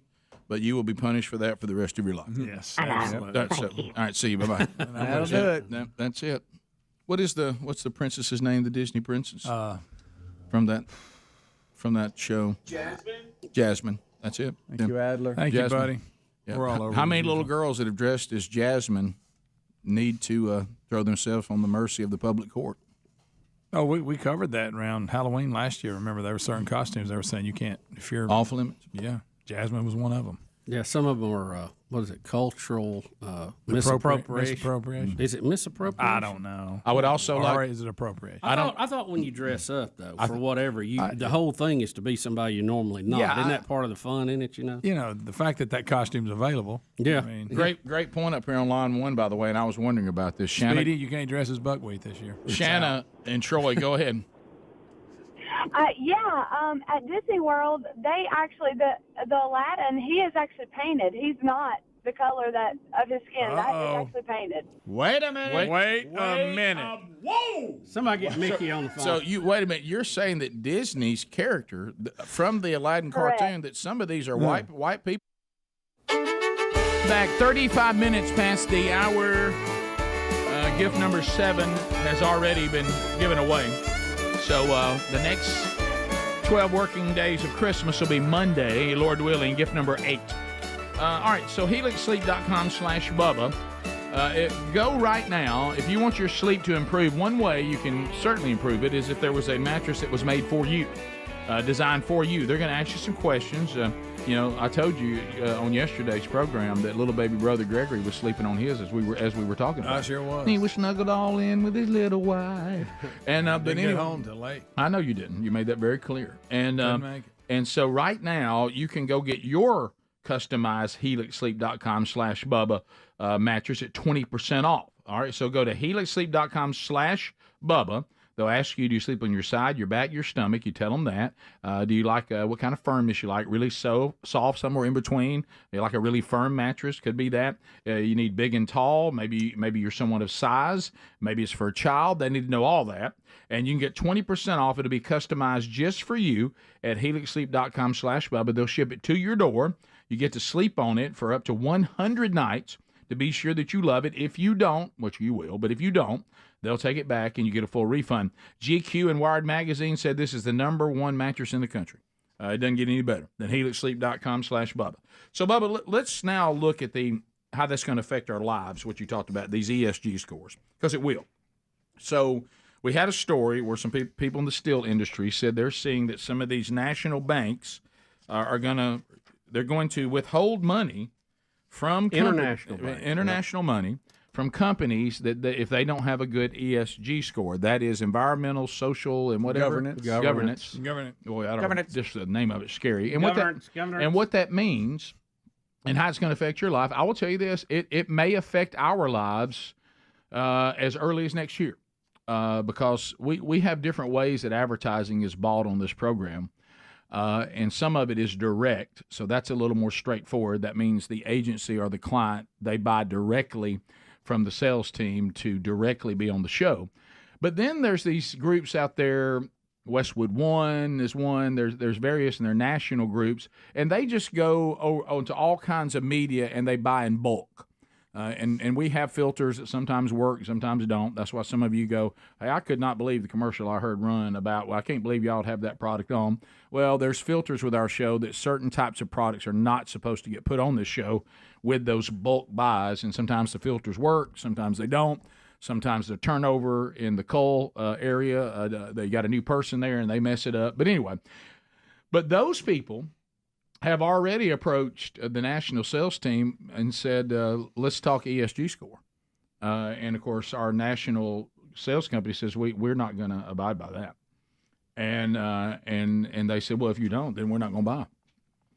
So we need you to sign something saying that you will abide by our preferred SEG standards, and if you don't, then no buy for you. And that'll affect our overall income as far as the revenue coming into the show in a big way. So, or in a substantial way. So Barcode never did that. So you think about, well, what does that mean to me? I'll tell you what it means. And I do believe, I'm not saying this is the literal mark of the beast and all that, but just like Jesus said, you're going to see, if you're one of my followers, pay attention and look around, because I'm going to begin to prep you for what's coming. And you need to be aware of that, because the one thing that the Lord is doing, and I'm glad that I finally woke up, and I would encourage you if you haven't, the reason why he hasn't wiped this thing out yet is because of his grace and mercy, because there's so many of us that would go to hell if it all ended today. And that's one thing I was convicted of when I'm like, man, I'm just ready for Jesus to come back. And then I'm reminded in my spirit, well, if he came back today, how many people do you know, Rick, that would go straight to hell and they would be into them? Don't you want them to have more time? I can think of people I love very much, and I want them to have a little more time. So I'm willing to press on and to continue to be doing what he told me to do. And so what he's going to do is, number one, the adversary is taking this, saying, let me prepare people for things like this being pretty common. Jesus is saying, I'll allow it to prepare my people to be ready for what's coming because they're now going to be persecuted. I'm going to find out. I'm going to test my people, 1 Peter 1, verse 6 and 7. I'm going to see my people have to decide whether they're going to keep their job or not. Will they compromise me? I'm going to have people that follow me that have companies that may be completely destroyed, and are they willing to be destroyed and not compromise me? So there's going to be a testing of our devotion to Jesus because it's finally going to cost us something. Of course, it always costs you your sin. But what did Jesus say? These are things that no one ever talks about that Jesus says. A lot of the presentations of Jesus, they will not say that he said, count the cost, meaning it will cost you. Deny self. People don't like these. These are all direct quotes from Jesus. Narrow gate. Enter by the narrow gate where the way is hard and only a few find it. When you look at the build your house on the foundation or build your house on the sand, have you ever noticed that both houses hit storms? Not just the one that built it on sand. That didn't bring storms. They both got storms. It's just the one washed away. It's just the one built on the rock withstood the storm, but it wasn't exempt from the storm. Right. And we miss that. So when Jesus, he says things like pick up your cross. Wow. Daily. So when you see count the cost, deny self, narrow gate, way is hard, pick up your cross, these don't make very popular messages, and they won't make churches full of people. And they certainly won't sell many devotionals with these kind of things in there. But this is exactly what Jesus said. He has not withheld this from us at all. That if you're going to be a follower of Jesus, number one, it will always cost us our sin. That was my biggest problem. I didn't want to give it up. I loved sin more than I loved him. But the more I abided in him and got to know him, the more I loved him, and I realized that loving sin more with him was outlandish because of how wonderful he was. But I didn't know that till I decided to pursue him and actually know him and abide in him, as he says in John 15. And abide's not a mild relationship. So he also said, you are going to think about what's the first thing that God told Ananias to go tell Paul. And I know this is very unpopular, but you got to get ready for the times that we're in and what's coming. What did he tell him when he was waiting for his new assignment where he would not persecute the church anymore? He would now advance it. And the Lord God Almighty told Ananias, go tell Paul all he must suffer for me. His life is not going to be easy now. And Paul embraced that and said, you know what, though? Compared to what I've gained, I consider the rest to be rubbish on what I thought I had. But Paul suffered because of his devotion to Christ. What did Romans 8 say about us being co-heirs with Christ? And we love that, and we should. Co-heirs with Christ, provided we suffer with him. So we leave that part out. That's also in Romans 8. So Jesus is in this as well. It's not just Satan, because Jesus and the one and only living God is allowing this kind of persecution to refine us. It's all throughout Scripture. James says to make us steadfast. Just like we have to train ourselves physically in order to be ready for what's to come, we have to train ourselves spiritually to be ready for what's to come. And this is going to become for us in business. Are you with me? Are you going to crumble like a cup so you can, because you doubt that being with me is better than giving in to the world? And then the world's doing it. So when you get to the point where it says, take this mark, or if you want to still continue to buy and sell goods, and you go, oh, well, I blasphemed God back when the ESG scores came, so I'll just blaspheme him again. Hopefully it'll be okay. So you see, it's two different trainings going on. But it's absolutely part of it. Now, is it literally it? I don't know. I don't think so. But is it part of the training for what's coming, both as a follower of Christ and Satan and his demons? 100%. And it's just what Jesus told us. This was all going to. Hey, do y'all realize if we believe this, it's going to happen? It's almost like sometimes, and I've been guilty, we claim to believe something, but then we live like it's really not going to happen. It's going to happen. So what I would say, and what I've tried to apply, is prepare for it. And if you can ever get to the point to what the Apostle Paul said, to live as Christ and to die as gain, that's one of the things about the suffering that we're all allowed to go through and what I've been through. You know what it has done? It's kind of got me game ready. Somebody comes to me and says, we'll kick you off that radio show. I'm like, Okay. Whatever. I'll just find another way to make it happen. So that's it. After all we've already been through, when you think about what the call is, I heard a great testimony I told y'all about from Beckett Cook, who has been delivered out of homosexuality. He lived as a homosexual man for 20 years. And he literally had somebody say, well, you know what? So you've given that up, all that you used to enjoy and all the stuff, and you lost all your friends, and nobody invites you to parties anymore, and you're not the toast of Hollywood anymore. And right now you don't even have a relationship with a woman. You don't have a relationship at all. And, I mean, look at all you lost. And he said, I am now a co-heir with Christ. I have been redeemed and been made a co-heir with the one and only Son of God. I've gained that. You think I consider what I lost to be anything? Don't feel sorry for me. If you haven't been redeemed, I feel sorry for you. Because the things I've lost are meaningless compared to what I've gained. And is that how we really live? Well, we're going to find out. Because it's here. And it's coming. And it's going to cost you to be a follower of Jesus. But that's usually a good way of weeding out the ones that aren't the real deal anyway. He's always done that, you know. So kind of like the pandemic did. All those people started to say, well, I'll just stay home and watch church. We ain't seen them, have we? We'll be back. More Rick and Bubba coming up. Rick and Bubba, Rick and Bubba.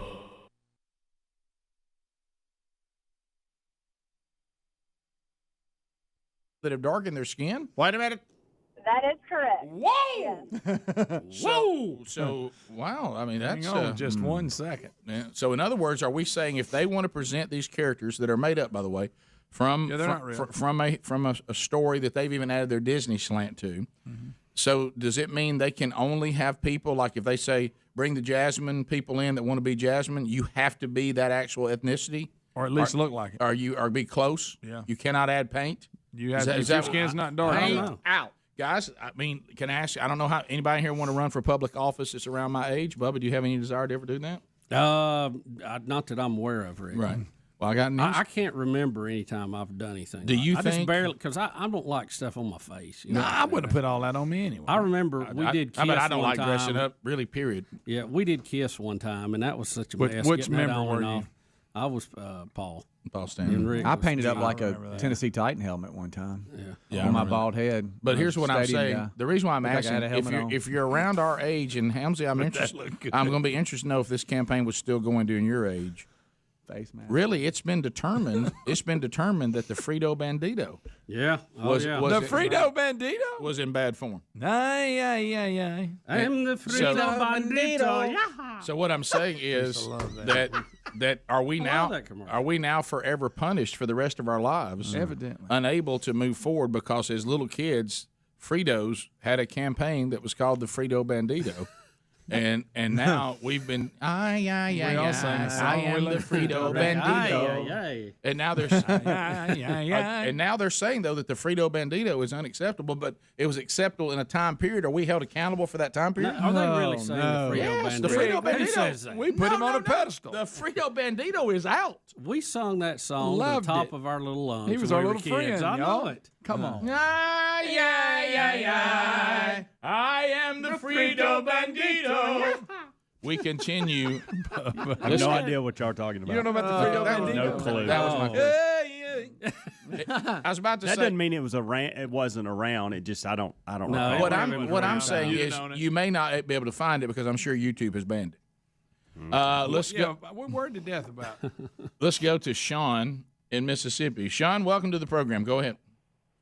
Hey, love you guys. Thank you. Hey, I was glad to see old Cody B, the special needs guy, win the America's Got Talent last night. I've got a special needs granddaughter, so it's extra fun to see some of those folks break out. Yeah, I saw obviously the first time he was on because is that the clip we showed? I think the young so. Man with yes, he won the whole thing. He won the whole thing. But my point in calling was I noticed at the very end of the show last night, you know, they pop that $1 million and they ask them what they're going to do with it, and they throw it in your face every time the show comes on 100 times. And I got to looking at the fine print, and that $1 million is paid out over 40 years. Are you serious? I swear, you can pull it up. So what does that come out to a year?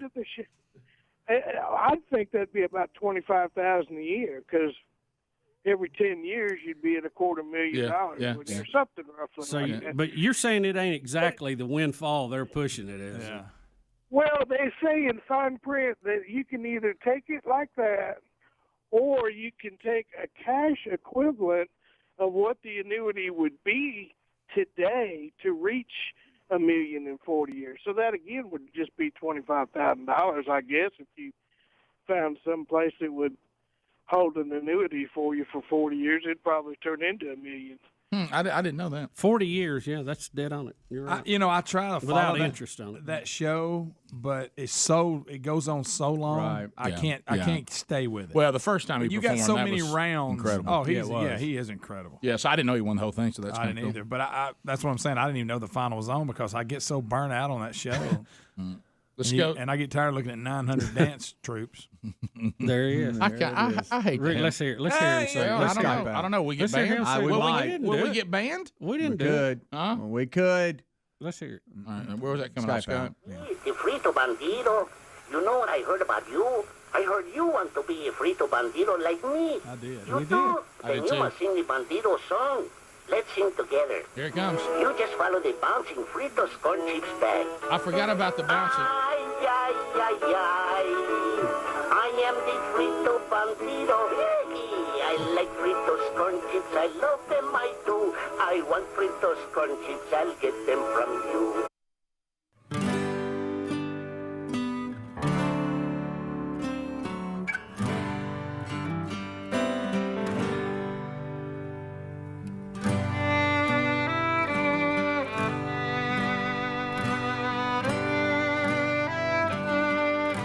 9 minutes to the top of the hour. Rick and Bubba Show. Thank you for being with us today.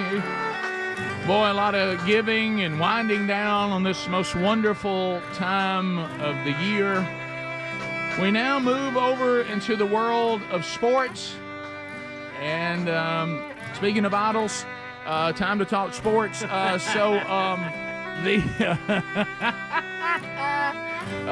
So there's a lot of sports stories, Bubba. You mentioned them. I'm actually not familiar with any of them. So I'll sit here and chime as you cover. You know, Deion Sanders, the Colorado Buffaloes, they've been a big story this year. Oh, yeah. Well, they were in September. And, and what's happened since September. You're right. They have been losing a lot of players lately on the recruiting front as several commits to them have flipped and gone other places. On Thursday, Deion did land a commitment of a 5-star offensive tackle, Jordan Seaton. They need those. He gave Sanders and the rest of the Buffaloes a reason to smile. He's the number 19 overall 2024 ESPN player in the 300. He's from IMG Academy in Florida and considered the top offensive tackle in the cycle. Okay. So that's but he has been losing players. Yes. Why do you think that is? You know, I'm not sure. I guess it may be more of the purging of what Deion considers players that cannot play at that level because obviously Colorado's had a problem late in the season. Right. Some of it may be, you know, the hype's kind of wore off. We're getting wore out, and I'm not playing, and I maybe want to go somewhere else. I don't know. I think it's money. You think that's it? Just NIL forcing them to other places? Yeah. I don't know, but it's probably that. Which kind of takes us to this other story you got today. So, defensive coordinator Manny Diaz from Penn State is now the Duke's new head coach. Does it say when he'll be taking over? Will he be I don't know if he'll be running the team for the bowl game or not? Doubt it, but I don't know. Trooper Taylor is. Yeah, okay. Is he? Yeah. Remember? Is that where he is now? I did not realize that. At the press conference the other day, it showed. I had no idea. The guy from Troy. I had no idea. Didn't know that. So there. We've been talking NIL, and this Happy holiday ties into a couple of stories here. Let's see. Well, the athletes sued the NCAA and the Power 5 for not getting paid. Now, I asked Bubba, I thought everybody is getting paid now. Well, you know, the NIL is separate from the universities. It's supposed to be totally independent of them. The universities know what's going on. They get a copy of their contract, but the university is not supposed to have anything to do with it, which I've often wondered. Well, because it's not, it was set up to work that way, but we all know it ain't working that way because they they're gonna offer the NIL money to the players who the university won't. And I think they were supposed to commit to the university, then get NIL money that they can make on the side now that they're on the team. But anyway, what's going on with that? Well, no, I was just going to say a lot of people are confusing NIL money and the fact that student athletes already get cost of attendance and Alston money. Mm-hmm. Alston was a name of a lawsuit and all that. We covered that, I believe, a couple like last year. But do you realize that every student athlete that's on scholarship right now can walk away after a 4-year period with about $36,000 to do whatever they want to with? And I don't understand why more people are not discussing that. We're talking about name, image, and likeness, and I think what's being lost in that is between cost of attendance and Alston money, these kids are getting $2,000 and $3,000, $4,000, $6,000 a year, and nobody seems to want to say that. I don't get that. My girls at Jacksonville State, they come on campus, they get $2,000 per year in cost of attendance money. It's spending money, whatever they want to do with it. It comes in monthly payments. No, you say cost of attendance. That means to go to school, technically. Yes. But they can do what they want. They do whatever they want to. It comes in a check. They do whatever. And then they also get this Alston money, which is the NCAA, I believe, stated it can't be more than like I always say $6,000, but it's like some $5,980. And so there are the bigger Power 4 schools. That's what everybody's getting. $6,000. So when you start doing that, that's $24,000 over 4 years that they're getting in just in that, on top of their cost of attendance. So many of these student athletes, whether you swim, play football, whatever, they're all getting $30,000. Yeah. And it has nothing to do with this. Yeah. And so what's frustrating for coaches, and I told Greg this morning, if this is one of the first few questions you ask me, I completely just go, I'm going to be kind, and you're not going to know it over the next few minutes as we have our recruiting call, but we're not going to talk money, really. Right. Some of the people that are asking for money, you don't even deserve money. Right. Like, it really should go to somebody else. Right. And so it is amazing what people are asking for now, because they don't know the difference between, all they hear is money. It's frustrating. Money. What Bubba's about to bring up, it's going at a level on down, which is just going to make it more complicated. Yeah, we have, and this was interesting because we've had some conversations this week about this. An Alabama state representative has filed a bill that would allow high school students to make money off of their name, image, and likeness. Here we go. The legislation, HB 25, is sponsored by Jeremy Gray, Democrat, Opelika, and it would be a name and image and likeness bill for high school athletes. My goodness. The bill is limited to the athlete. It does not allow the use of marks, including a school logo, name, school mascot, or trademark logos or acronyms of the athletic association. There's other restrictions. But we were having a discussion about this week, and this story brings it up. Alabama has had a state name, image, and likeness law since 2021. It was revised in 2022 when it was deemed stricter than the NCAA's rules that was struck down by the court. The NCAA, and it goes on to compare the two, but I was told this week that high school students already can do that. Now, there's a few hoops to jump through. Like I said, you can't use the school's name, their mascot, anything that may be trademarked by the school or the association already, but this is already available to high school athletes. That's what I was told. So this may clear up some of that even to a further degree. So what does that mean? It's rolling downhill. I'm the quarterback of the hometown team. I'm over hawking Chevys at the local whatever. And you could. Yeah. And as long as I don't have my jersey on and anything like that, I can just do that, and people see me on the local TV commercial. This will be you remember social how media. You remember how a lot of the commercials used to be with the NFL, like where you would see a star, you recognized who he was, Walter Payton. And has to wear, but he would jersey, have a number 34 on that had red on it or something. It'd be totally different than what the Bears that he played in. And he never said where he played or whatever. But hey, I'm Walter Payton, and I love this stuff here. And I think you're going to see that for high school kids, for people who want to funnel them money that way. Yeah, I know. So they still have to do that. I've noticed some of the Kelsey commercials. He just has a red jersey on, but it's not a Chiefs jersey. Top of the hour. If you're leaving us, have a good weekend, and catch Rick and Bubba University this weekend. If you got more Rick and Bubba, we'll be back. Rick and Bubba, Rick and Bubba.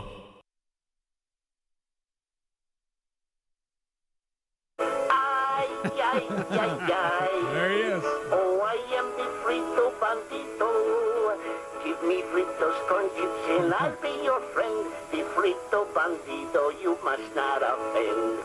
Now, boys and girls, you are Frito Banditos too. You sing the Frito Bandito song. Let's all do and it. you loco for crunchy Fritos corn chips. Look at his eyes. That's nice. Munch, munch, munch a bunch of Fritos corn chips. Oh my goodness! I missed that son of a gun. Pretty good. Y'all realize, if you follow we have like a pillow that was him or something? Go back to this. See? Are y'all following the whole thing? What he's saying is he's a bandito. So if you don't give him corn chips, he's going to take them from you. And you yeah. don't want to offend him. And now all the kids have now become banditos. Yeah. Yeah. I mean, think about the times. It's so funny. You know, I remember you saw that cartoon. World And, was you know, like we that. all had our little gun belt. You know, yeah, holster. absolutely. Of course. Sure we did. And I wanted to wear mine like he had his across his Bubba, I shoulder, did and too. I couldn't get it to fit. It wouldn't And I stay couldn't right. figure out what in the world how he was doing I that. Do you wanted remember? that- I figured. I mean, I spent a yeah. Saturday messing with that one time. I did the same thing.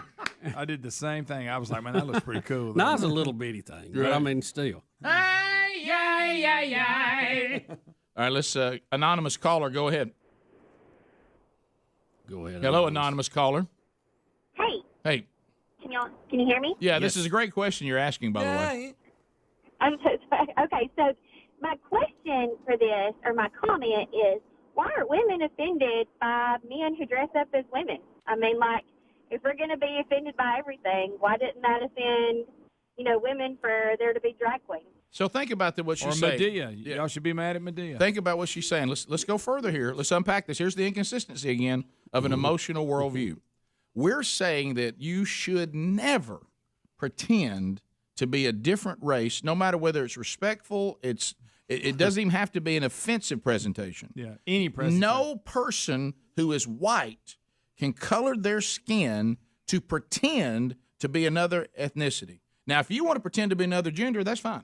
Yeah. Well, I mean, that's fully we got acceptable. people doing that in their own personal life. Right. So she makes the point, well, if it's offensive for you to pretend to be something you're not, even under the guise of everybody knows I'm pretending, why are we celebrate? We got drag queens reading to kids now.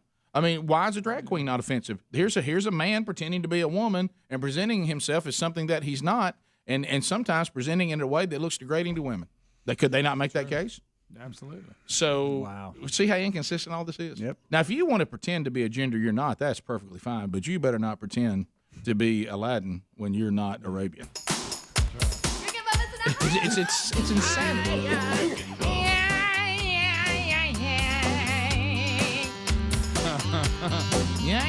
What if I identify as an Arabian? Somebody says, but you're not. I said, well, who are you to tell me what I am or I am not? I get to decide what I am. What if I'm Arabian? But only after 5 p.m. Right. We'll be back. More Rick and Bubba next. Rick and Bubba, Rick and Bubba. Bubba, this is a call we got Monday when you were sick and not here. The governor of Alabama, Kay Ivey, called to check on you, and apparently she is on hold. Is this Miss Kay? To welcome you back. Governor, welcome back to the show. Good morning, Richard. Good morning, Bill. It is so good to see you on the TV, on the computer. And Bill, I am so happy that you were back there, and I just wanted to see how you were feeling. Miss Kay, we're doing much better. Thank you for checking on us. Well, I was really startled to hear about it, and I thought maybe you had the dysentery. you know, my mama had dysentery when we were coming across the Oregon Trail. It was just a calamity. It was calamity. Well, I hate to hear that. I hate to hear that, Miss Kay. That is bad. Well, I just wanted to say something that was meaningful, something maybe from Maya Angelou, but I came up with some Mr. John Sebastian. So here goes. Welcome back. Your dreams were your ticket out. Welcome back to that same old place that you laughed about. Well, the names have all changed since you hung around, but those dreams have remained and they've turned around. Who would have thought they'd lead you, repeat, back there where we need you? Yeah, we tease him a lot because we got him on the spot. Welcome back. Welcome back. Welcome back. Thank you, Miss Kay. Thank you. Oh, John. Thank you, Governor. Oh, thank you, Governor. Kay. Good to hear from you. Could you have me a tissue, please? That's so good. That is really good. Did she quote the beginning of Welcome Back, Cotter? Yes, she Was that- did. Was that? She did. The great John Sebastian. I thought it That might have was been it. Cheers at the beginning, but I realized it was Welcome Back, Cotter. Great line too, Yeah, it saying is. I started doing my Angelo, but I thought I'd go to John Sebastian. Golly, that's good. Welcome back. Welcome back. Welcome back. Welcome back. Golly. You know, we teased him a lot. Guess we got him on the spot. Welcome back. So, are you? How'd that feel? That had to feel good. Yeah, oh yeah, that cheered me right up. Okay. Yeah. All right, I know that this was, if you listen to the kickoff hour, if you're one of the folks that say, I grab all 5 every day, and we appreciate all of you. And Rick, let me just say, too, on the remotes, email me if you have pertinent information. Yeah, Bubba at It would be- rickandbubba.com. It would be appreciated. I kind of thought the engineer. Coming to a podcast soon. The engineer from Muscle Shows, that's a pretty good resource. God, I'm just mad at them for not supporting that other.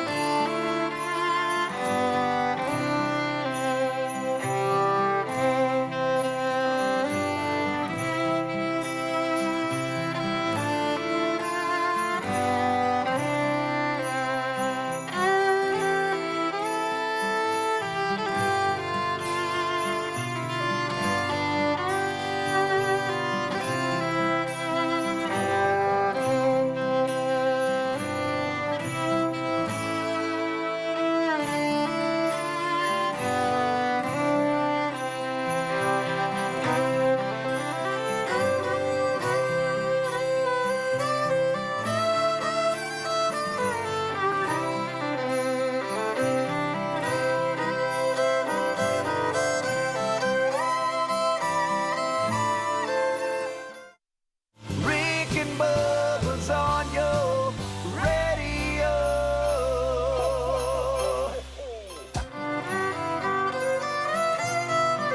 7 minutes past the hour. Merry Christmas from the Rick and Bubba Show. Coming to you from the Big Boy Studio out on the bleeding edge of technology from Sweet Home, Alabama to the world. The wonderful wheel of canned meat will spin this hour, and somebody could win something off the old wheel. So stand by for that. Speedy, the real Greg Burgess, Helmsy, Eddie Van Adler, all here. Welcome back for a brand new hour. Bill Bubba Bussy. Rick, glad to be here, and we really appreciate all of you, and a Merry Christmas to each and every one. Bubba, we will now hear from the leader of the free world, Mr. Biden. Here we go. Always fun. Where to go? Always a blast. He's hiding in the basement. Does anybody know? Basement Joe. Well. Basement Joe. Bubba, by all accounts, this man is saying he will run again for president. Some of seems to be some obstacles with that, but we seem to be forging ahead. Now, I don't know why he continues to say things that just aren't true or don't make sense. Apparently, he wants us to know that he was a football star at one time, and that gets a little gray on where he played and exactly what he did. But now he's going to claim that he actually wanted to play lacrosse, and then lets us know he's runner-up in something that I'm not sure. He's claiming he was runner-up in a scoring championship of some kind. And then everybody kind of laughs, thinking that he is pretending, and he does, of course, this ongoing thing where he tells everybody not to laugh because he's not joking or I'm not serious, joking. whatever. Serious, yeah, man. And so here it is. This is about lacrosse. How's lacrosse come up? Is a lacrosse team these? I don't know why he mentions lacrosse. Okay. But the school that he went to did not get a lacrosse team until 35 years after he was there. Yeah. So I'm not shocked by that. In the 90s. When these world famous lifers on the Democratic Party they'll lie about things that you can easily research. And what's the point? Yeah, I mean, well, Greg, because everything about them, there has to be some emotional tie to something historic. Well, Greg, they you have to have empathy in every situation. They become whatever is in the room. Instead of just truth, you have to have empathy. Unless they become everything that's in the room, unless the room is full of small government people. You're right. That believe in the Constitution. And then you're against democracy. That's right. All right, so here we go. That's so true. Here he is talking about lacrosse. I wanted to play lacrosse, but you had to choose between lacrosse and football. You couldn't play both in the same season. And since I was a powerful 6'1", 158-pound flanker back, I was the runner-up a state scoring championship. Don't laugh, man. Serious. As they say in football, I got soft hands. Guess a lot. Okay, so he's referring. I see what if you look behind him, he's talking to the tribal nations, and they have that really good lacrosse team.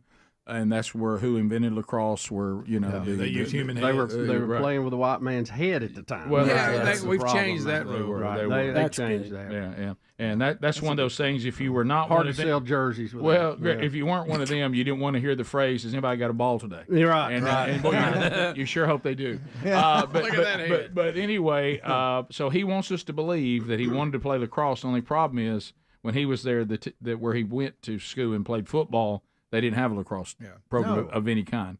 But he said he was second in the state in scoring in football. I think he means. Yeah, that's what he meant. Yeah, in Delaware. And does he mean in high schools? The mighty schools of Delaware. Flanker back. Okay. Flanker. So he was a flanker back. Okay. Soft Now hands, bro. Now, well, and everyone who he seems to touch seems to agree. Yeah, that's a good point. We've heard about that. Now he's going to accuse the Republicans of holding Ukraine's funding hostage because of their extreme partisan border policies. Because they want to protect the border, and they're not wanting to give up money until they want something in it. Well, I know Democrats never play those kind of games. The money going to the Ukraine is for our defense. Right. Because we feel like we need to stop Russia. But if we're just letting people unvetted, some of them foreign agents pouring in our southern border, that's also a defense issue. And that's the only way they can get his attention, I guess. Yeah, we got some of that. Yeah. So there you go. Holding Ukraine's funding hostage to their extreme partisan border policies. Let me be clear. Extreme? We need real solutions. I support real solutions at the border. Fence? I put forward a comprehensive plan the first day I came into office. Yeah, that's work. I made it clear that we need Congress to make changes to fix what is a broken immigration system. Rick, one deal explains some of that. Well, his only policy is let everybody come in all the time. Golly. I don't understand. You haven't offered any solution other than wide open. I mean, what are we talking about? I can't even make heads or tails of that. I don't know. It's so far out in left field. I can't even see it. It was 12,000 immigrants in a day just the other day, which is the highest ever on record. Yep. 12,000 millions Yeah. since he has took office. And if you want to know what they're doing, we have a flashback today that gives you some indication. Then we can play this thing with the sheriff. This is kind of a scary clip right here. This may give you an idea of what they're talking about. Here we go. Here's a flashback. Not only our Muslim communities, but African communities, Asian communities, Hispanic communities, and the wave still continues. It's not going to stop, nor should we want it to stop. This is 10 years ago. As a matter of fact, it's one of the things I think we can be most proud of. So there's a second thing in that black box, an unrelenting stream of immigration, nonstop. Folks like me who were Caucasian of European descent, for the first time in 2017, will be in an absolute minority in the United States of America. Absolute minority. Fewer than 50% of the people in America from then and on will be white European stock. That's not a bad thing. That's a source of our strength. You see who's sitting right next to him, by the way? Yeah, Mayorkas. Yeah. That was 10 years ago. Not only the topic of what he's talking about, but just look at his presentation, how he's changed. Oh, I know. Unbelievable. Unbelievable. So here is Sheriff Mark Lamb, and he's going to let us know that we have illegals right now. Now, remember, the president just told you in clip 2 that he's all about some kind of solution. they're receiving $5,000 Visa gift cards and a plane ticket to wherever they want to go and a cell phone after they come in illegally. Yeah. So here we go. You know, we see all these people coming across, mostly military-age men coming from China, from Africa, from all over the world. Most of them not even being vetted when they come in here. But here's what's really going to bother you. When these folks come across and they're processed, they're being given a cell phone, a plane ticket to wherever they want to go in this country, so probably to a community near you, and a $5,000 Visa card. So while this Christmas season, you're struggling to keep your lights on, while you're struggling to pay your rent, put Christmas presents under the tree for your kids, we have our government giving people that came into this country illegally $5,000 gift cards. That's the truth, folks. Now I want you to listen to that, and then one last, and we'll go to break. And here is Press Secretary Karine Jean-Pierre saying that if you are for a secure border, just listen to what she says. I'll let her say it in her own words. I mean, we've been very, very clear about the supplemental and how important it is. As you've seen, the OMB director has been pretty out there on the different networks making the case. And one of the things that she has said is that it's stunning. It's stunning that we've gotten to this point, right? It's stunning that we have gotten to this point, and that Republicans in Congress willing to give Putin a gift, the greatest gift that Putin could hope for. That's what we're seeing. And so they are playing chicken with our national security. That's what we're seeing here. And history will remember them harshly. She wants you to know if you're for a secure border and you're trying to get a secure border in anything they want to do, a secure border, if you're for that, history will treat you harshly. I would kind of say maybe the opposite is more No, likely all you true. have to do, Joe, is go along, secure the border, and we send the money to Ukraine. Yeah. We're not giving Putin a gift. You are. Yeah. We'll come back. Your phone calls are next on any topic you want to talk about. 866-WE-BE-BIG. Rick and Bubba, Rick and Bubba. Are you driving?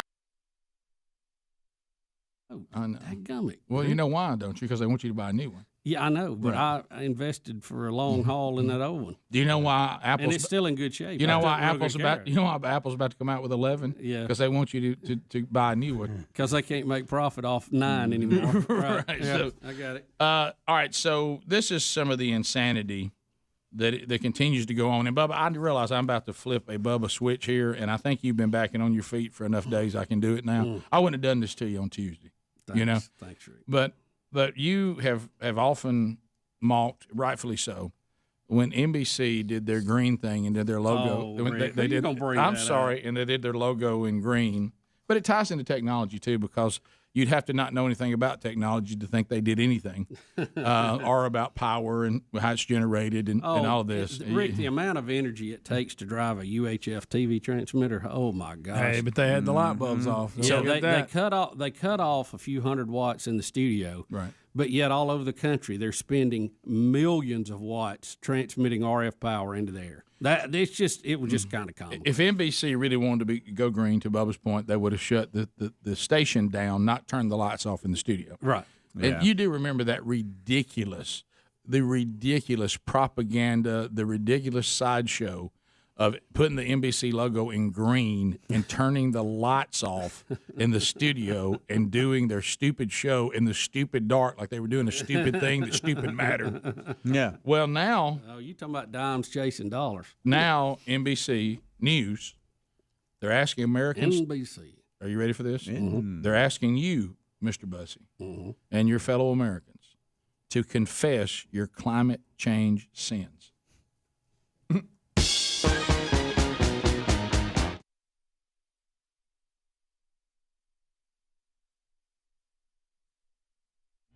Climate change and man-made global warming.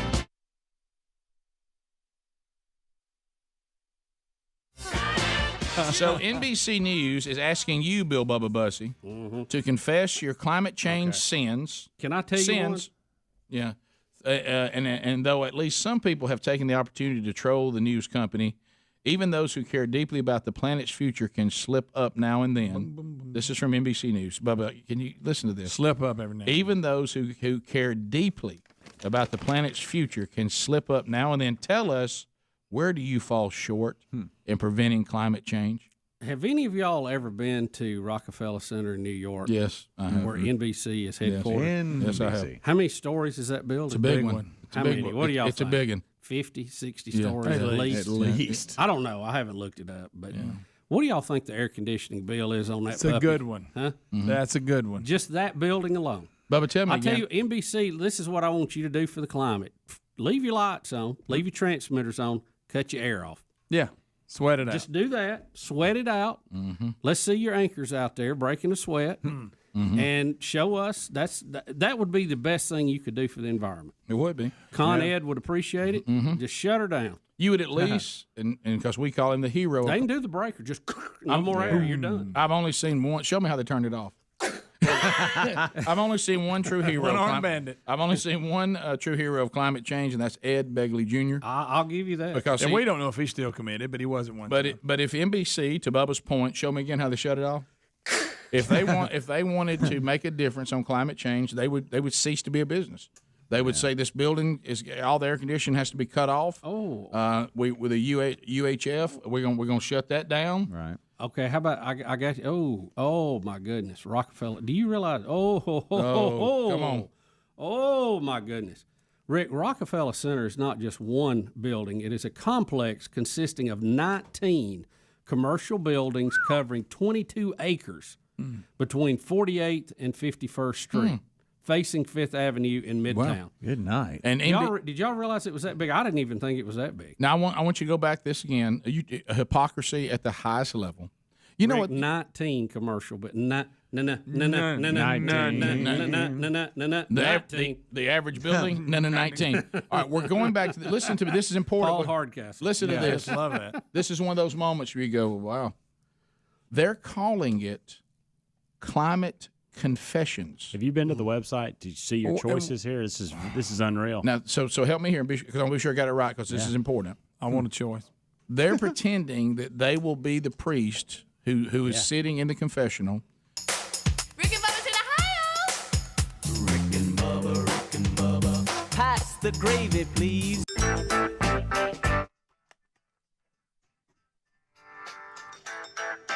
So here we go, 22 minutes past the hour. All lines are open. Time to talk to America at 866-WE-BE-BIG.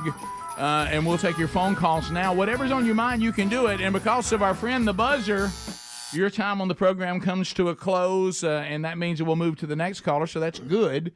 We got 10 lines, which makes it easier to get in, a bigger sample of folk.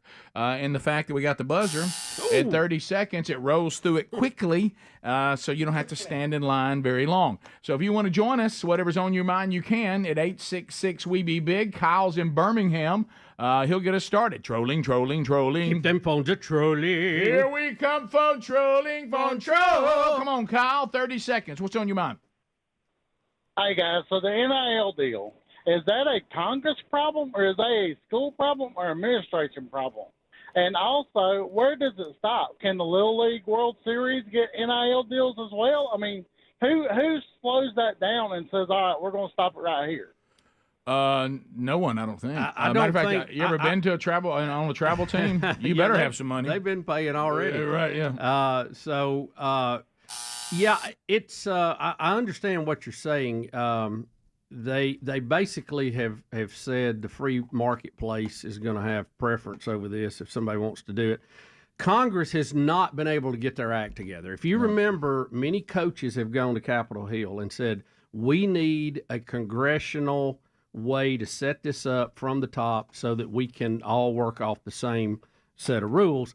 They have not been able to do it. So with that not in place, you have to go by the court ruling, and the court ruling has left it wide open. Yep. Aaron in Athens, go right ahead, 30 seconds. Aaron? Good morning. There you go. Go ahead, buddy. Good morning. Aaron, you're on. Go ahead. Yeah, I made a big mistake, and I paused the show, and I cut back on. I was wondering if I could still get one of them puppies Greg's giving away. That's a good one. Good. That is funny. Mike in South Carolina. Mike, go ahead. 30 seconds. How about it? Yeah, I know y'all talked about the Barry Sanders documentary the other day, and I couldn't get past the first few minutes with Jamel Hill and Eminem, and I turned it off. But I think that Emmitt Smith is the best running back over Peyton Sanders and Jim Brown. What do you think? I think that's ludicrous. Not even close. He's number 4. Yeah, I mean, no way. Yeah, but as far as just a raw running back, Emmitt Smith's number 4. It's Barry Sanders, Walter Payton, Jim Brown, and Emmitt Smith. Who has the most yards? I mean, just Emmitt Smith. But guys, you're telling me I'm talking about he was durable. I'll say that. Yeah, He was a solid running back. Of course, yeah. I just said he's the number 4 best of all time. I'm not throwing him in a junk pile. Yeah. But to watch Barry Sanders and Walter Payton and Jim Brown, the things they could do that Emmitt simply couldn't do.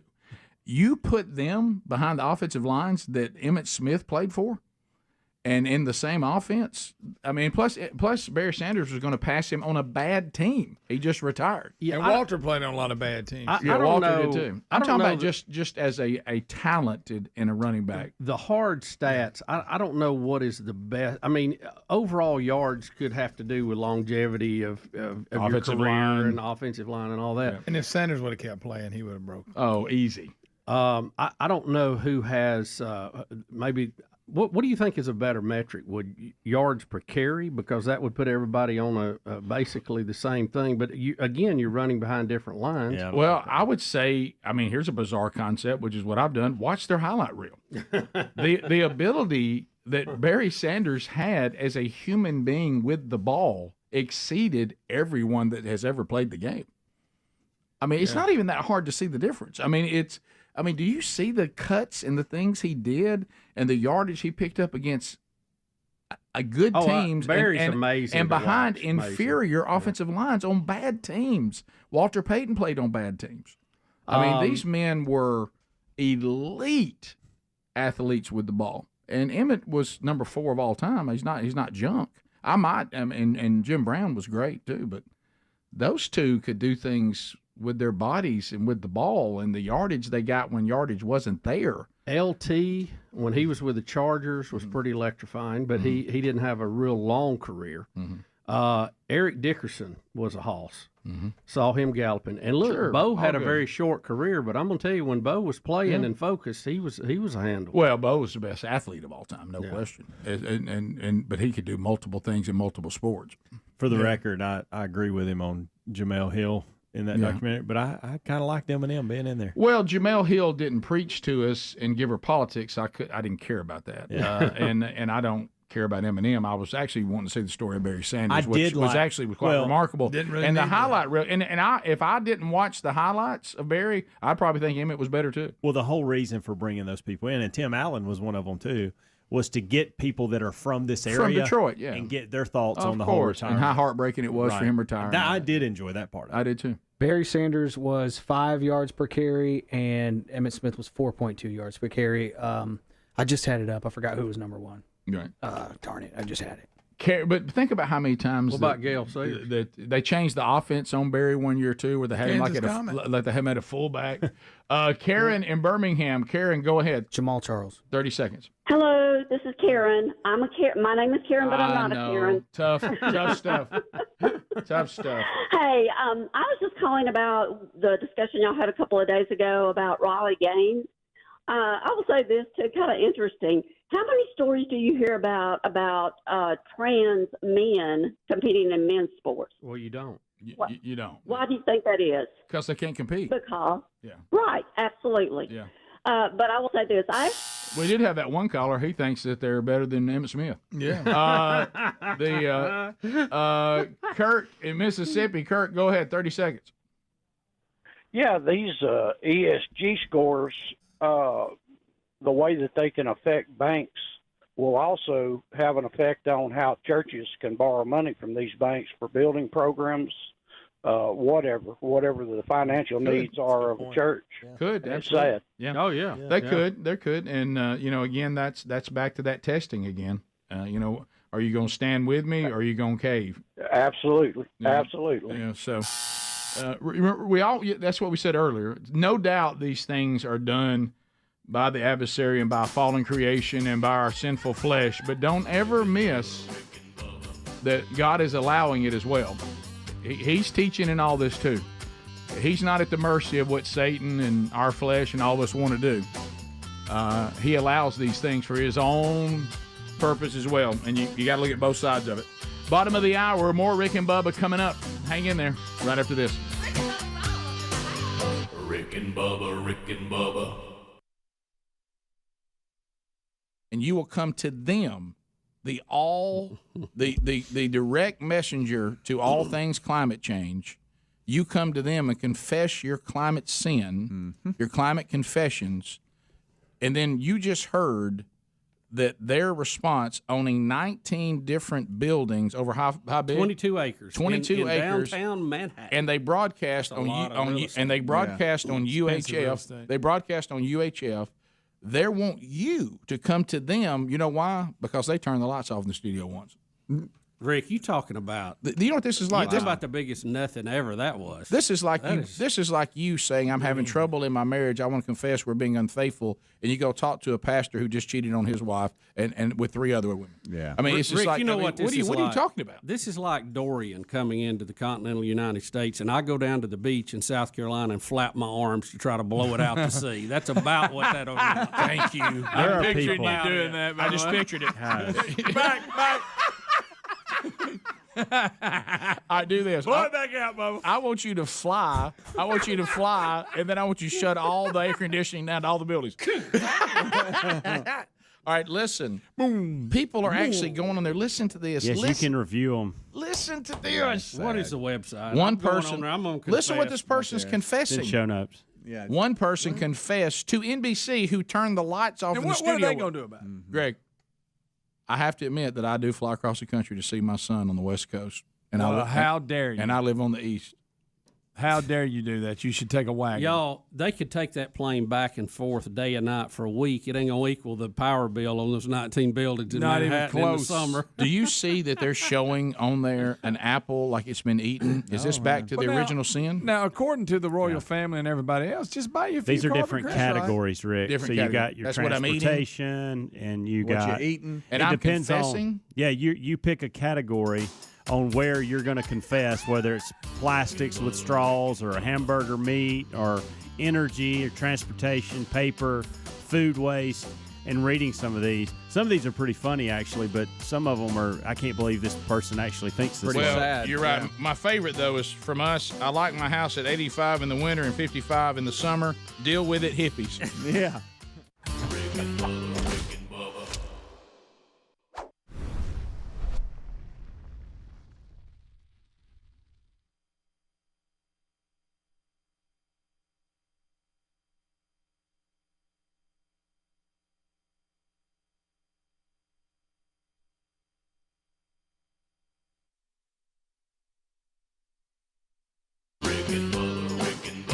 This is the Rick and Bubba Show. Watch more at blazetv.com/Rick and Bubba.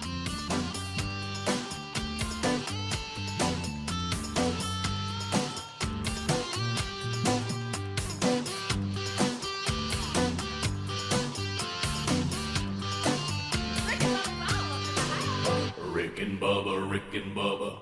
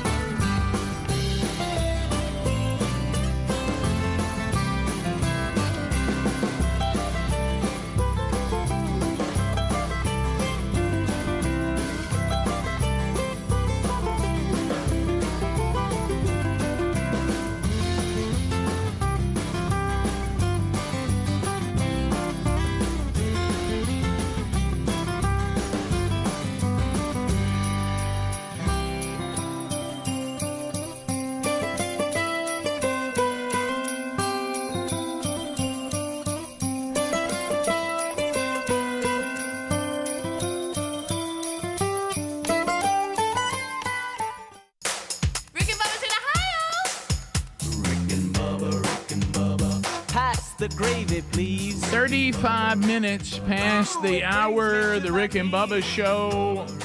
Thank you for being with us. Much to do as we go forward, but right now, here we go.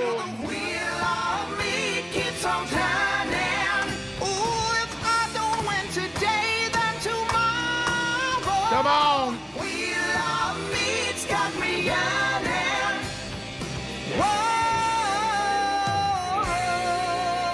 Come on, give it a try. It is the wonderful wheel of canned meat. Golden ticket seat guests are making their way to the magnificent wheel, and they're ready to spin it on your behalf, America. And you can reach us at 866-WE-BE-BIG. We'll get you lined up. We'll get you ready to go, and we'll start taking your phone calls one by one, and we'll see how many of you we can work in today.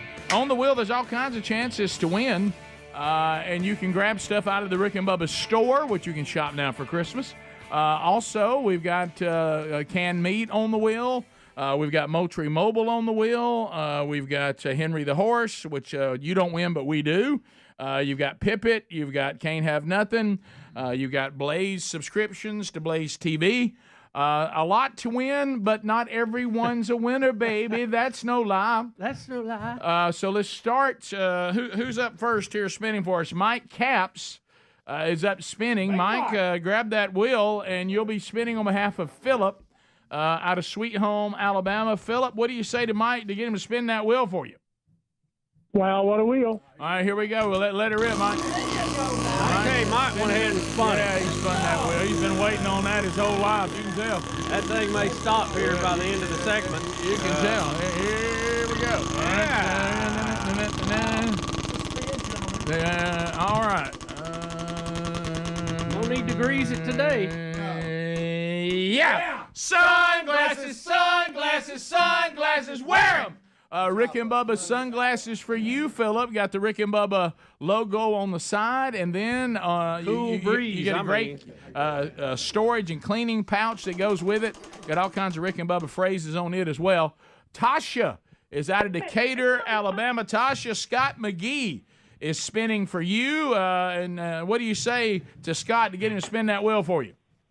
Wow, what a wheel. All right, let it rip. Let's go. Let it rip. Hey, we got some spinners today. We got some folks that are serious about it today. Good enough for me and Scotty McGee. All right, let's see what happens here. Bandana. Bandana. All right. Well, congratulations, Tasha. You got the Rick and Bubba bandana. You can let a pet wear this if you'd like, but we tested on Bubba's head. We think humans can wear it as well. There you go. How about a go for Tasha? Go! Go! Go, go, go, go, go! Hey! So there we go. So now let's move to Alan Morris. He comes to the wheel. Alan is up and ready to go. He'll be spinning on behalf of Brian out of Evansville, Indiana. Brian, what do you say to Alan to get him to spin that wheel for you? Wow, what a wheel. Let it rip, Alan. Well, we got spinning like crazy today. I mean, a lot of spinning going on. We're going to need to replace the clicker. I think we will. All right, so here we go. Let's see what we got today. Oh, it's Henry. Henry. It's Henry the horse. He's way back on the back 40, He's Rick. on the back 40. He'll have to trot all the way up. Here comes Henry. Hey, Henry. Here he comes. What's up, guys? Hey, Henry, how are you, buddy?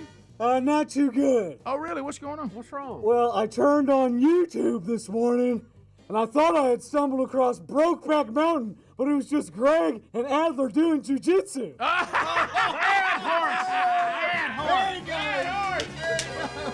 horse. Henry the horse bringing it in. Everybody say, da-da, da-da, da-da, da-da. there's Henry Check. Yeah, if you saw that, our goal is to get subscribers on the YouTube channel. Today, I think we have people removing their subscription today. Oh, their eyes were burning. Casey is in Guntersville, Alabama. Casey, Aaron Brook out of the Golden Ticket seats will be spinning on your behalf. What do you say to Aaron to get him to spin that wheel for you? Wow, what a wheel. All right, Aaron, let it rip. A reverse spin in camo. I mean a big reverse spin. A reverse spin in camo. All right, let's see what happens here. All right, bringing it back around. And, oh, yeah! Give me spam. Oh, Bubba, there it is. It's fuel for the brain. Hey, you got one some spam. Make it fried. Cause it eases stomach pain or on the grill. Served with candy yams. I don't need nothing else you bring me. Give me spam. Everybody say, give me spam. Well, Casey, just when you thought life couldn't get any better, boom, there's an autographed can of spam for you. And how about a go, Greg? Can we get one for that? For Casey? Go! Go! Go, go, go, go, go! Autographed can of spam coming your way, Casey. Greg will be shipping it. You'll get it somewhere in March. We'll put you on hold. All right, so there you go. Thank you for listening to the show. You know, when you think that life can't get any better, then there's spam. Then there's spam. All right, let's go to Billingsley, where Derek is standing by. Derek, welcome to Rick and Bubba. How are you? I'm all right. How you do? I'm all right. Mike Capps has made his way back to the wheel, anxious to give that baby another shot. So what do you say to Mike to get him to spin that wheel for you? Whoa, what a wheel, baby! Oh, watch out! Speedy nearly got killed by the wheel. So that was almost it. We almost lost Speedy on the most aggressive reverse spin in the history of the wheel. Yeah, I mean, it almost went right through the wall. So let's see what happens here. So let's see. Yeah! Rick and Bubba! Rick and Bubba! So let me tell you what that means, Derek, and your enthusiasm speaks for itself. It means that you can go to the Rick and Bubba store as long as the item is in stock. Now, if it's not in stock, there's nothing we can do about that. But if the item is still in stock, you pick the item, we send it to you, you want it out of the Rick and Bubba store, okay? All right, so we'll put you on hold, and you can talk to Helmsy, see if you can figure out exactly what you would like to take out of the Rick and Bubba store. And by the way, if you're shopping for Christmas, don't forget all the Rick and Bubba fans on your Christmas list. You can find them, any gift for them, and even those that you think may have it all. There's some new items there too. Thank you to all of our spinners today. A lot of winners. A lot of winners today. Good job with the wheel. Well done. We'll come back. We'll look at any story we might have missed.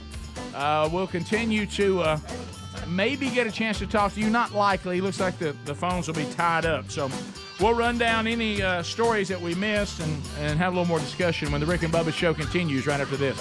Rick and Bubba, Rick and Bubba.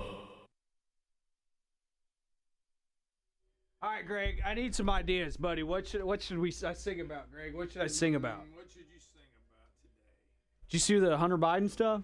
Oh, wow. He's been charged. How about that? Hunter Biden's been charged. He had quite a budget on He had quite a budget. Yeah, we'll sing about that. All right, go for it.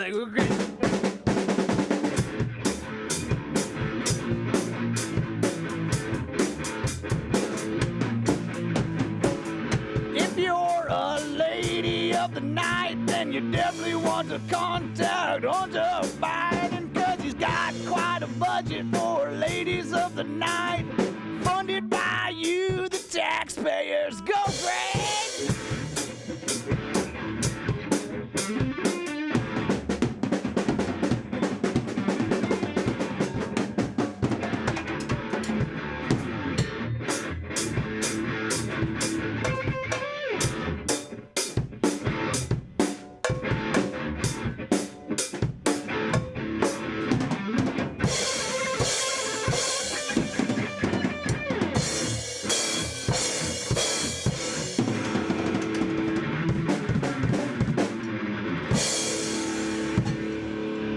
Rock and Roll City, where taxpayer money should not go to ladies of the night.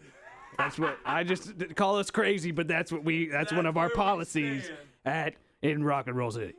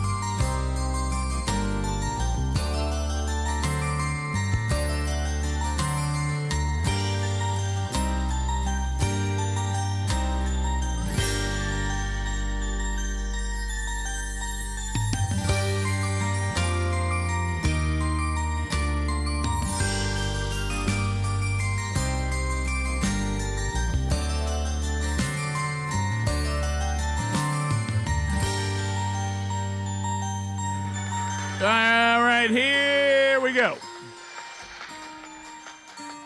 629 We Be Big, even though I keep saying 866 We Be Big. I'm aware of it, but usually it's too late. All right, so as we work our way back, that old muscle memory and subconscious hard to break. That's why you always got to have good habits, not bad ones. SimplySafeBubba.com. This is the time of year, old porch pirate, looking to come up to your house, to your business, whatever the case may be, snatch something off your porch, and then run off with it. And, it's remember, though, if you ever have to take care of yourself, always drag them inside before police get there. But anyway, so look, SimplySafeBubba.com. The 24/7 burglar busting protection available for your home. Nobody's better. And right now, if you go to simplysafebubba.com for you can get up to 50% off any new system. That's a half price. With the Fast Protect plan. Now, you want that Fast Protect plan for what I just said. Their Video Doorbell Pro and wireless outdoor security camera, powerful way to deter, you can get these, deter the package thieves. So Porch Pirate, you love them. It's a little different if we start talking to them and start hollering, hey, I see you. And they can do that with Simply Safe with the monitoring that they provide. So go to simplysafebubba.com right now or rickandbubba.com under the sponsors button and look for that deal of up to 50% off. There's no safe like simplysafebubba.com safe. They are the best in the industry, so put them to work for you. In the golden ticket seats today, Bubba, can you say hello to our friends? There they are. In the golden ticket seats today, we say hello to Maria McGee. Maria McGee, my Maria. Also Scott McGee, who just spun the wheel. Noel, where's Noel Caps? There's Noel. Noel. Great name for this time of year. Yeah, it is. Everybody's saying her name everywhere she goes. Mike Caps spun the wheel both forward and backward for us today. He's here. Alan Morris is here, spun the wheel. And Aaron Brook, also here. He spun the wheel as well. So, Bubba, in the golden ticket seats today, we do have the sensational 6. So give me a number between 1 and 6. 1 and 6. These are jumbled up now on the list. What about 4? Number 4, yeah. Maria McGee. Come on. Maria McGee. Good enough for me and Maria McGee. So a $50 American Express gift card for Maria. Courtesy of Dr. Thomas Dudney and the gang at Dudney, all of our family dentists. So congratulations to you, Maria, and so glad that you joined us along with the others today in the golden ticket seats, and I hope you've had a great experience. Remember, when you watch how something is made, it can sometimes make you nauseous. But anyway, we're glad you were here to see it today. Bubba, anything that we have not covered? You mentioned the Hunter Biden Yeah, stuff. Adler, if you'll get 2C ready, we've had this story kind of break during the show today with more details coming out. This story that we'll look at is from CNN, the very conservative CNN. Hunter Biden has been charged with 9 federal tax crimes, including 3 felonies, for a long-running scheme to evade millions of dollars in taxes. Some of the evidence being turned up in this, Rick, is going to tie him and his activities to his father, who is president. Oh, really? Are you serious? That surprises me. I know. You mean his father knew about all this? He did. He keeps know telling about us. this. Of course, he also tells us he played lacrosse somewhere where they didn't have a program. Right. But anyway, all right. So here we go. Here's the story about this ongoing thing with Hunter Biden. That are we ever going to act on this? I mean, he's charged now. This is the real deal. All right. Well, I understand. I have the indictment right here. It's voluminous. It's 56 pages. But in going through this, the Justice Department details the allegations supporting these 9 counts that they have filed against Hunter Biden. They include 3 felony tax offenses and 6 misdemeanor tax offenses. Now, to put that in context, Hunter Biden was hoping to resolve this investigation by pleading guilty to just 2 misdemeanors. But here, the Justice Department is alleging that he engaged in a 4-year scheme in which they say he chose not to pay at least $1.4 million in self-assessed federal taxes he owed between 2016 and 2019. And then they also accuse him of trying to evade the assessment of taxes for 2018 when he filed false returns. Now, they allege that he subverted the payroll and tax withholding process of his own company by withdrawing millions outside of that process. They also accuse him of spending millions of dollars on a, quote, extravagant lifestyle rather than paying his tax bills. They say in 2018, he stopped paying his outstanding and overdue taxes for the tax year 2015 and willfully failed to pay his 2016, 2017, 2018, and 2019 taxes on time, despite, they say, having access to funds to pay some or all of these taxes. They allege he willfully failed to file in 2017 and 2018, and then when he did finally file in 2018, they say that he did so to reduce the very substantial tax liability he faced in February 2020. Now, again, these are tax allegations. It's a little in the weeds, but he faces a maximum penalty of 17 years in prison. Now, of course, oftentimes sentences are far less than the maximum.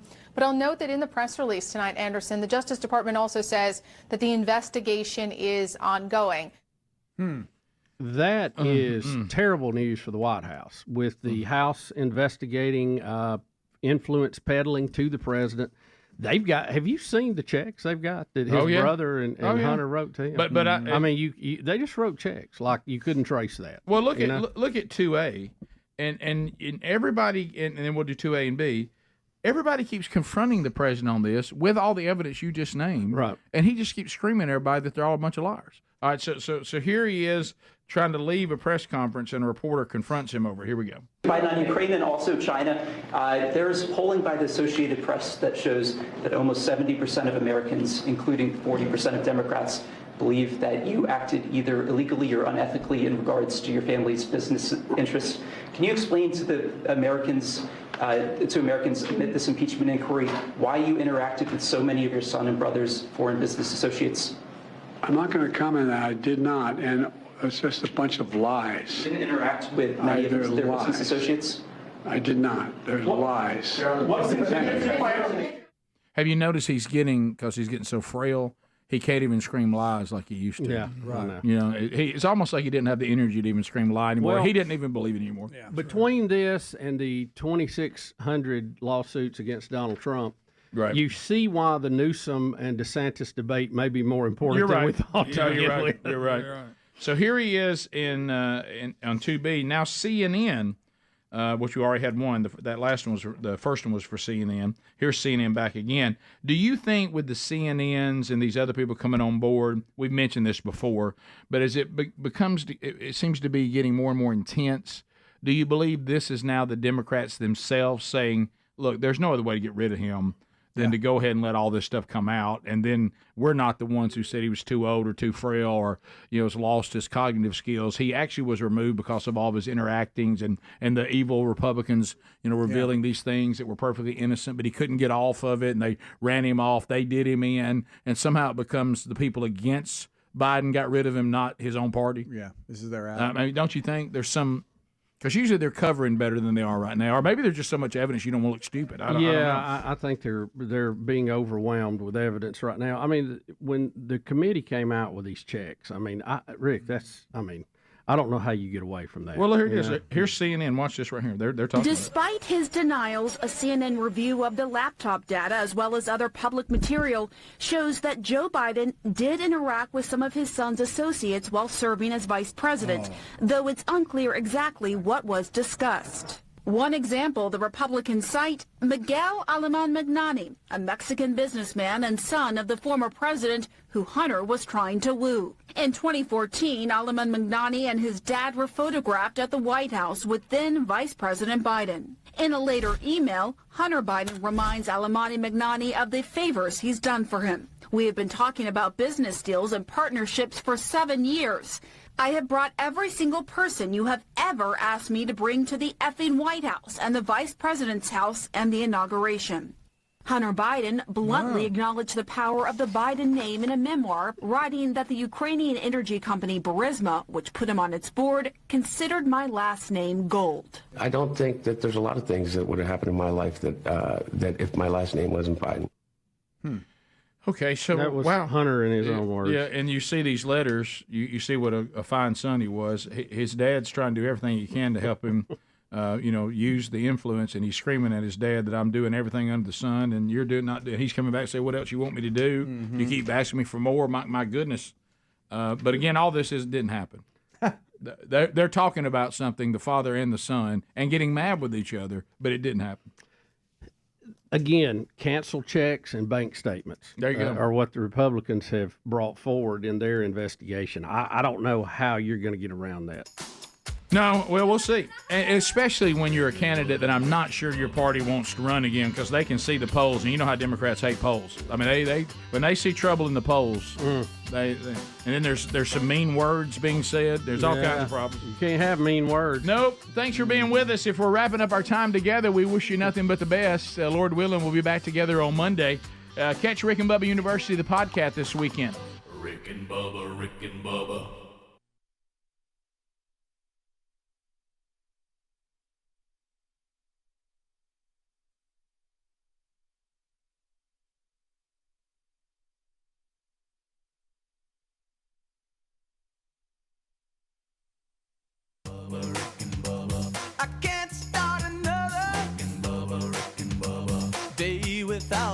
other. Rick and Bubba, Rick and Bubba. Oh, there is no other. Rick and Bubba, Rick and Bubba. Waking on their blubber. Rick and Bubba, Rick